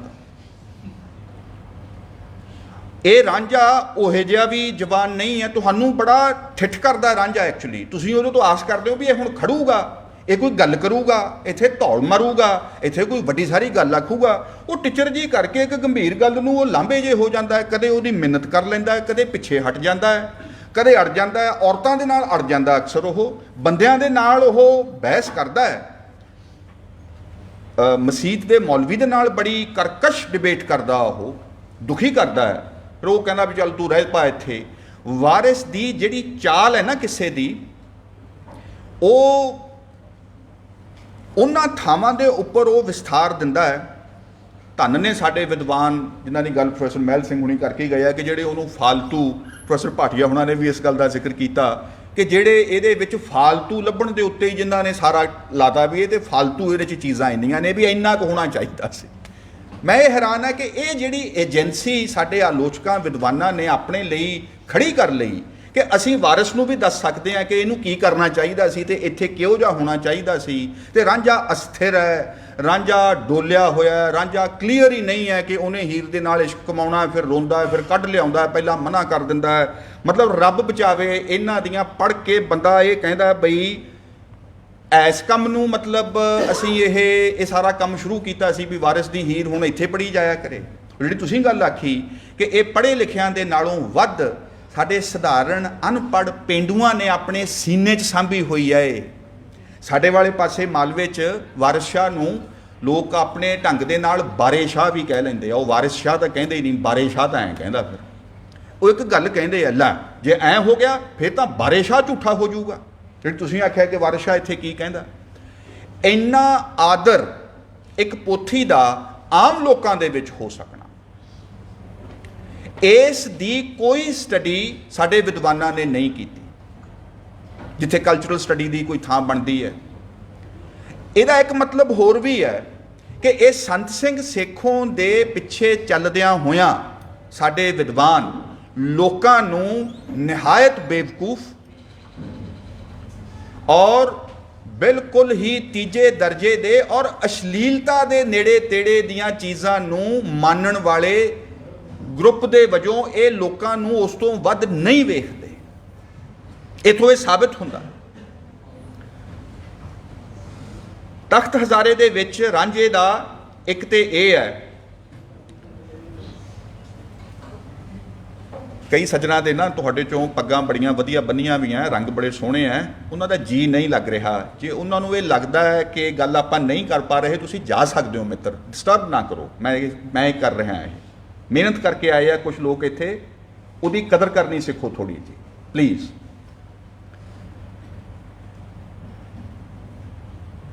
ਮੇਰੀ ਆਪਣੀ ਕਲਾਸ ਹੁੰਦੀ ਹੈ, ਮੈਂ ਕਿਸੇ ਨੂੰ ਮਜਬੂਰ ਨਹੀਂ ਕਰਦਾ ਕਿ ਉਹ ਬੈਠ ਕੇ ਸੁਣੇ। ਮੈਨੂੰ ਨਹੀਂ ਪਤਾ ਇੱਥੋਂ ਦਾ ਕੀ ਹੈ, ਤੇ ਜਿਹੜੇ ਵੀ ਜਾਣਾ ਚਾਹੁੰਦੇ ਹੋਣ ਉਹ ਚਲੇ ਜਾ ਸਕਦੇ ਆ। ਉਹਨਾਂ ਨੂੰ ਸੁਣਾ ਕੇ ਵੈਸੇ ਵੀ ਕੋਈ ਫਾਇਦਾ ਨਹੀਂ ਹੋਣਾ। ਮੈਨੂੰ ਇਹਦੇ ਨਾਲ ਕੋਈ ਫਰਕ ਨਹੀਂ ਪੈਂਦਾ ਕਿ ਕਿੰਨੇ ਜਣੇ ਆਪਾਂ 10 ਬੰਦੇ ਵੀ ਸਟੂਡੈਂਟਸ ਵੀ ਜੇ ਸੁਣਨਾ ਚਾਹੁੰਦੇ ਆਪਾਂ 4 ਘੰਟੇ ਬੈਠ ਸਕਦੇ ਹਾਂ, ਉਹ ਕੋਈ ਮਸਲਾ ਨਹੀਂ। ਇੱਥੇ ਜੇ ਕਿਸੇ ਨੂੰ ਹੀਰ ਦੇ ਵਿੱਚ ਵੀ ਇਸ ਪੰਜਾਬ ਦੇ ਵਿੱਚ ਦਿਲਚਸਪੀ ਨਹੀਂ ਹੈ ਤੇ ਉਹ ਮੈਂ ਸਮਝਦਾ ਕਿ ਉਹਨਾਂ ਦੇ IELTS ਦੇ ਬੈਂਡ ਇੱਥੇ ਹੀ ਦੇ ਦੇਣੇ ਚਾਹੀਦੇ ਆ, ਇਸ ਗੱਲ ਦੇ ਉੱਪਰ ਹੀ ਕਿ ਇਹ ਡਿਜ਼ਰਵ ਕਰਦੇ ਆ ਜੀ ਇਹ ਪੰਜਾਬ ਤੋਂ ਬਾਹਰ ਚਲੇ ਜਾਣ। ਇਹਨਾਂ ਨੇ 8 ਬੈਂਡ ਹਾਸਲ ਕਰ ਲਏ। ਅਗਲੀ ਜਿਹੜੀ ਗੱਲ ਹੈ ਕਿ ਇੱਕ ਤੇ ਤਖਤ ਹਜ਼ਾਰਾ ਇਹ ਹੈ, ਇੱਕ ਈਡਨ ਦਾ ਗਾਰਡਨ ਹੈ, ਉਹਦੇ ਵਿੱਚ ਰਾਂਝਾ ਕੁਦਰਤ ਦੇ ਵਿੱਚ ਹੈ, ਉਹ ਮੇਲ ਰਿਹਾ, ਖਿੜ ਰਿਹਾ ਉਹ ਉੱਥੇ। ਇਹਨੂੰ ਜ਼ਰਾ ਮਾਰਕਸਵਾਦੀਆਂ ਦੀ ਜਿਹੜੀ ਇੱਕ ਅਸੀਂ ਸੁਸਾਇਟੀ ਦੀ ਜਿਹੜੀ ਫਾਰਮ ਕਹਿੰਦੇ ਆ, ਪ੍ਰਿਮਿਟਿਵ ਸੋਸ਼ਲਿਜ਼ਮ ਜਾਂ ਪ੍ਰਿਮਿਟਿਵ ਕਮਿਊਨਿਜ਼ਮ ਜਿਸ ਨੂੰ ਅਸੀਂ ਆਖਦੇ, ਜਿਹਦੇ ਅੰਦਰ ਬਰਾਬਰੀ ਸੀ, ਕੁਦਰਤ ਦੇ ਨਾਲ ਹੇਲ ਮੇਲ ਸੀ ਸਾਰਾ, ਤੇ ਮਨੁੱਖ ਦੇ ਅੰਦਰ ਇੱਕ ਬੇਗਾਨਗੀ ਨਹੀਂ ਸੀ ਆਈ ਕੁਦਰਤ ਤੋਂ ਤੇ ਸਮਾਜ ਤੋਂ, ਤੇ ਹਾਇਰਾਰਕੀ ਨਹੀਂ ਸੀ ਆਈ। ਔਰ ਉਸੇ ਥਾਂ ਦੇ ਵਿੱਚ ਮੌਜੂ ਚੌਧਰੀ ਦੇ ਗੁਜ਼ਰ ਜਾਣ ਤੋਂ ਬਾਅਦ ਪ੍ਰਿਮਿਟਿਵ ਕਮਿਊਨਿਜ਼ਮ ਦਾ ਫੇਜ਼ ਸਮਾਪਤ ਹੋ ਜਾਂਦਾ ਹੈ ਤੇ ਅਗਲੇਰੇ ਜਿਹੜੇ ਫੇਜ਼ ਨੇ ਸਰਫਡਮ ਦੇ, ਜਗੀਰਦਾਰੀ ਜਾਂ ਫਿਊਡਲਿਜ਼ਮ ਦੇ, ਤੇ ਤੀਸਰੇ ਕੈਪੀਟਲਿਜ਼ਮ ਦੇ। ਇਹਨੂੰ ਵਾਰਿਸ ਸ਼ਾਹ ਇੱਕ ਚੀਜ਼ ਦੇ ਨਾਲ ਕਹਿ ਦਿੰਦਾ ਹੈ ਕਿ ਉਹਦੇ ਨਾਲ ਬੜੀ ਈਰਖਾ ਕਰਦੇ ਆ ਕਿ ਇਹਨੂੰ ਇਹ ਬਾਪ ਸਾਡਾ ਇੰਨਾ ਪਿਆਰ ਕਿਉਂ ਕਰਦਾ ਤੇ ਇਹਦੇ ਨਾਂ ਇਹ ਕਿਤੇ ਕੋਈ ਜ਼ਮੀਨ ਹੀ ਨਾ ਲਵਾ ਦੇ ਤੇ ਅਸੀਂ ਵੱਧ ਤੋਂ ਵੱਧ ਆਪਣੇ ਨਾਂ ਤੇ ਕਰ ਲਈਏ। ਜਿਹਨੂੰ ਉਹ ਕਹਿੰਦਾ ਹੈ ਕਿ ਵਾਰਿਸ ਸ਼ਾਹ ਇਹ ਗਰਜ਼ ਹੈ ਬਹੁਤ ਪਿਆਰੀ, ਔਰ ਸਾਕ ਨਾ ਸੈਨ ਨਾ ਅੰਗ ਦੇ ਨੇ। ਇਹ ਜਿਹੜੀ ਗਰਜ਼ ਪਿਆਰੀ ਹੋਣੀ ਸ਼ੁਰੂ ਹੋਈ ਸਰਫਡਮ, ਫਿਊਡਲਿਜ਼ਮ, ਕੈਪੀਟਲਿਜ਼ਮ ਦੇ ਵਿੱਚ, ਜਿੱਥੇ ਕਿ ਉਹ ਇਸ ਹੱਦ ਤੱਕ ਚਲੀ ਗਈ ਕਿ ਰਾਂਝਾ ਉਹਨਾਂ ਨੂੰ ਹੁਣ ਇਕੱਲਾ ਇਹ ਹੀ ਨਹੀਂ ਕਿ ਉਹਦਾ ਤੁਹਾਡਾ ਗੁਜ਼ਾਰਾ ਇੰਨੀ ਗੱਲ ਤੇ ਹੋ ਗਿਆ ਕਿ ਇਹਨੂੰ ਮਾੜਾ ਟੋਟਾ ਦੇ ਦਿੱਤਾ ਜ਼ਮੀਨ ਦਾ, ਜਿੱਥੇ ਇਹ ਖੇਤੀ ਕਰਨ ਦਾ ਫਾਇਦਾ ਹੀ ਕੋਈ ਨਹੀਂ। ਤੇ ਤੁਸੀਂ ਵੀ ਖੇਤੀ ਕਰਦੇ, ਭਰਾਵਾਂ ਨੂੰ ਵੀ ਜੇ ਉਹ ਜ਼ਮੀਨ ਆ ਜਾਂਦੀ ਤਾਂ ਉਹ ਵੀ ਜ਼ਾਇਆ ਹੀ ਹੋਣੀ ਸੀ। ਉੱਥੇ ਵੀ ਬੰਜਰ ਜ਼ਮੀਨ ਦੇ ਉੱਤੇ ਵੀ ਖੇਤੀ ਕਰਦਾ ਹੋਇਆ ਰਾਂਝਾ ਜਾਂ ਧੀਦੋ ਉਹਦੇ ਭਰਾਵਾਂ ਤੇ ਭਾਬੀਆਂ ਤੋਂ ਜਰਿਆ ਨਹੀਂ ਜਾ ਰਿਹਾ, ਕਿਉਂਕਿ ਉਹਦਾ ਉੱਥੇ ਹੋਣਾ ਕਿਸੇ ਨਾ ਕਿਸੇ ਕੋਈ ਗੱਲ ਵਾਪਰ ਸਕਦੀ ਹੈ, ਕੱਲ੍ਹ ਨੂੰ ਕੋਈ ਗੱਲ ਖੜੀ ਹੋ ਸਕਦੀ ਹੈ। ਇਹਨੂੰ ਇੱਥੋਂ ਬਦਨਾਮ ਕਰਕੇ ਤੇ ਪਿੰਡ ਦੇ ਵਿੱਚੋਂ ਬਾਹਰ ਕੱਢੋ। ਜਿਹਨੂੰ ਜੇ ਕਹਿਣਾ ਹੋਵੇ ਮਾਰਕਸ ਦੇ ਸ਼ਬਦਾਂ ਦੇ ਵਿੱਚ ਡਿਸਪੋਜੈਸ਼ਨ, ਜਿਹੜੀ ਪ੍ਰਿਮਿਟਿਵ ਐਕਿਊਮੂਲੇਸ਼ਨ ਆਫ ਕੈਪੀਟਲ ਹੋ ਰਹੀ ਹੈ ਉਹਦੇ ਭਰਾਵਾਂ ਦੇ ਕੋਲੋਂ, ਔਰ ਜਿਹੜੇ ਬੰਦਿਆਂ ਤੋਂ ਇਹ ਮੀਨਸ ਆਫ ਪ੍ਰੋਡਕਸ਼ਨ ਖੋਹ ਕੇ ਉਹਨਾਂ ਨੂੰ ਖੇਤੀਬਾੜੀ ਤੋਂ, ਵਪਾਰ ਤੋਂ ਲਾਂਭੇ ਕਰਕੇ ਤੇ ਉਹਨਾਂ ਨੂੰ ਵੇਜ ਲੇਬਰ ਦੇ ਲਈ ਤੋਰਿਆ ਜਾ ਰਿਹਾ ਹੈ। ਗੌਰ ਕਰੋ ਕਿ ਰਾਂਝਾ ਜਾ ਕੇ ਮੱਝੀਆਂ ਦਾ ਛੇੜੂ ਲੱਗਦਾ ਕਿਸੇ ਦੇ ਕੋਲ ਉਜਰਤ ਦੇ ਉੱਪਰ। ਉਹ ਹਰ ਦਿਨ ਦਾ ਵੇਚ ਤੇ ਨਹੀਂ ਹੈ, ਭਾਵੇਂ ਸੇਪੀ ਹੋਵੇ, ਪਰ ਉਹ ਇੱਕ ਮਜ਼ਦੂਰ ਜਾਂ ਇੱਕ ਚਾਕਰ ਦੇ ਪੱਧਰ ਦੇ ਉੱਤੇ ਲੈ ਜਾਇਆ ਜਾਂਦਾ। ਇਸ ਦੇ ਵਿੱਚ ਇੱਕ ਕਲਾਸ ਲੈਵਲ ਦੇ ਉੱਪਰ ਉਹਦੀ ਇੱਕ ਡੀ ਕਲਾਸਾਈਜੇਸ਼ਨ ਦਿਸਦੀ ਹੈ ਤੇ ਕਾਸਟ ਦੇ ਪੱਧਰ ਦੇ ਉੱਪਰ, ਜਾਤ ਪਾਤ ਦੇ ਪੱਧਰ ਦੇ ਉੱਪਰ ਚੌਧਰੀਆਂ ਜੱਟਾਂ ਦਾ ਲਾਡਲਾ ਫਰਜ਼ੰਦ ਜਾ ਕੇ ਕਿਸੇ ਹੋਰ ਦੇ ਘਰ ਨੌਕਰ ਹੀ ਨਹੀਂ ਹੋਇਆ, ਚਾਕਰ ਹੋਇਆ। ਨੌਕਰ ਉਹ ਹੁੰਦਾ ਹੈ ਜਿਹੜਾ ਘਰਾਂ ਦੀ ਹਦੂਦ ਦੇ ਅੰਦਰ ਕੰਮ ਕਰਦਾ ਹੈ, ਘਰ ਦਾ ਕੰਮਕਾਰ ਜਿਹੜੇ ਕਰਦੇ ਨੇ, ਜਿਹੜਾ ਥੋੜਾ ਨਰਮ ਕੰਮ ਵੀ ਹੁੰਦਾ ਹੈ, ਉਹਨਾਂ ਦੇ ਅੰਦਰ ਵੀ ਇੱਕ ਹਾਇਰਾਰਕੀ ਹੈ। ਉਹਨੂੰ ਜੇ ਲੇਬਰ ਐਰਿਸਟੋਕ੍ਰੇਸੀ ਕਹਿ ਲਿਆ ਜਾਵੇ, ਐਰਿਸਟੋਕ੍ਰੇਸੀ ਆਫ ਜੇ ਲੇਬਰ ਕਹਿ ਲਿਆ ਜਾਵੇ, ਕਿ ਉਹ ਤੇ ਆ ਜਿਹੜੇ ਚਾਕਰ ਨੇ, ਛੇੜੂ, ਵਾਗੀ, ਬਾਹਰ ਦਾ ਕੰਮ ਕਰਨ ਵਾਲੇ, ਜਿਹੜਾ ਸਖਤ ਹੈ, ਬਹੁਤ ਜ਼ਿਆਦਾ ਮੁਸ਼ੱਕਤ ਦੀ ਜਿਹੜਾ ਡਿਮਾਂਡ ਕਰਦਾ ਹੈ, ਜਿਹੜੇ ਅੰਦਰਲਿਆਂ ਤੋਂ ਨਹੀਂ ਹੁੰਦਾ, ਇਸੇ ਹੀ ਕਰਕੇ ਉਹਨਾਂ ਨੂੰ ਰਾਜਾ ਕਹਿ ਲੈਂਦੇ ਸੀਗੇ। ਇਹਨਾਂ ਨੂੰ ਹੋਰ ਮਾੜੀਆਂ ਗੱਲਾਂ ਕਮੀਣ ਆਖਿਆ ਜਾਂਦਾ ਸੀ। ਉਹ ਕਮੀਣ ਤੱਕ ਜਾ ਕੇ ਬਣ ਜਾਂਦਾ ਰਾਜਾ। ਸੋ ਉਹ ਦੋਵਾਂ ਪੱਧਰਾਂ ਦੇ ਉੱਪਰ ਉਹਦੀ ਡਿਗਰੇਡੇਸ਼ਨ ਇੱਕ ਡਿਗਨੀਫਾਈਡ ਅਨਏਲੀਏਨੇਟਿਡ ਲਾਈਫ ਤੋਂ ਇਧਰਲੇ ਪਾਸੇ ਹੋ ਰਹੀ ਹੈ, ਤੇ ਉਹ ਤਖਤ ਹਜ਼ਾਰੇ ਤੋਂ ਬਾਹਰ ਕੀਤਾ ਜਾ ਚੁੱਕਿਆ ਹੈ। ਮਾਰਕਸ ਜੀ ਨੂੰ ਕਹਿੰਦਾ ਕਿ ਪ੍ਰੋਮੀਥੀਅਸ ਨੂੰ ਦੇਸ਼ ਨਿਕਾਲਾ ਦਿੱਤਾ ਜਾ ਚੁੱਕਿਆ, ਉਹ ਬੰਨ ਲਿਆ ਗਿਆ ਹੈ ਜ਼ੰਜੀਰਾਂ ਦੇ ਵਿੱਚ। ਤੇ ਉਹ ਕਹਿੰਦਾ ਕਿ ਲੈ ਕੇ ਕੀ ਜਾਂਦਾ ਉਹ ਆਪਣੇ ਕੋਲ, ਕਿ ਮੋਢੇ ਕੰਬਲੀ, ਭੂਰਾ ਵੀ, ਹਾਂ, ਤੇ ਕੱਛ ਵੰਝਲੀ, ਰਾਂਝਾ ਹੋ ਤੁਰਿਆ ਵਾਰਿਸ ਸ਼ਾਹ ਜਿਹਾ। ਔਰ ਉਹ ਬੜੀਆਂ ਹੀ, ਇਹਨਾਂ ਲਾਈਨਾਂ ਦਾ ਮਰਮ ਮੇਰੇ ਸਾਹਮਣੇ ਖੁੱਲ੍ਹਣਾ ਨਹੀਂ ਸੀ ਜੇ ਮੈਂ ਇਹ ਬਹੁਤ ਵੈਰਾਗ ਦੇ ਵਿੱਚ ਕਿਸੇ ਤੋਂ ਸੁਣਿਆ ਨਾ ਹੁੰਦਾ ਕਿ ਕਿੱਡੀ ਭਾਵੀ ਵਾਪਰੀ ਹੈ। ਔਰ ਉਹ ਕਿਸੇ ਦੀ ਗਾਇਕੀ ਸੁਣ ਕੇ ਮੇਰੇ ਅੰਦਰ ਇਹ ਲਾਈਨਾਂ ਦਾ ਮਤਲਬ ਸਾਫ਼ ਹੋਇਆ ਕਿ ਅਸੀਂ ਮੌਜ ਨਾਲ ਹੀ ਕਹਿ ਦਿੰਦੇ ਹਾਂ ਜੀ ਰਾਂਝਾ ਜੀ ਫਿਰ ਪਿੰਡ ਛੱਡ ਕੇ ਚਲਿਆ ਗਿਆ। ਉਸ ਪਿੰਡ ਨੂੰ ਛੱਡਣਾ ਜਿੱਥੇ ਤੁਹਾਡੀਆਂ ਇੰਨੀਆਂ ਖੂਬਸੂਰਤ ਯਾਦਾਂ ਨੇ, ਜਿੱਥੇ ਤੁਹਾਡਾ ਬਚਪਨ ਇਉਂ ਬੀਤਿਆ ਹੈ, ਤੇ ਉਹ ਉਹਨੂੰ ਜਾਣਾ, ਉੱਥੋਂ ਜਾਣਾ ਕੀ ਹੁੰਦਾ ਹੈ। ਵਾਰਸ਼ਾ ਕੀ ਲਿਖਦਾ ਹੈ ਕਿ ਰੂਹ ਛੱਡ ਕਲਬੂਤ ਜਿਉਂ ਵਿਦਾ ਹੁੰਦਾ, ਤਿਵੇਂ ਇਹ ਦਰਵੇਸ਼ ਸਿਧਾਰਿਆ ਹੈ। ਸ਼ਬਦ ਦੇਖੋ ਤੁਸੀਂ, ਸਿਧਾਰ ਗਿਆ ਉਹ।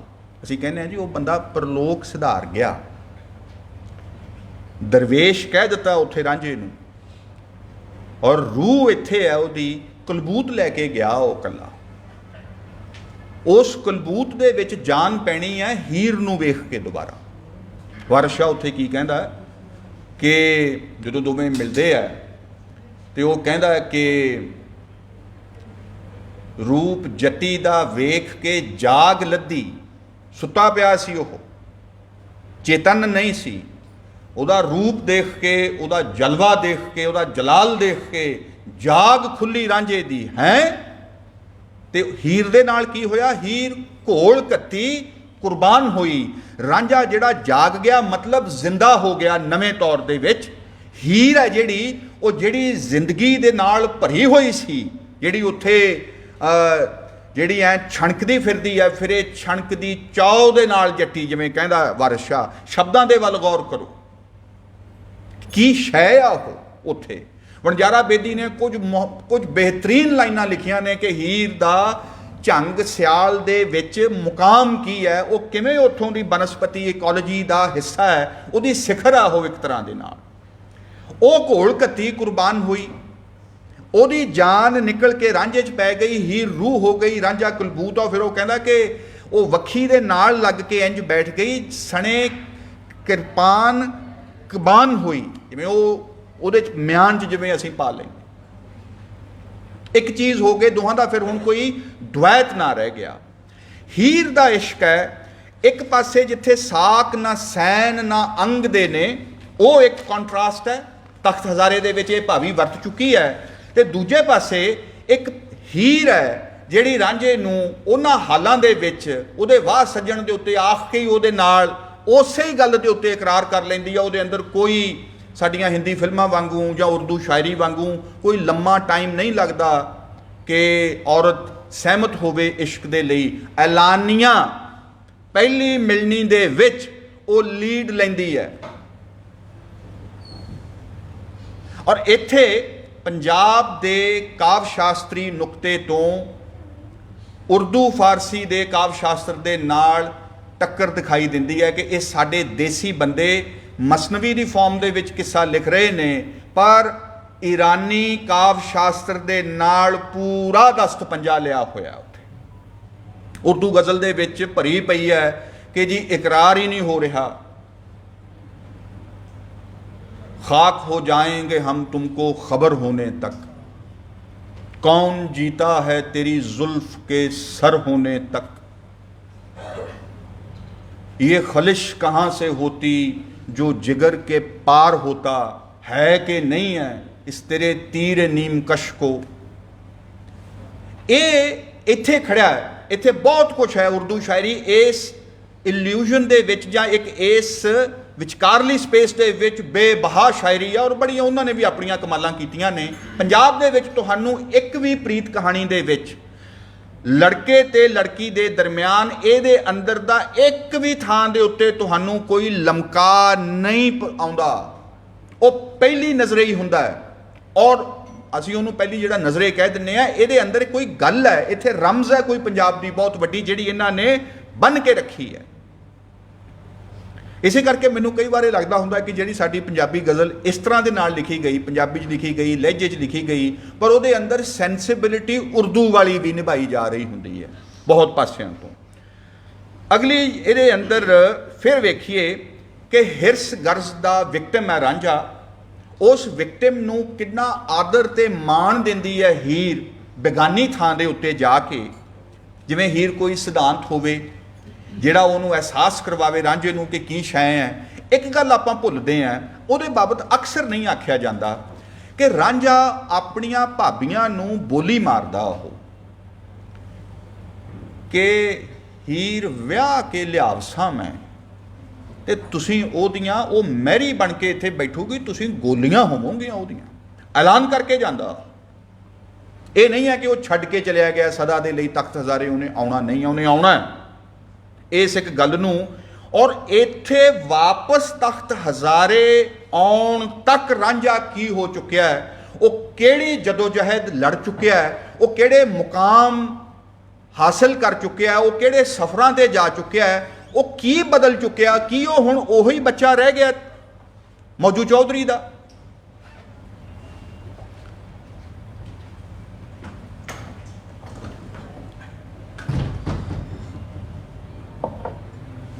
ਇਹਨੂੰ ਹੁਣ ਜੇ ਜ਼ਰਾ ਦੇਖਣਾ ਹੋਵੇ ਕਿ ਉੱਥੋਂ ਇੱਕ ਵੇਲਾ ਹੈ ਕਿ ਹੀਰ ਤੇ ਰਾਂਝਾ ਦੋਵਾਂ ਦਾ, ਹੀਰ ਦੇ ਨਾਲ ਉਹੀ ਕੁਝ ਕੀਤਾ ਜਾਂਦਾ ਹੈ ਜੋ ਪਹਿਲਾਂ ਰਾਂਝੇ ਨਾਲ ਤਖਤ ਹਜ਼ਾਰਿਓਂ ਹੋਇਆ ਹੈ, ਔਰ ਫਿਰ ਖੇੜਿਆਂ 'ਚ ਜਾ ਕੇ ਤੇ ਹੀਰ ਨੂੰ ਆਲਮੋਸਟ ਕੈਦੀ ਹੀ ਕਰ ਲਿਆ ਜਾਂਦਾ। ਉਹ ਤੇ ਇੰਨਾ ਫੈਸਲਾ ਕਰ ਲੈਂਦਾ ਕਿ ਇਹਨੂੰ ਹੁਣ ਇਹਦੇ ਪੇਕੇ ਵੀ ਨਹੀਂ ਭੇਜਣਾ। ਜਦੋਂ ਇਹ ਸਾਰਾ ਕੁਝ ਹੋ ਰਿਹਾ ਹੈ ਤੇ ਰਾਂਝਾ ਉੱਥੇ ਪਹੁੰਚਦਾ ਹੈ, ਉਹਦੇ ਅੰਦਰ ਉਹ ਕਈ ਭੇਸ ਵਟਾਉਂਦਾ ਹੈ। ਕਹਿੰਦਾ ਉਹ ਵਾਰਸ਼ਾ ਦੀ ਲਾਈਨ ਹੈ, ਰਾਂਝੇ ਆਖਿਆ ਲੁੱਟੀ ਦੀ ਹੀਰ ਦੌਲਤ, ਕਾਸ਼ ਕਿ ਪੰਜਾਬ ਦੀ ਜਵਾਨੀ ਕਿਤੇ ਪੰਜਾਬ ਨੂੰ ਵੀ ਇਉਂ ਆਖ ਸਕੇ ਕਿ ਮੁੰਡਿਆਂ ਆਖਿਆ ਓਏ ਲੁੱਟੀ ਦਾ ਪੰਜਾਬ ਖਜ਼ਾਨਾ, ਜਰਮ ਗਾਲੀਏ ਤੇ ਉਹਨੂੰ ਜਾ ਲਈਏ। ਕਿ ਇਹ ਜਿਹੜਾ ਮੈਂ ਜਨਮ ਦੇ ਵਿੱਚ ਤੁਰਿਆ ਫਿਰਦਾ, ਹੁਣ ਜੋਗੀ ਇੱਕ ਕਹਿੰਦਾ ਇੱਕ ਜੋਗੀ ਹੀ ਬਣਨਾ ਰਿਹਾ ਮੈਥੋਂ, ਹੁਣ ਉਹ ਵੀ ਭੇਸ ਵਟਾ ਲਈਏ, ਵੇਖ ਲੈਂਦੇ, ਇਹ ਵੀ ਕਰ ਲੈਂਦੇ, ਇਹੋ ਹੀ ਹੋਣਾ ਰਹਿ ਗਿਆ ਸੀ, ਬਾਕੀ ਤੇ ਮੈਂ ਸਾਰਾ ਕੁਝ ਕਰ ਹੀ ਲਿਆ ਸੀ। ਔਰ ਫਿਰ ਉਹ ਵੀ ਥਾਂ ਹੈ ਜਿੱਥੇ ਰਾਂਝੇ ਦਾ ਕੰਨ ਵਿੰਨਿਆ ਜਾਂਦਾ। ਉਹ ਪੱਥਰ ਕਹਿੰਦੇ ਹੈਗਾ ਹਜੇ ਵੀ, ਗੋਰਖ ਖੱਟੜੀ ਤੇ ਜਾਓ, ਕਈ ਲੋਕਾਂ ਨੇ ਉਹਦੀ ਯਾਤਰਾ ਕੀਤੀ ਹੈ, ਉੱਥੇ ਉਹ ਚਟਾਨ ਆਉਂਦੀ ਹੈ ਜਿੱਥੇ ਨਵੇਂ ਜੋਗੀਆਂ ਦੇ ਕੰਨ ਵਿੰਨੇ ਜਾਂਦੇ ਸੀ, ਕੰਨ ਫਟੇ ਜੋਗੀਆਂ ਦੇ। ਮਤਲਬ ਉੱਥੇ ਮੈਂ ਕਈ ਵਾਰ ਸੋਚਦਾ ਕਿ ਉਹ ਕੈਸੀ ਥਾਂ ਹੋਏਗੀ, ਕਿਆ ਚਿਕਨਾਈ ਹੋਏਗੀ, ਉੱਥੇ ਭਾਈ ਸਾਡੇ ਰਾਂਝੇ ਦਾ ਵੀ ਕੋਈ ਨਿਸ਼ਾਨ ਹੈ। ਉਹ ਜੋਗੀ ਬਣ ਜਾਂਦਾ ਹੈ। ਜੋਗੀ ਹੋਣਾ, ਫਕੀਰ ਹੋਣਾ, ਸਮਾਜ ਤੋਂ ਹੀ ਲਾਂਭੇ ਹੋ ਜਾਣਾ। ਔਰ ਉਹਦੇ ਅੰਦਰ ਇਹ ਵੀ ਇੱਕ ਉਹਨੂੰ ਪਤਾ ਹੈ ਕਿ ਮੈਂ ਕੋਈ ਸੱਚਾ ਫਕੀਰ ਨਹੀਂ ਹੋਇਆ, ਮੈਂ ਵੀ IELTS ਦਾ ਬੈਂਡ ਹੀ ਹਾਸਲ ਕੀਤਾ ਹੈ, ਕਿਉਂਕਿ ਇਸ ਤੋਂ ਬਿਨਾਂ ਮੈਨੂੰ ਰੰਗਪੁਰ ਖੇੜੇ ਕਿਸੇ ਨੇ ਜਾਣ ਨਹੀਂ ਦੇਣਾ।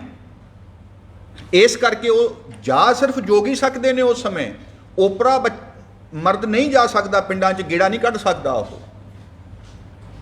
ਫੜਿਆ ਜਾਏਗਾ, ਉਹਦੀ ਪੁੱਛ ਪੜਤਾਲ ਹੋਏਗੀ ਤੇ ਅਕਸਰ ਉਹਨੂੰ ਬਰਦਾਸ਼ਤ ਨਹੀਂ ਹੋਈ ਕੀਤਾ ਜਾਏਗਾ। ਸੋ ਉਹਦੇ ਲਈ ਜੋਗੀ ਹੋ ਜਾਣਾ ਇੱਕ ਰਾਹ ਹੈ।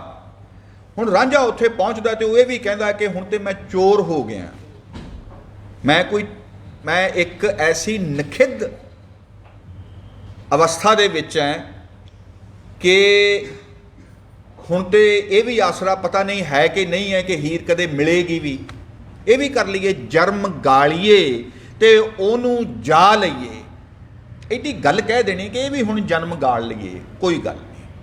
एक होवना रहा फकीर मैथे, हुण ये भी अलख जगा लईए, कुछ इस किस्म की वो गल करता। उत्थे जिन्हों असीं ये कहने हैं ना कि वो कढ़ के लै गया, उधाल के लै गया, पंजाबी विद्वता का मंदा हाल है। इनू मैं इसे करके कह रहा, इनू किस्सा तो छड्डो, इनू पंजाबी भी हुण पढ़नी आउंदी है कि नहीं, मैनू शक है। उहदे अंदर पूरा, और नजम हुसैन सैयद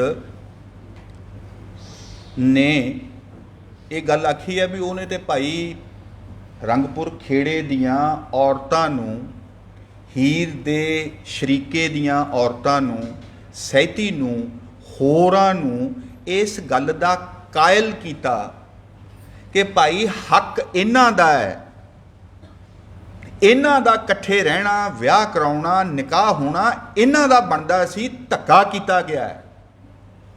ਉਹ ਔਰਤਾਂ ਨੇ ਜਿਹੜੀਆਂ ਇਹਦੇ ਵਿੱਚ ਮਦਦਗਾਰ ਹੁੰਦੀਆਂ ਨੇ ਇਹਨਾਂ ਦੇ ਉੱਥੋਂ ਜਾਣ ਦੇ ਵਿੱਚ, ਔਰ ਇਹ ਫੈਸਲਾ ਕਰਕੇ ਦਿੰਦੀਆਂ ਕਿ ਇਹ ਹੱਕ ਹੈ ਇਹਨਾਂ ਦਾ, ਇਹ ਸਹੀ ਨੇ ਜੇ ਇੰਜ ਕਰ ਰਹੇ ਨੇ, ਇਹਨਾਂ ਦਾ ਬਣਦਾ ਇਹ। ਤੇ ਦੂਜੀ ਜਿਹੜੀ ਗੱਲ ਹੈ ਕਿ ਰਾਂਝਾ ਇਹ ਵੀ ਕਹਿ ਚੁੱਕਿਆ ਪਹਿਲਾਂ ਕਿ ਭਾਈ ਮੈਨੂੰ ਤੇ ਉਹਨਾਂ ਨੇ ਇਕਰਾਰ ਕੀਤਾ ਸੀ, ਇਹਦੇ ਤੇ ਭਾਵੇਂ ਹੀਰ ਦੇ ਮਾਪੇ ਮੰਨ ਵੀ ਜਾਣ, ਸੰਤ ਸਿੰਘ ਸੇਖੋਂ ਨਹੀਂ ਮੰਨਣਗੇ ਕਦੇ ਵੀ, ਕਿ ਇਕਰਾਰ ਕੀਤਾ ਸੀ। ਇਹ ਤੇ ਕਿੱਡਾ ਗਲਤ ਹੈ ਜਿਹੜਾ ਇਹਨੂੰ ਇਕਰਾਰ ਸਮਝੀ ਬੈਠਾ ਹੈ, ਇਹ ਤੇ ਉਂਝ ਹੀ ਬੱਚਿਆਂ ਨੂੰ ਕਹਿ ਦਈਦਾ ਹੈ, ਉਹਨੂੰ ਕੀ ਪਤਾ ਹੈ। ਮੈਂ ਤੇ ਇਸ ਗੱਲੋਂ ਹੈਰਾਨ ਹੈ ਕਿ ਸਿਆਲਾਂ ਦੇ ਪੈਂਚਾਂ ਦੀ ਕੋਈ ਘਾਟ ਸੀ ਕਿ ਸੇਖੋਂ ਸਾਹਿਬ ਨੇ ਇੰਨੇ ਸਫੇ ਕਾਲੇ ਕੀਤੇ ਇਸ ਗੱਲ ਦੇ ਉੱਤੇ ਕਿ ਇਹ ਜ਼ਿੱਦ ਹੀ ਗਲਤ ਹੈ, ਇਹ ਤੇ ਕਹਿਣਾ ਹੀ ਨਹੀਂ ਸੀ ਚਾਹੀਦਾ ਹੀਰ ਨੂੰ, ਇਹਦੇ ਮਾਪੇ ਉਂਝ ਹੀ ਕਹਿ ਦਿੰਦੇ ਹੁੰਦੇ ਆ, ਉਹਨੂੰ ਪਤਾ ਨਹੀਂ ਲੱਗਦਾ। ਔਰ ਮੈਂ ਇਹ ਕਹਿ ਰਿਹਾ ਕਿ ਅਸੀਂ ਉਹਨਾਂ ਨੂੰ ਮਹਾਨ ਮਾਰਕਸਵਾਦੀ ਵਿਦਵਾਨ ਪੰਜਾਬ ਦੇ ਉਹਨਾਂ ਨੇ ਆ ਵੀ ਕੀਤਾ, ਇਸੇ ਗੱਲ ਦੇ ਉੱਤੇ ਹੀ ਸੇਖੋਂ ਸਾਹਿਬ ਦੀ 4 ਉਹਨਾਂ ਦੀਆਂ ਵੱਖੋ ਵੱਖਰੀਆਂ ਲਿਖਤਾਂ ਨੇ। ਸਾਰੀ ਉਮਰ ਉਹ ਵਾਰਿਸ ਸ਼ਾਹ ਦੇ ਕਿੱਸੇ ਦੇ ਨਾਲ ਜਹਾਦ ਲੜਿਆ ਸੇਖੋਂ ਸਾਹਿਬ ਨੇ, ਜੱਫਾ ਇਹ ਜਿਹਾ ਮਾਰ ਕੇ ਰੱਖਿਆ। ਜਿਵੇਂ ਆਪਾਂ ਕਈ ਵਾਰੀ ਅੱਜ ਕੱਲ੍ਹ ਲੋਕ ਉਂਝ ਹੀ ਕਹਿ ਦਿੰਦੇ ਵੀ ਉਹਨਾਂ ਦਾ ਰਿਸ਼ਤਾ, ਉਹਨਾਂ ਦਾ ਸਲੂਕਾ ਉਹਦੇ ਨਾਲ ਇੰਨਾ ਕਿ ਜਿੰਨਾ ਕੁ ਅਕਾਲੀਆਂ ਦਾ ਗੁਰੂ ਗ੍ਰੰਥ ਸਾਹਿਬ ਦੇ ਨਾਲ ਹੈ, ਜਿੰਨੀ ਕੋ ਉਹਦੀ ਮੰਨਦੇ ਆ ਉਹਨਾਂ ਕੁ ਹੀ ਉਹਨਾਂ ਮਤਲਬ ਸੇਖੋਂ ਸਾਹਿਬ ਮਾਰਕਸਵਾਦ ਜਾਂ ਵਾਰਿਸ ਸ਼ਾਹ ਦੇ ਨਾਲ ਕੋਈ ਨਿਆਂ ਕਰ ਪਾ ਰਹੇ ਨੇ, ਛੱਡਣਾ ਵੀ ਨਹੀਂ ਔਰ ਉਹਦਾ ਅਨਰਥ ਕਰੀ ਤੁਰੇ ਜਾਣਾ ਉਸ ਦਾ। ਇਹਦੇ ਬੜੇ ਮਾੜੇ ਸਿੱਟੇ ਨਿਕਲੇ ਆ। ਪੰਜਾਬੀ ਵਿਦਵਤਾ ਇਸੇ ਹੀ ਕਰਕੇ ਮਤਲਬ ਮੈਂ ਕਹਿ ਰਿਹਾ ਕਿ ਇਹਨੂੰ ਸ਼ਰਮਿੰਦਾ ਹੋਣਾ ਚਾਹੀਦਾ ਕਿ ਇੰਨੇ ਲੰਬੇ ਸਮੇਂ ਤੱਕ ਉਹਨਾਂ ਨੇ ਇਸ ਟੂਕ ਨੂੰ ਆਖਿਆ ਹੋਏਗਾ, ਪਰ ਇਹਦਾ ਉਹ ਪ੍ਰਤੀਕਾਰ ਔਰ ਜਿੰਨੀ ਇਹਦੇ 'ਚੋਂ ਗੱਲ ਨਿਕਲਣੀ ਚਾਹੀਦੀ ਸੀ ਉਹ ਸਾਹਮਣੇ ਨਹੀਂ ਆਈ। ਖਾਸ ਤੌਰ 'ਤੇ ਉਦੋਂ ਜਦੋਂ ਕਿ ਹੋਰਾਂ ਨੇ ਇਸੇ ਹੀ ਸਵਾਲ ਦੇ ਉੱਪਰ ਪੰਜਾਬੀ ਵਿਦਵਤਾ ਦੇ ਵਿੱਚ ਚੂਲ ਹੈ ਜਿੱਥੇ ਕਿਸੇ ਦੀ, ਉਹ ਹੈ ਹੀਰ ਦੇ ਨਿਕਾਹ ਦਾ ਜਿਹੜਾ ਪ੍ਰਸੰਗ ਹੈ। ਉਸ ਤੋਂ ਪਹਿਲਾਂ ਰਿਸ਼ਤਾ ਉਹਦਾ ਤੈਅ ਹੁੰਦਾ, ਉਹ ਰਾਂਝੇ ਨੂੰ ਕਹਿੰਦੀ ਹੈ ਕਿ ਮੈਨੂੰ ਇੱਥੋਂ ਲੈ ਚੱਲ, ਉਹ ਮਨਾ ਕਰਦਾ ਹੈ, ਉਹਦੀ ਇੱਕ ਵਜ੍ਹਾ ਦੱਸਦਾ ਹੈ। ਹੀਰ ਕਹਿੰਦੀ ਹੈ ਠੀਕ ਹੈ ਫਿਰ ਹੁਣ ਜੋ ਹੋਏਗਾ ਵੇਖੀ ਜਾਏਗੀ। ਉਹ ਇਹ ਵੀ ਕਹਿੰਦੀ ਹੈ ਕਿ ਅਸੀਂ ਇਸ਼ਕ ਦੇ ਆਣ ਮੈਦਾਨ ਰੁੱਧੇ ਤੇ ਬੁਰਾ ਸੂਰਮੇ ਨੂੰ ਰਣੋਂ ਹੱਲਣਾ ਹੀ। ਨਿਕਾਹ ਹੋ ਜਾਂਦਾ ਹੈ, ਹੁੰਦਾ ਤੇ ਨਹੀਂ ਐਕਚੁਅਲੀ, ਇਹ ਵੀ ਨਹੀਂ ਸਾਨੂੰ ਪਤਾ ਵੀ ਨਿਕਾਹ ਹੋਇਆ ਹੈ ਕਿ ਨਹੀਂ ਹੋਇਆ। ਨਹੀਂ ਹੋਇਆ। ਵਾਰਿਸ ਸ਼ਾਹ ਜੀਤ ਸਿੰਘ ਸੀਤਲ ਦਾ ਮਤਨ ਤੇ ਇਹ ਕਹਿੰਦਾ ਕਿ ਨਿਕਾਹ ਨਹੀਂ ਹੋਇਆ। ਹੀਰ ਨੇ ਨਹੀਂ ਆਖਿਆ ਕਬੂਲ ਹੈ ਕਬੂਲ ਹੈ ਕਬੂਲ ਹੈ। ਕਾਜ਼ੀ ਕਹਿੰਦਾ ਹੈ ਪੜੋ ਨਿਕਾਹ ਮੂੰਹ ਬੰਨ ਇਸ ਦਾ, ਕਿੱਸਾ ਕੋਈ ਫਸਾਦ ਗੁਜ਼ਾਰਦੀ ਹੈ। ਮੂੰਹ ਬੰਨ ਕੇ ਉਹਨੂੰ ਚੁੱਪ ਕਰਵਾਇਆ ਗਿਆ। ਇਹਨੂੰ ਨਿਕਾਹ ਪੜ੍ਹ ਕੇ ਆਪ ਹੀ ਉਹਨੂੰ ਉੱਥੇ ਔਰ ਉਹਨੂੰ ਧੱਕੇ ਨਾਲ ਡੋਲੀ ਚਾੜਿਆ ਗਿਆ। ਔਰ ਇਹ ਵਾਰਿਸ ਸ਼ਾਹ ਲਿਖਦਾ ਕਿ ਖੇੜੇ ਡੋਲੀ ਨੂੰ ਇਉਂ ਲੈ ਕੇ ਗਏ ਨੇ ਜਿਉਂ ਮਾਲ ਨੂੰ ਘਿੰਨ ਕੇ ਚੋਰ ਮੀਆਂ। ਉਹ ਅਸੀਂ ਸਾਡੀ ਵਿਦਵਤਾ ਤੇ ਅਸੀਂ ਟੱਕਰੇ ਮੈਂ ਵੀ ਰਾਂਝਾ ਚੋਰੀ ਕਰ ਜਾਂਦਾ ਹੈ, ਉਹ ਵਾਰਿਸ ਸ਼ਾਹ ਆਖੀ ਜਾਂਦਾ ਕਿ ਖੇੜੇ ਚੋਰੀ ਕਰਕੇ ਲੈ ਕੇ ਗਏ ਹੈ। ਅਸੀਂ ਖੇੜਿਆਂ ਦੇ ਨਾਲ ਸੁਤੇ ਸਿੱਧ ਇਸ ਹੱਦ ਤੱਕ ਭੁਗਤ ਰਹੇ ਹਾਂ 17 ਸਾਲਾਂ ਤੋਂ ਕਿ ਕੀ ਇੱਦਾਂ ਦਾ ਕਰੀਏ। ਮੈਂ ਤਾਂ ਹੀ ਕਹਿੰਦਾ ਕਿ ਇਸ ਕਿੱਸੇ ਨੇ ਹੀ ਕੋਈ ਨਾ ਕੋਈ ਸੂਰਤ ਸ਼ਾਇਦ ਇਹੋ ਹੀ ਬਦਲੇ ਨਾ ਨਿਕਾਹ ਹੋਇਆ, ਵਾਰਿਸ ਖੇੜਿਆਂ ਨੂੰ ਚੋਰ ਕਹਿੰਦਾ, ਉਧਾਲ ਕੇ ਇਨਫੈਕਟ ਜੇ ਕੋਈ ਲੈ ਕੇ ਗਿਆ ਤਾਂ ਕਾਜ਼ੀ ਦੀ ਗਵਾਹੀ ਤੇ ਪੈਂਚਾਂ ਦੀ ਹਾਜ਼ਰੀ 'ਚ ਮਾਪਿਆਂ ਦੀ ਰਜ਼ਾ ਦੇ ਨਾਲ ਉਹਨੂੰ ਉਧਾਲਿਆ ਗਿਆ ਉਹਦੀ ਮਰਜ਼ੀ ਦੇ ਖਿਲਾਫ। ਤੁਸੀਂ ਥੋੜੀ ਆਪਣੀ ਵੋਲਿਊਮ ਘਟਾਓ ਜੀ ਪਲੀਜ਼ ਸਰ। ਜਾਂ ਬਾਹਰ ਜਾ ਕੇ ਕਰਨਾ।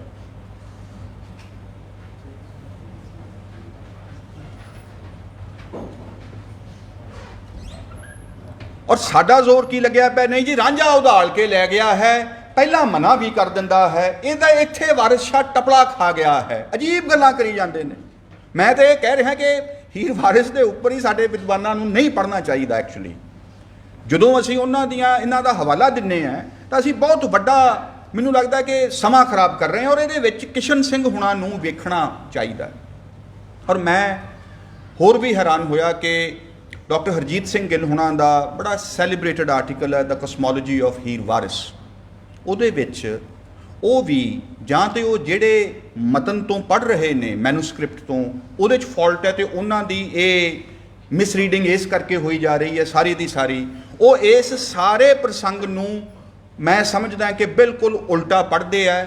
ਵਾਰਿਸ ਦੀਆਂ ਲਿਖੀਆਂ ਸਤਰਾਂ ਦੀਆਂ ਰਮਜ਼ਾਂ, ਉਹਦਾ ਸਿੱਧਾ ਸਿੱਧਾ ਉਸਾਰ, ਇੱਕ ਮੋਟੀ ਜੀ ਕੌਂਟਰਡਿਕਸ਼ਨ ਨੂੰ ਉਹ ਸਮਝ ਲੈਂਦੇ ਆ ਕਿ ਆਹ ਗੱਲ ਉੱਥੇ ਹੋ ਰਹੀ ਹੈ। ਬਾਕੀ ਉਹ ਕਿੰਨੀ ਗੁੰਦਵੀਂ ਗੱਲ ਉੱਥੇ ਵਾਰਿਸ ਕਰ ਰਿਹਾ ਹੈ, ਕਿੱਡੀ ਉਹਨੇ ਉੱਥੇ ਜ਼ੁਬਾਨ ਦਾ, ਕਾਟਵੇਂ ਵਿਚਾਰ ਦਾ, ਉਹਨੂੰ ਇੱਕ ਰਸਵੰਤ ਜ਼ੁਬਾਨ ਦੇ ਵਿੱਚ ਕਹਿਣ ਦਾ ਕਿਰਦਾਰ ਤੇ ਹੀਰ ਦਾ ਉੱਥੇ ਉੱਠਦਾ ਨਾ ਕਿ ਆਹ ਹੈ ਬਈ ਇਹ। ਸਾਡੇ ਵਾਲਿਆਂ ਨੂੰ ਹਜੇ ਤੱਕ ਵੀ ਉਹਦੇ ਹੁਸਨ ਦੇ ਮਤਲਬ ਬਿਆਨ ਤੋਂ ਹੀ ਫੁਰਸਤ ਨਹੀਂ ਹੈ ਕਿ ਆਹ ਕਰ ਦਿੱਤਾ ਹੈ, ਇੱਥੇ ਆਹ ਅੰਗ ਦੱਸ ਦਿੱਤਾ ਹੈ, ਆਹ ਵੇਖੋ ਇੱਥੇ ਕੀ ਕਰ ਰਹੀ ਆ ਉਹ। ਉੱਥੇ ਮਤਲਬ ਮੈਂ ਨੋਟ ਵੀ ਕੀਤਾ ਹੋਇਆ, ਸਮਾਂ ਹੋਇਆ ਉਹਦੀ ਮੈਂ ਡਿਟੇਲ 'ਚ ਵੀ ਜਾਵਾਂਗਾ, ਤਾਂ ਮੈਂ ਇਹ ਵੇਖਿਆ ਬਈ ਇਹ ਜੋ ਇੰਨੀਆਂ ਗਲਤੀਆਂ,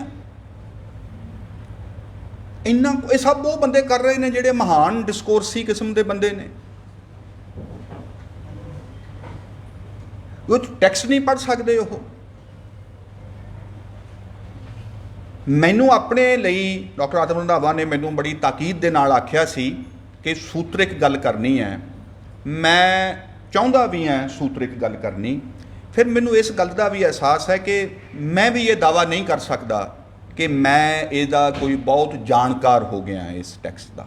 ਮੈਂ ਸਿਰਫ ਇਹਦੇ ਨਾਲ ਮੱਥਾ ਮਾਰਦਾ ਰਹਿਣਾ, ਔਰ ਇਹ 'ਚੋਂ ਰਾਹ ਕੋਈ ਨਾ ਕੋਈ ਮਿਲ ਜਾਂਦਾ। ਪ੍ਰੋਵੀਜ਼ਨਲੀ ਹੀ ਮਿਲਦਾ ਹੋਵੇ, ਕੱਲ ਨੂੰ ਬਦਲ ਵੀ ਸਕਦਾ, ਉਹਦੇ ਤੇ ਬਹਿਸ ਦੀ ਵੀ ਗੁੰਜਾਇਸ਼ ਰਹਿ ਸਕਦੀ ਹੈ, ਉਹ ਕੋਈ ਗੱਲ ਨਹੀਂ।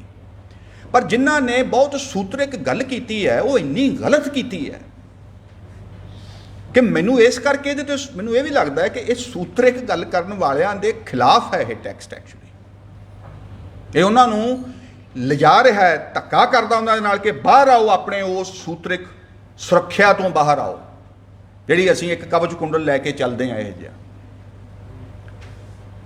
ਔਰ ਮੈਨੂੰ ਇਹ ਗੱਲ ਲੱਗਦੀ ਹੈ ਵਾਰ-ਵਾਰ ਕਿ ਇਹ ਵਾਰਿਸ ਦਾ ਡਿਜ਼ਾਈਨ ਹੈ ਸ਼ਾਇਦ। ਨਜਮ ਹੁਸੈਨ ਸੈਯਦ ਇਹਨੂੰ ਇੱਥੋਂ ਤੱਕ ਕਹਿ ਲੈਂਦੇ ਆ ਕਿ ਬਈ ਇਹ ਉਹ ਕਿਸੇ ਡਿਜ਼ਾਈਨ ਦੇ ਤਹਿਤ ਉਹ ਇਹ ਕਰ ਰਿਹਾ ਹੈ। ਇਹਦਾ ਸਟਰਕਚਰ ਬਹੁਤ ਟੇਢਾ ਤਿਰਛਾ ਚੱਲਦਾ ਹੈ, ਥਾਂ ਥਾਂ ਤੇ ਡਿਸਪਲੇਸ ਹੁੰਦਾ ਜਾਂਦਾ ਹੈ। ਰਾਂਝਾ ਤੁਹਾਨੂੰ ਇੱਕ ਥਾਂ ਤੇ ਬਲਸ਼ਾਲੀ ਜਿਹਾ ਲੱਗਦਾ ਹੈ ਜਦੋਂ ਉੱਥੇ ਬਹਿਸ ਕਰਦਾ ਬਾਲਨਾਥ ਨਾਲ ਜਾਂ ਉਹਦੇ ਨਾਲ ਮਸੀਤ ਦੇ ਮੌਲਵੀ ਦੇ ਨਾਲ। ਅਯਾਲੀ ਦੇ ਸਾਹਮਣੇ ਉਹ ਬਿਲਕੁਲ ਫੜਿਆ ਜਾਂਦਾ ਵੀ ਇਹ ਉਹਦੀ ਉਹ ਬੇਇੱਜ਼ਤੀ ਕਰਦਾ। ਉਹ ਕਿ ਤੂੰ ਕਿਉਂ ਜਾ ਮਰਦਾ, ਤੂੰ ਕਹਿੰਦਾ ਹੀਰ ਦੇ ਸਾਹਮਣੇ ਸ਼ਹੀਦ ਹੁੰਦਾ, ਤੂੰ ਜਾਣ ਕਿਵੇਂ ਦਿੱਤੀ। ਮਤਲਬ ਮਰਦਾਂ ਦੀਆਂ ਜਿਹੜੀਆਂ ਨਿਸ਼ਾਨੀਆਂ ਹੁੰਦੀਆਂ ਨੇ, ਅਯਾਲੀ ਬੁਨਿਆਦੀ ਤੌਰ ਤੇ ਰਾਂਝੇ ਨੂੰ ਇਹ ਕਹਿ ਰਿਹਾ ਕਿ ਤੂੰ ਮਰਦ ਹੀ ਨਹੀਂ ਹੈ ਜਿਹਨੇ ਆਹ ਹੋਣ ਦੇਤਾ। ਸੱਚਾਈ ਇਹ ਹੈ ਕਿ ਜਿਹੜਾ ਉਹ ਅਯਾਲੀ ਹੈ ਨਾ, ਉਹ ਪੰਜਾਬੀ ਵਿਦਵਾਨਾਂ ਦਾ ਪ੍ਰੀਕਰਸਰ ਹੈ। ਵਾਰਿਸ ਉਹ ਵੀ ਲਿਖੀ ਬੈਠਾ ਕਿ ਤੁਸੀਂ ਆਹ ਹੀ ਕਹਿਣਾ ਹੈ। ਜਿਹੜੇ ਨਾ ਮਰਦਵਾਦੀ ਜਿਹੜੀ ਇਹਦੀ ਇੱਕ ਪੜ੍ਹਤ ਹੈ ਉਹ ਅਯਾਲੀ ਦੇ ਥਰੂ ਉਹਨੇ ਕਰਵਾ ਦਿੱਤੀ ਹੈ ਵਾਰਿਸ ਸ਼ਾਹ ਨੇ ਖੁਦ। ਸੋ ਮੁੱਦਾ ਇਹ ਕਿ ਸਮਕਾਲ ਦੀ ਵੀ ਜਦੋਂ ਆਪਾਂ ਗੱਲ ਕਰ ਰਹੇ ਹਾਂ ਕਿ ਤਖਤ ਹਜ਼ਾਰਾ ਪਹਿਲਾਂ ਕੀ ਹੈ, ਮੌਜੂਦ ਚੌਧਰੀ ਤੋਂ ਬਾਅਦ ਕੀ ਹੈ। ਹੀਰ ਦਾ ਇਸ਼ਕ ਇੱਕ ਸਿਧਾਂਤ ਦੀ ਇੱਕ ਓਟ ਹੈ, ਉਹਦੇ ਨਾਲ ਇੱਕ ਸਮਰਥਨ ਜੁੜਦਾ ਹੈ। ਔਰਤਾਂ ਦਾ ਹੀਰ ਦੀਆਂ 60 ਸਹੇਲੀਆਂ ਉਹਦੇ ਨਾਲ ਨੇ ਝੰਗ ਦੇ ਵਿੱਚ, ਰੰਗਪੁਰ ਖੇੜੇ ਦੀਆਂ ਔਰਤਾਂ, ਇਹਨਾਂ ਨੂੰ ਇਹ ਆਪਸ ਕਰਕੇ ਸੋਚ ਕੇ ਕਿ ਨਹੀਂ ਇਹ ਹੱਕ ਹੈ ਇਹਨਾਂ ਦਾ, ਉਹ ਉਹਨਾਂ ਦੀ ਮਦਦ ਕਰਦੀਆਂ। ਉਹਦੇ ਵਿੱਚ ਇੱਕ ਚੀਜ਼ ਦੇ ਵੱਲ ਫੇਰ ਨਹੀਂ ਧਿਆਨ ਜਾਂਦਾ ਸਾਡਾ ਵੀ ਵਾਰਿਸ ਉੱਥੇ ਕਰ ਕੀ ਰਿਹਾ। ਅਸੀਂ ਦੁਖਾਂਤ ਕਰਨ ਲੱਗ ਜਾਂਦੇ ਹਾਂ। ਸਹਿਤੀ ਦਾ ਆਸ਼ਿਕ ਹੈ ਮੁਰਾਦ ਬਲੋਚ, ਉਹ ਆਉਂਦਾ ਹੈ ਊਠ ਦੇ ਉੱਪਰ, ਉਹ ਉਹਨੂੰ ਲੈ ਕੇ ਤੇ ਵਾਹੋ ਦਾਹੀ ਬਲੋਚਿਸਤਾਨ ਵੱਲ ਨੂੰ ਚਲਾ ਜਾਂਦਾ ਜਿੱਥੋਂ ਦਾ ਉਹ ਹੈ। ਇਹ ਪੈਦਲ ਨੇ, ਵਾਹਰ ਜੁੜਦੀ ਹੈ ਖੇੜਿਆਂ ਦੀ ਉਹਨਾਂ ਨੂੰ ਜਦੋਂ ਪਤਾ ਲੱਗਦਾ ਹੈ ਤੜਕਸਾਰ। ਤੇ ਇਹ ਨਹੀਂ ਹੈ ਕਿ ਉਹ ਇਕੱਲੇ ਹੀਰ ਤੇ ਰਾਂਝੇ ਨੂੰ ਫੜ ਲੈਂਦੇ ਆ, ਨਹੀਂ, ਉਹ ਸਹਿਤੀ ਤੇ ਮੁਰਾਦ ਤੱਕ ਵੀ ਪਹੁੰਚ ਜਾਂਦੇ ਆ। ਪਰ ਮੁਰਾਦ ਬਲੋਚ ਦੀ ਵੀ ਵਾਹਰ ਆਉਂਦੀ ਹੈ ਉਹਦੀ ਮਦਦ ਦੇ ਉੱਪਰ, ਤੇ ਉੱਥੇ ਖੇੜਿਆਂ ਦੀ ਖੂਬ ਖੜਕੈਂਤੀ ਕਰਕੇ ਉਹਨਾਂ ਨੂੰ ਵਾਪਸ ਤੋਰ ਦਿੰਦੇ ਆ ਵੀ ਨਹੀਂ ਆਏਗਾ। ਵਾਰਿਸ ਨੇ ਉੱਥੇ ਇਹ ਦੋਵੇਂ ਕੰਟਰਾਸਟ ਵੀ ਦਿਖਾ ਦਿੱਤੇ ਨੇ ਕਿ ਜੇ ਉਹ ਚਾਹੁੰਦਾ ਤੇ ਇਹਦੀ ਵੀ ਮਦਦ ਤੇ ਆ ਹੀ ਸਕਦੇ ਸੀ, ਇਹ ਵੀ ਬਲੋਚਾਂ ਕੋਲ ਚਲੇ ਜਾਂਦੇ ਇੱਕ ਵਾਰੀ ਵੀ ਆਪਾਂ ਵੀ ਇੱਥੇ, ਅਸੀਂ ਵੀ ਆ ਜਾਂਦੇ ਹਾਂ, ਸਾਨੂੰ ਤੁਹਾਡੀ ਇੱਥੇ ਰੱਛ ਹੋ ਜਾਏਗੀ, ਤੁਹਾਡੀ ਰੱਖਿਆ 'ਚ ਆ ਜਾਂਦੇ ਆ, ਬਾਅਦ 'ਚ ਅਸੀਂ ਆਪਣੀ ਥਾਂ ਤੇ ਨਿਕਲ ਜਾਵਾਂਗੇ। ਜੇ ਉਹਨਾਂ ਨੇ ਇੰਨੀ ਕੀ ਗੱਲ ਕਰਨੀ ਹੁੰਦੀ ਤਾਂ ਅਸੀਂ ਇਸ ਗੱਲ ਦੇ ਵੱਲ ਵੀ ਗੌਰ ਨਹੀਂ ਕਰ ਰਹੇ ਕਿ ਉੱਥੇ ਖੇੜੇ ਪਿਛਾਂਹ ਮੁੜ ਜਾਂਦੇ ਆ, ਇੱਥੇ ਖੇੜੇ ਉਹਨਾਂ ਨੂੰ ਫੜ ਕੇ ਅਦਲੀ ਰਾਜੇ ਕੋਲ ਲੈ ਜਾਂਦੇ ਆ ਤੇ ਗਾਂ ਦਾ ਹੀਰ ਨੂੰ ਜ਼ਹਿਰ ਦੇਣ ਦਾ ਤੇ ਇਹ ਸਾਰਾ ਪ੍ਰੋਜੈਕਟ ਜਿਹੜਾ ਉਹ ਸਿਰੇ ਚਾੜਦੇ ਆ ਆਪਣਾ। ਵਾਰਿਸ ਇਹ ਸਾਰਾ ਕੁਝ ਬਾਈ ਡਿਜ਼ਾਈਨ ਕਰਵਾ ਰਿਹਾ, ਮੂਰਖ ਨਹੀਂ ਆ ਉਹ। ਜਦੋਂ ਇਹ ਵੇਖਦਾ ਮੈਂ ਤਾਂ ਜਿਹੜਾ ਇਹ ਇਕਰਾਰ ਹੈ ਨਾ ਕਿ ਹੀਰ ਨੂੰ ਮੈਂ ਵਿਆਹ ਕੇ ਲਿਆਵਸਾਂ, ਮੈਂ ਮੈਰੀ ਬਣੇਗੀ ਤੇ ਤੁਸੀਂ ਉਹਦੀਆਂ ਗੋਲੀਆਂ ਹੋਵੋਗੀਆਂ, ਇਹਦਾ ਕੀ ਮਤਲਬ ਹੈ? ਕਿ ਜਿਹੜਾ ਫਿਰ ਮੁੜ ਤੋਂ ਤਖਤ ਹਜ਼ਾਰਾ ਵਸੇਗਾ ਉਹ ਭਾਈਆਂ ਭਾਬੀਆਂ ਦੇ ਇਕਤਦਾਰ ਵਾਲਾ ਨਹੀਂ, ਉਹਨਾਂ ਦੀ ਡੋਮੀਨੈਂਸ ਵਾਲਾ ਨਹੀਂ, ਫਿਰ ਇੱਕ ਇਸ਼ਕ ਦੀ ਬੁਨਿਆਦ ਦੇ ਉੱਪਰ ਉਸਰਿਆ ਹੋਇਆ ਇੱਕ ਸਚਿਆਰਾ, ਨੌਨ ਹਾਇਰਾਰਕੀਕਲ, ਨੌਨ ਪੈਟਰੀਆਰਕੀਕਲ ਇੱਕ ਵਸੇਬ ਮੁੜ ਤੋਂ ਵਸੇਗਾ।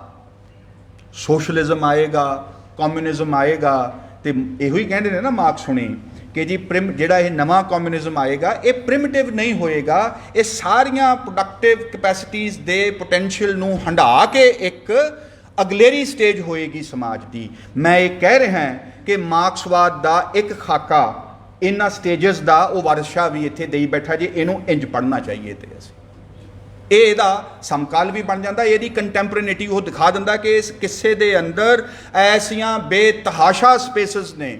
ਮੈਂ ਇੱਕ ਇੱਕ ਦਾ ਜ਼ਿਕਰ ਕਰਨ ਲੱਗਾ, ਇੱਕ ਇੱਕ ਦਿਨ ਲੱਗ ਜਾਏਗਾ ਕਿ ਕਿੰਨੀਆਂ ਥਾਵਾਂ ਦੇ ਉੱਪਰ ਕਿਸ ਕਿਸਮ ਦੀਆਂ ਉਹ ਕਨੈਕਸ਼ਨਸ ਜੋੜਦਾ ਔਰ ਕਿੰਨੀ ਦੂਰ ਤੱਕ ਇਹ ਜਾਂਦੀਆਂ ਨੇ। ਇਹ ਆਪਾਂ ਸਿਰਫ ਅਜੇ ਇੱਕ ਗੱਲ ਇੱਥੇ ਕਰਦੇ ਹਾਂ। ਹੁਣ ਤੁਸੀਂ ਦੇਖੋ ਕਿ ਰਾਂਝਾ ਉਹਨੂੰ ਵਿਆਹ ਕੇ ਲਿਆਉਣਾ ਚਾਹੁੰਦਾ ਹੈ, ਰਾਂਝਾ ਆਪਣੀ ਬਰਾਤ ਜੋੜਨ ਦੇ ਲਈ ਹੀਰੋ ਨੂੰ ਭੇਜਦੀ ਹੈ ਤਖਤ ਹਜ਼ਾਰੇ, ਤੇ ਨਜਮ ਸਾਹਿਬ ਇੱਕ ਗੱਲ ਕਹਿੰਦੇ ਆ ਕਿ ਉਂਝ ਲੋੜ ਤੇ ਨਹੀਂ ਸੀ ਵੀ ਉਹ ਕੋਈ ਬਰਾਤ ਜੋੜ ਕੇ ਲਿਆਵੇ, ਇਹਨਾਂ ਦਾ ਤੇ ਇਸ਼ਕ ਇੰਨਾ ਕਾਮਿਲ ਸੀ ਤੇ ਹੀਰ ਤੇ ਇੰਨੀ ਬੁਲੰਦ ਸੀ ਕਿ ਇਹਨਾਂ ਗੱਲਾਂ ਦੀ ਤੇ ਕੋਈ ਲੋੜ ਨਹੀਂ ਸੀ। ਕਿਉਂ ਕੀਤਾ ਫਿਰ ਉਹਨੇ ਇਹ, ਕਿਉਂ ਆਖਿਆ ਕਿ ਜਾ ਤੂੰ ਇੰਜ ਲੈ ਕੇ ਜਾ? ਉਹ ਕਹਿੰਦਾ ਵੀ ਐਕਚੁਅਲੀ ਇਹ ਹੋਣਾ ਅਣਹੋਣੀ ਹੋਣੀ ਸੀ, ਉਹਦੇ ਵਿੱਚ ਇਸ ਸਮਾਜ ਦੀ ਟੱਕਰ ਨੇ ਉੱਭਰਨਾ ਨਹੀਂ ਸੀ। ਜੇ ਇਹ ਗੱਲ ਸੁਖਾਂਤ ਦੇ ਵਿੱਚ ਹੋ ਜਾਂਦੀ ਤਾਂ ਫਿਰ ਅਸੀਂ ਉਹਦੇ ਅੰਦਰ ਕੋਈ ਹੋਰ ਐਲੀਮੈਂਟਸ ਵੇਖ ਲੈਂਦੇ। ਰਾਤ ਬਾਕੀ ਹੈ ਨਾਵਲ ਪੰਜਾਬ ਦੇ ਵਿੱਚ ਪ੍ਰਗਤੀਵਾਦੀ ਨਾਵਲ ਦਾ ਕੁਝ ਬੜੇ ਵੱਡੇ ਨਿਸ਼ਾਨਾਂ ਦੇ ਵਿੱਚੋਂ ਇੱਕ ਨਾਵਲ। ਸਾਹਿਤਕ ਦਾ ਵੀ ਬੜਾ ਜ਼ਿਕਰ ਹੋਇਆ, ਪਰ ਚਰਨ ਦਾ ਜਿਹੜਾ ਨਾਇਕ ਹੈ ਉਹਨੇ ਇੱਕ ਪੂਰੀ ਪੀੜ੍ਹੀ ਪੈਦਾ ਕੀਤੀ ਨੌਜਵਾਨ ਇਨਕਲਾਬੀਆਂ ਦੀ, ਖੱਬੇ ਪੱਖੀਆਂ। ਚਰਨ ਦੀ ਜਦੋਂ ਸ਼ਹਾਦਤ ਹੁੰਦੀ ਹੈ, ਪੁਲਿਸ ਦਾ ਉਹਦੇ ਤੇ ਤਸ਼ੱਦਦ ਹੋ ਰਿਹਾ ਹੈ ਤੇ ਉਹਦੀ ਮੌਤ ਹੋ ਜਾਂਦੀ ਹੈ, ਤੇ ਉਹ ਬੜਾ ਕਹਿਰ ਦਾ ਵੇਲਾ ਹੈ ਕਿਉਂਕਿ ਤੁਹਾਡਾ ਲਗਾਅ ਇੰਨਾ ਹੋ ਚੁੱਕਿਆ ਹੁੰਦਾ ਚਰਨ ਦੇ ਨਾਲ ਕਿ ਤੁਹਾਡੇ ਤੋਂ ਉਹ ਬਰਦਾਸ਼ਤ ਨਹੀਂ ਹੁੰਦਾ। ਜਿਹੜਾ ਉਹਦਾ ਆਖਰੀ ਕਾਂਡ ਹੈ ਉਸ ਨਾਵਲ ਦਾ, ਉਹ ਸਿਰਫ 1.5 ਪੌਣੇ 2 ਸਫ਼ੇ ਦਾ ਹੈ। ਹੁਣ ਤੁਹਾਡਾ ਸਾਹ ਸੱਤ ਤੇ ਮੁੱਕ ਚੁੱਕਿਆ, ਉੱਥੇ ਫਿਰ ਕਮਲ ਆਪਣੀ ਕਲਮ ਦਾ ਜ਼ੋਰ ਦਿਖਾਉਂਦੇ ਆ, ਸ਼ਾਇਰੀ ਕਰਦੇ ਆ ਉੱਥੇ, ਆਲਮੋਸਟ ਗਜ਼ਲ ਦੇ ਬੰਦ ਉਹ ਸ਼ੇਰ ਜੋੜਦੇ ਨੇ 3-4।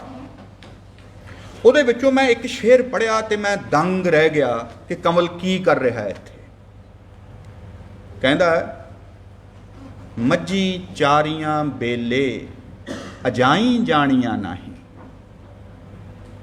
ਚਰਨ ਦੀ ਸ਼ਹਾਦਤ ਕਿ ਇਹ ਨਾ ਸਮਝ ਲਓ ਕਿ ਇਹ ਮਰ ਗਿਆ ਤੇ ਗੱਲ ਮੁੱਕ ਗਈ, ਮੁਜ਼ਾਹਰਾ ਮੂਵਮੈਂਟ ਖਤਮ ਹੋ ਗਈ, ਨਹੀਂ।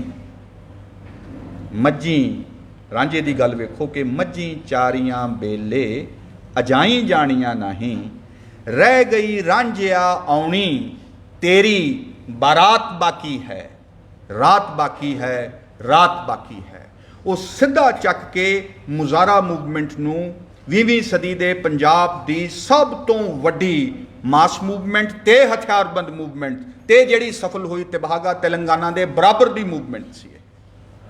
ਲਾਲ ਪਾਰਟੀ ਦੀ ਅਗਵਾਈ ਦੇ ਵਿੱਚ ਲੜੀ ਗਈ ਜਦੋ ਜਹਿਦ, ਉਹਨੂੰ ਉਹ ਚੱਕ ਕੇ ਸਿੱਧਾ ਹੀਰ ਰਾਂਝੇ ਦੀ ਇਸ ਜਦੋ ਜਹਿਦ ਦੀ ਇੱਕ ਅਗਲੇਰੀ ਕੜੀ ਦੇ ਵਜੋਂ ਵੀ ਉਹ ਰੱਖ ਰਿਹਾ ਹੈ। ਇਹ ਹੈ ਜਿਹੜਾ ਇੱਕ ਲੇਖਕ ਹੈ ਜਿਹੜਾ ਪੰਜਾਬੀ ਵਿਦਵਾਨਾਂ ਦੇ ਉਲਟ ਜਾ ਕੇ ਉਸ ਕਿੱਸੇ ਦੇ ਅੰਦਰ ਦੀ ਰਮਜ਼ ਨੂੰ ਤੇ ਉਹਦੇ ਮਰਮ ਨੂੰ ਕਿੱਥੇ ਫੜ ਸਮਝ ਤੇ ਉਹਨੂੰ ਪ੍ਰੋਸੈਸ ਕਰ ਰਿਹਾ ਹੈ ਤੇ ਉਹਨੂੰ ਆਪਣੀ ਲੇਖਣੀ ਦੇ ਵਿੱਚ ਇੱਕ ਤਰ੍ਹਾਂ ਦੇ ਨਾਲ ਕਿਸ ਤਰ੍ਹਾਂ ਦੇ ਨਾਲ ਉਹਦਾ ਕਨੈਕਸ਼ਨ ਉਹ ਬਿਨਾਂ ਕਿਸੇ ਗੰਢ ਲਾਇਆ ਜੋੜ ਦਿੰਦਾ ਹੈ। ਟਾਈਮ ਹੋ ਗਿਆ ਜੀ, ਤਾਂ ਮੈਨੂੰ ਨਹੀਂ ਪਤਾ ਲੱਗਿਆ। ਅੱਛਾ ਅਜੇ ਤਾਂ ਰਹਿ ਗਏ, ਇਹ ਹੁਣ ਤਾਂ ਬਿਠਾ ਲਓ ਜਦੋਂ ਮੈਨੂੰ ਪਤਾ ਹੀ ਲੱਗ ਗਿਆ ਵੀ ਬੰਦਾ ਖੜਾ ਪਿੱਛੇ। ਅਗਲੀ ਗੱਲ ਕਿ ਇਹ ਆਖਿਆ ਜਾ ਸਕਦਾ ਕਿ ਮੈਂ ਵਿਦਵਾਨਾਂ ਦੇ ਹਵਾਲੇ ਨਹੀਂ ਦਿੱਤੇ, ਮੈਂ ਦੇ ਸਕਦਾ ਔਰ ਕਿ ਜਿਨ੍ਹਾਂ ਦੇ ਬਾਰੇ ਮੈਂ ਕ੍ਰਿਟਿਸਿਜ਼ਮ ਕਰ ਰਿਹਾ ਉਹਦੇ ਵਿੱਚ ਇੱਕ ਗੱਲ ਆਉਂਦੀ ਹੈ ਬੜੀ ਇਤਿਹਾਸ ਦੇ ਹਵਾਲੇ ਦੇ ਨਾਲ, ਤੇ ਸੇਖੋਂ ਸਾਹਿਬ ਨੇ ਇਹਦੇ 'ਤੇ ਬੜਾ ਪੀਣ ਪਾਇਆ। ਇਹ ਜੀ ਸਿੱਖ ਸੰਘਰਸ਼ ਤੋਂ ਲਾਂਭੇ ਹੈ, ਇਹ ਗੱਲ ਨਹੀਂ ਕਰਦਾ, ਇਹ ਸੈਯਦ ਹੈ, ਇਸ ਕਰਕੇ ਇਹ ਜੱਟਾਂ ਦੇ ਨਾਲ ਔਖਾ ਹੈ, ਤੇ ਇਹਦੇ ਅੰਦਰ ਕਲਾਸ ਹੈ, ਇਹਦੇ ਅੰਦਰ ਕਾਸਟ ਹੈ, ਸਾਰਾ ਕੁਝ ਹੈ, ਮੰਨ ਲਿਆ, ਕੋਈ ਹਰਜ਼ ਨਹੀਂ।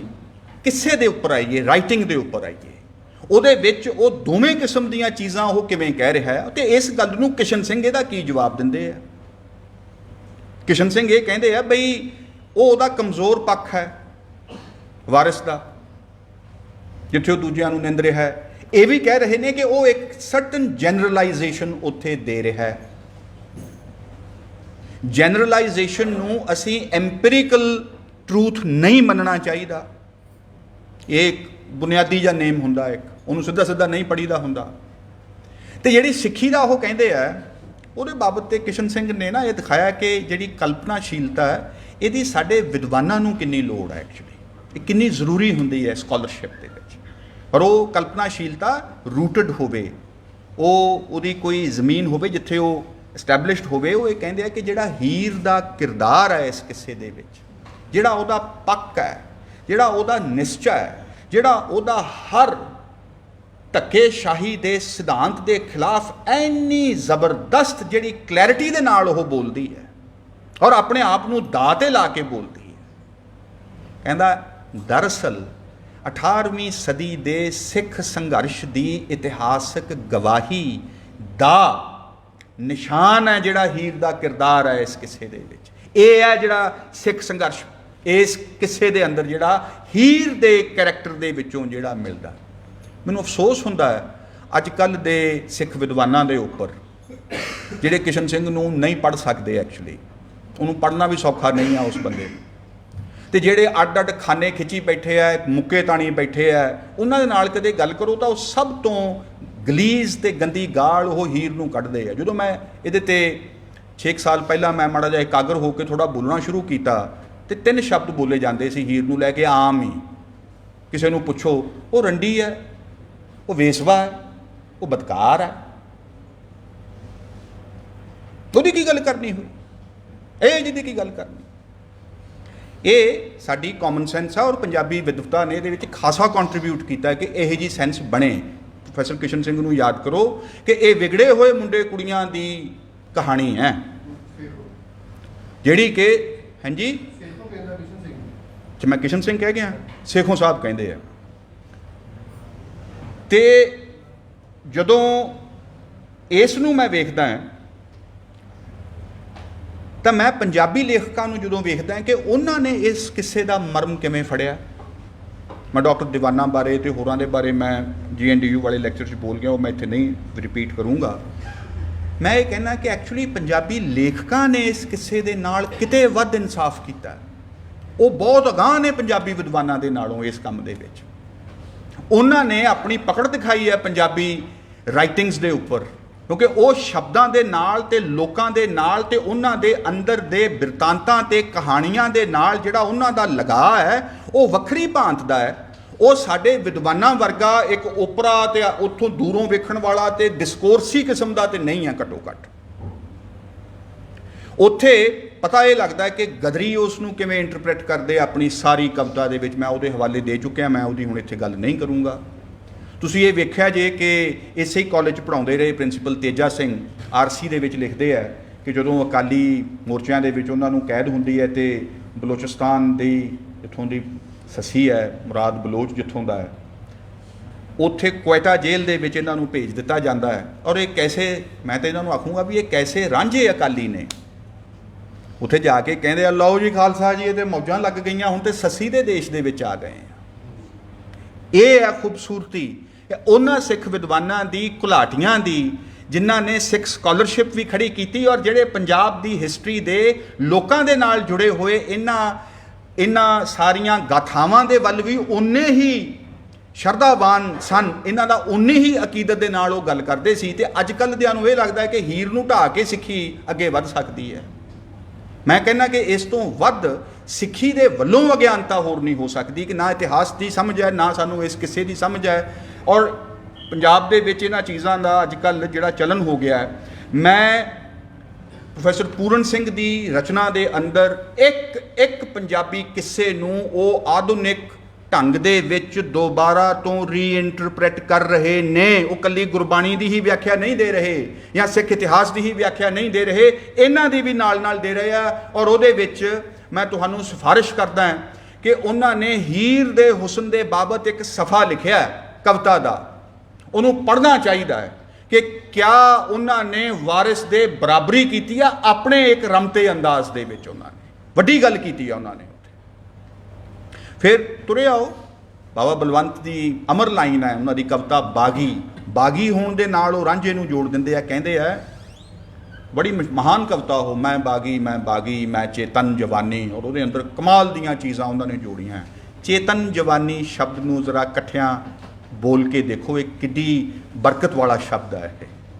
नहीं असी चेतना ते जवानी नूं दो अलग अलग जुट मन लैने। वो कहंदे आ कि मैं अणथक प्रेमी मैं कुदरत दा रांझा। अणथक प्रेमी सुनिया सी तुसीं अज तक?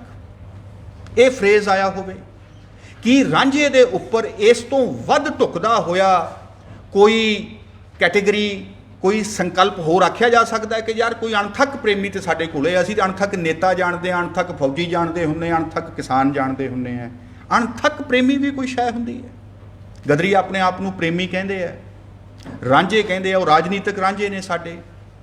जदों बाबा सोहण सिंह भकना रिहा होके आउंदे आ ते उन्हां दी शान च जिहड़ियां पब्लिकली कवितावां पढ़ियां जांदियां ने उहदे च उन्हां नूं बालनाथ आख्या जांदा है कि ये आ वो बंदा जोगियां दा पीर जिन्हें साडे कन्न विन्ने असीं मुंदरां बाबा सोहण सिंह भकना तो पवाइयां।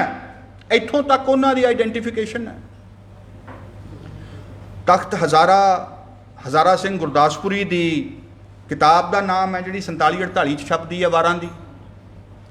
उस तो बाद तो मैं उहदे च एक होर गल कहनी चाहुंदा कि कमल साहब दी सारी राइटिंग पहली जीवन कणियां तो लैके ते आखिरी तक हीर वारिस दी ही व्याख्या उहदे वख-वख प्रसंगां दी।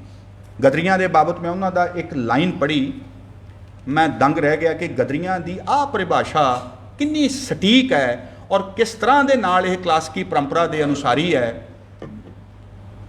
वो कहते कि वह बाबियां की गल करते हो, बाबे तो इश्क लड़ाकू सन, गदरी बाबे इश्क लड़ाकू सन। आ गल कोई कि असीं इश्क दे आण मैदान रुद्धे तो बुरा सूरमे नूं रणों हलना ही, लहू की लोच तुरे फिरो। तो ये लाइन मैं सब तो पहला वारिस की लहू की लो दे विच पढ़ी सी कि असीं इश्क दे आण मैदान रुद्धे। बड़ा मेरे ते असर होया सी इस सारी गल का कि बच्चा ही सी मैं उदों भी, और अज तक असीं उस असर तो बाहर नहीं आए। ਕਮਲ ਸਾਹਿਬ ਇਹ ਲਿਖਦੇ ਆ, ਆਪਾਂ ਸ਼ਾਇਰ ਗੱਲ ਕਰ ਰਹੇ ਹਾਂ ਜਦੋਂ, ਕਿ ਆਪਣੀ ਸਵੈ ਜੀਵਨੀ 'ਚ ਉਹ ਲਿਖਦੇ ਆ 2007 ਦੇ ਵਿੱਚ ਛਪੀ ਆਪਣੀ ਮਨੋਬਣਤਰ ਦੇ ਬਾਰੇ ਉਹ ਲਿਖਦੇ ਆ। ਇੱਕ ਲੇਖਕ ਦੱਸ ਰਿਹਾ ਹੈ, ਸਮਝੋ ਵਾਰਿਸ ਦੀ ਹੀਰ ਪੜ੍ਹਨ ਦੀ ਲਟਕ ਨੇ ਮੈਨੂੰ ਪੰਜਾਬੀ ਸਾਹਿਤ ਦੇ ਮੰਝ ਧਾਰ ਵਿੱਚ ਸਣੇ ਕੱਪੜੀ ਉਤਾਰ ਦਿੱਤਾ। ਇੱਕ ਗੱਲ, ਗੁਰੂ ਗਿਆਨ ਦੀ ਸਿੱਖੀ ਨੇ ਬੇਪਨਾਹ ਸਿਦਕ ਬਖਸ਼ਿਆ ਤੇ ਵਾਰਿਸ ਨੇ ਭਾਗ ਭਰੀ ਵਾਲੇ ਇਸ਼ਕ ਵਿੱਚ ਗੋਤੇ ਹਾਰ ਕਰ ਮਾਰਿਆ। ਚੁੱਭੀ ਨਹੀਂ ਲਾਈ, ਗੋਤਾ ਖਾਦਾ ਹੈ। ਸੁੱਧ ਬੁੱਧ ਭੁੱਲੀ ਹੈ ਜਦੋਂ ਤੁਸੀਂ ਗਏ ਹੋ, ਕਿੰਨੀ ਵਾਰੀ ਇਹ ਲੱਗਦਾ। ਔਰ ਇਹ ਹੀਰ ਨੂੰ ਪੜ੍ਹਨ ਵਾਲੇ ਜਾਣਦੇ ਨੇ, ਵਾਰਿਸ ਦੀ ਹੀਰ ਨੂੰ, ਕਿ ਇਹਦੇ ਵਿੱਚੋਂ ਇਹਦਾ ਖਹਿੜਾ ਨਹੀਂ ਛੁੱਟਦਾ, ਇਹ ਤੁਹਾਨੂੰ ਚੰਬੜ ਜਾਂਦੀ ਹੈ। ਇੱਕ ਅੱਧੀ ਵਾਰੀ ਇਹਦੀ ਗੱਲ ਦਾ ਵੀ ਪਤਾ ਨਹੀਂ ਲੱਗਦਾ, ਇਹਦੇ 'ਚ ਵਾਰ-ਵਾਰ ਉਤਰਨਾ ਪੈਂਦਾ ਹੈ ਔਰ ਗੋਤਾ ਖਾਣਾ ਪੈਂਦਾ। ਤੁਸੀਂ ਇਹ ਨਹੀਂ ਕਹਿ ਸਕਦੇ ਕਿ ਜੀ ਬੜੇ ਸਟੱਜੇ ਜੇ ਅਸੀਂ ਢੰਗ ਨਾਲ ਰਹਿ ਲਾਂਗੇ। ਫਿਰ ਉਹ ਕਹਿੰਦੇ ਆ, ਸੈਂਟੈਂਸ ਦੀ ਤਰਾਸ਼ ਦੇਖੋ, ਇਉਂ ਮੈਂ ਸਿਦਕ ਵੱਲੋਂ ਸਿੱਖ ਤੇ ਇਸ਼ਕ ਵੱਲੋਂ ਵਾਰਿਸ ਦਾ ਗੜਵਈ ਪੰਜਾਬੀ ਹੋ ਗਿਆ। ਪੰਜਾਬੀ ਹੋਣ ਦੇ ਲਈ ਇਹਨਾਂ ਦੋ ਚੀਜ਼ਾਂ ਨੂੰ ਧਾਰਨ ਕਰਨਾ, ਉਹਨਾਂ ਦੇ ਮਰਮ ਨੂੰ ਪਛਾਣਨਾ, ਪੰਜਾਬੀ ਹੋਵੋਗੇ ਔਰ ਮਾਰਕਸਵਾਦ ਦਾ ਤੇ ਫਿਰ ਉਹਦੀ ਜਿਹੜੀ ਪਾਣ ਚੜ੍ਹਦੀ ਹੈ ਉਹ ਤੇ ਫਿਰ ਸੌਖਾ ਹੋ ਜਾਂਦਾ ਕੰਮ। ਕਹਿੰਦੇ ਆ ਜਿਹੜੀ ਉਹ ਗੱਲ ਕਿ ਗੜਵਈ ਪੰਜਾਬੀ ਹੋਣਾ ਹੈ, ਇਕੱਲਾ ਪੰਜਾਬੀ ਨਹੀਂ ਉਹਨਾਂ ਨੇ ਆਖਿਆ, ਇਹ ਵਾਰਿਸ ਤੋਂ ਸਿੱਖੋ। ਆਹ ਕਮਲ ਦੀ ਵਾਰਤਕ ਦਾ ਜਿਹੜਾ ਇਹ ਸ਼ੈਲੀ ਹੈ, ਇਹ ਸਿੱਧੀ ਸਿੱਧੀ ਵਾਰਿਸ ਸ਼ਾਹ ਤੋਂ ਆਉਂਦੀ ਹੈ। ਮੈਂ ਖੁਦ ਇਸ ਗੱਲ ਤੇ ਸੀ ਕਿ ਕਮਲ ਦੀ ਵਾਰਤਕ ਨੂੰ ਕੋਈ ਯਥਾਰਥੀ ਵੀ ਕਹਿ ਦਿੰਦੇ ਹੈ, ਕੋਈ ਰੋਮਾਂਟਿਕ ਕਹਿ ਦਿੰਦੇ ਹੈ, ਕੋਈ ਕਾ ਆਦਰਸ਼ਵਾਦੀ, ਇਹਨਾਂ ਤੋਂ ਨਹੀਂ ਫੈਸਲਾ ਹੋਇਆ ਵੀ ਉਹ ਕੀ ਹੈ। ਮੈਂ ਇਹਦੀ ਜਦੋਂ ਪੜਤਾਲ ਕਰਦਾ ਗਿਆ ਮੈਂ ਨਹੀਂ ਸੀ ਹੀਰ ਵਾਰਿਸ ਸ਼ਾਹ ਪੜ੍ਹਨੀ ਜੇ ਮੈਂ ਕਮਲ ਦੀ ਗਲਪ ਦੀ ਉਹਦੀ ਵਾਰਤਕ ਦੀ ਸ਼ੈਲੀ ਦੇ ਵੱਲ ਜੇ ਮੈਂ ਨਾ ਗਿਆ ਹੋਇਆ ਕਿ ਇਹ ਬਿਆਨ ਜਿਹੋ ਜਿਹਾ ਕਰਦਾ ਜਿਸ ਨੂੰ ਅਸੀਂ ਇਹ ਮੰਨਦੇ ਹਾਂ ਕਿ ਪੇਂਡੂ ਜੀਵਨ ਦਾ, ਲੈਂਡਸਕੇਪ ਦਾ ਬਹੁਤ ਸ਼ਾਨਦਾਰ ਭਰਵਾਂ ਜਿਹੜਾ ਉਹ ਦ੍ਰਿਸ਼ ਦਿੰਦਾ ਹੈ, ਉਹ ਵਾਰਿਸ ਤੋਂ ਆਉਂਦਾ ਹੈ। ਉਹਦੀਆਂ ਨਾਇਕਾਵਾਂ ਨੇ ਜਿਹੜੀਆਂ ਸਿੱਧੀਆਂ ਹੀਰ ਤੋਂ ਆਉਂਦੀਆਂ ਨੇ, ਉਹ ਭਾਈ ਵੀਰ ਸਿੰਘ ਤੇ ਨਾਨਕ ਸਿੰਘ, ਮੋਹਨ ਸਿੰਘ ਵੈਦ ਵਾਂਗੂ ਕਲੋਨੀਅਲ ਪੀਰੀਅਡ ਦੀਆਂ ਉਹ ਉਹਨਾਂ ਔਰਤਾਂ ਦੇ ਮੁਜੱਸਮੇ ਦੇ ਵਿੱਚੋਂ ਕਮਲ ਦੇ ਪਾਤਰ ਨਹੀਂ ਆਉਂਦੇ। ਕਮਲ ਦੀ ਲੇਖਣੀ ਤੁਹਾਨੂੰ ਪੰਜਾਬ ਦੀ ਉਸ ਕਲਾਸਿਕੀ ਟ੍ਰੈਡੀਸ਼ਨ ਦੇ ਮਰਮ ਦੇ ਨਾਲ, ਉਹਨਾਂ ਕਿਰਦਾਰਾਂ ਦੇ ਨਾਲ, ਉਹਨਾਂ ਦੀ ਬਿਆਨੀਆ ਸ਼ੈਲੀ ਦੀ ਤਾਕਤ ਦਾ ਮੁਜ਼ਾਹਰਾ ਕਰਦੀ ਹੈ ਕਿ ਉਹ ਕਿਸ ਤਰ੍ਹਾਂ ਦੇ ਨਾਲ ਇੱਕ ਚੀਜ਼ ਦੇ ਵਜੋਂ ਗਾਂ ਤੋਰਿਆ ਜਾ ਸਕਦਾ ਹੈ। ਆਪਣੀ ਗੱਲ ਮੈਂ ਖਤਮ ਕਰ ਦਿੰਦਾ, ਇਹ ਖਤਮ ਨਹੀਂ ਹੋ ਸਕਦੀ ਹੁੰਦੀ ਵੈਸੇ, ਪਰ ਇਹ ਹਮੇਸ਼ਾ ਹੀ ਇਹਨੂੰ ਸੰਤੋਖਣਾ ਹੀ ਪੈਂਦਾ। ਇਹ ਗੁਣ ਹੈ ਵਾਰਿਸ ਦੀ ਹੀਰ ਦਾ। ਸਾਡੇ ਵਾਲੇ ਪਾਸੇ ਬਲਕਿ ਪੰਜਾਬ 'ਚ ਇਹ ਗੱਲ ਆਖੀ ਜਾਂਦੀ ਸੀ ਕਿ ਜਦੋਂ ਕੋਈ ਗੱਲ ਪੂਰੀ ਨਾ ਹੋਵੇ, ਵੱਧ ਜਾਵੇ, ਮੁੱਕੇ ਹੀ ਨਾ, ਤੇ ਉਹਨੂੰ ਇਹ ਆਖਿਆ ਜਾਂਦਾ ਸੀ ਉਹ ਕੀ ਹੀਰ ਛੇੜ ਲਈ ਤੈਂ। ਇਹ ਗੱਲ ਹੁੰਦੀ ਸੀ ਕਿ ਇਹ ਮੁੱਕ ਨਹੀਂ ਸਕਦੀ, ਉਹਦੇ ਅੰਦਰ ਐਸੀਆਂ ਸਪੇਸਿਸ ਨੇ। ਇਹ ਧੰਨ ਨੇ ਸਾਡੇ ਵਿਦਵਾਨ ਜਿਹੜੇ 4 ਸਫ਼ਿਆਂ ਦੇ ਵਿੱਚ ਡਿਸਕੋਰਸ ਉਹਦਾ ਕੱਢ ਕੇ ਕੰਧ ਤੇ ਲਿਜਾ ਕੇ ਮਾਰ ਦਿਆ, ਹੋ ਗਿਆ, ਨਿਬੜ ਗਿਆ। ਉਹ ਪਰਚਾ ਦਰ ਪਰਚਾ, ਇਮਤਿਹਾਨ ਦਰ ਇਮਤਿਹਾਨ ਉਹ ਚੱਲੀ ਜਾਂਦਾ ਹੈ ਤੇ ਕਾਰੋਬਾਰ ਵੀ ਚੱਲੀ ਜਾਂਦਾ ਹੈ, ਇਸ਼ਕ ਵੀ ਹੋ ਰਿਹਾ ਹੈ, ਸਭ ਕੁਝ ਚੱਲ ਰਿਹਾ ਹੈ।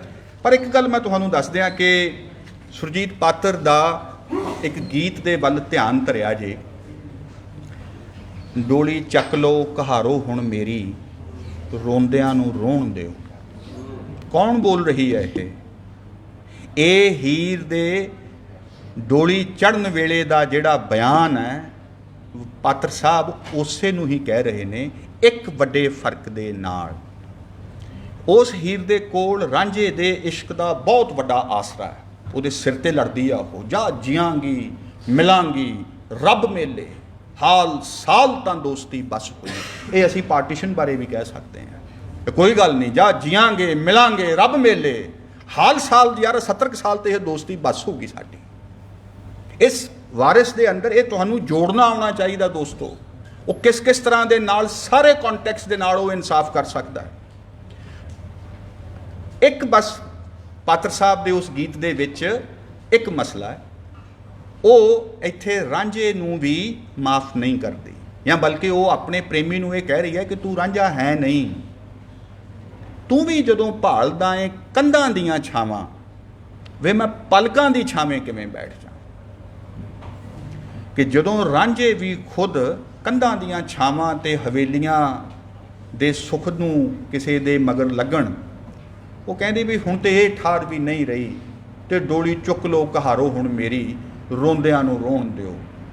ਮਿੱਤਰੋ, ਪੰਜਾਬ ਦੇ ਲੋਕਾਂ ਦੀ ਮੁਕਤੀ ਦੀ ਹੀਰ ਉਧਾਲੀ ਜਾ ਚੁੱਕੀ ਹੈ। ਉਹ ਖੇੜੇ ਉਹਨੂੰ ਆਪਣੀ ਡੋਲੀ ਪਾ ਕੇ ਲੈ ਜਾ ਚੁੱਕੇ ਨੇ। ਹੀਰ ਕੈਦੀ ਹੈ, ਤੜਪ ਰਹੀ ਹੈ।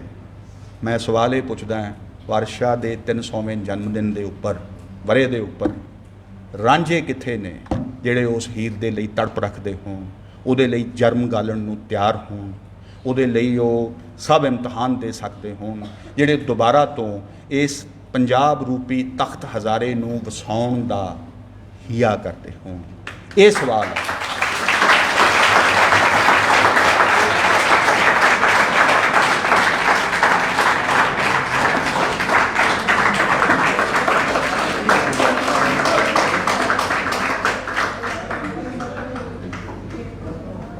ਡਾਕਟਰ ਸਾਹਿਬ ਦਾ ਭਾਸ਼ਣ ਇਸ ਤਰ੍ਹਾਂ ਵਿਆਹ ਰਿਹਾ ਕਿ ਇਹਨੂੰ ਰੋਕਣਾ ਸਾਡੇ ਵੱਸ 'ਚ ਨਹੀਂ। ਇਹ ਸਾਡੇ ਅੰਦਰ ਚੱਲ ਪਿਆ ਅਤੇ ਇੰਝ ਹੀ ਚੱਲਦਾ ਰਹੇਗਾ। ਜਿਸ ਤਰ੍ਹਾਂ ਗਿਆਨ ਸ਼ਾਸਤਰ ਅਤੇ ਪਿਆਰ ਦੀ ਕੋਮਲਤਾ ਦਾ ਸੁਮੇਲ ਹੈ, ਸੁਮੇਲ ਸਿੰਘ, ਇੰਨੀਆਂ ਖੂਬਸੂਰਤ ਗੱਲਾਂ ਕਰਨ ਵਾਸਤੇ ਸਾਡੇ ਕੋਲ ਸ਼ਬਦ ਨਹੀਂ ਹੈ ਕਿ ਅਸੀਂ ਇਹਨਾਂ ਦਾ ਧੰਨਵਾਦ ਕਰ ਸਕੀਏ। ਹੁਣ ਸਮੇਂ ਦੀ ਕਮੀ ਕਰਕੇ ਸਾਨੂੰ ਥੋੜ੍ਹਾ ਸੰਕੋਚ ਕਰਨਾ ਪੈ ਰਿਹਾ।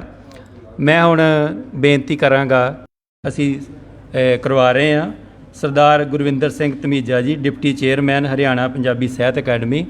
ਉਹ ਆਪ ਇੱਥੇ ਨਹੀਂ ਆ ਸਕੇ, ਪਰ ਔਨਲਾਈਨ ਉਹ ਸਾਡੇ ਨਾਲ ਜੁੜ ਰਹੇ ਨੇ, ਸੰਬੋਧਨ ਕਰ ਰਹੇ ਨੇ। ਮੇਰੀ ਬੇਨਤੀ ਹੈ ਕਿ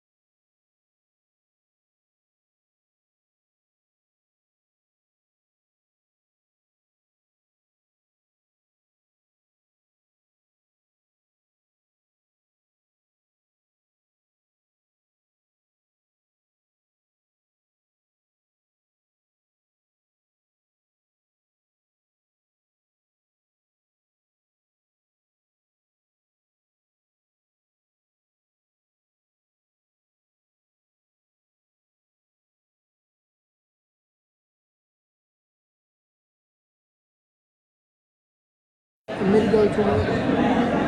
हाँ जी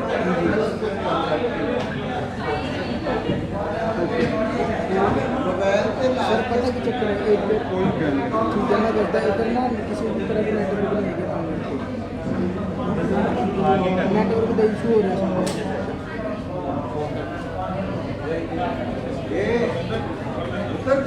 चलो ਅਸੀਂ ਅਗਲੇ ਨੂੰ ਟਾਈਮ ਦਿੰਦੇ ਤੁਸੀਂ ਅਗਲੇ ਨੂੰ ਟਾਈਮ ਦੇ ਦਿਓ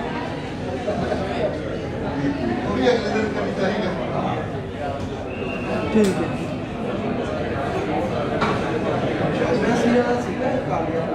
ਹੈ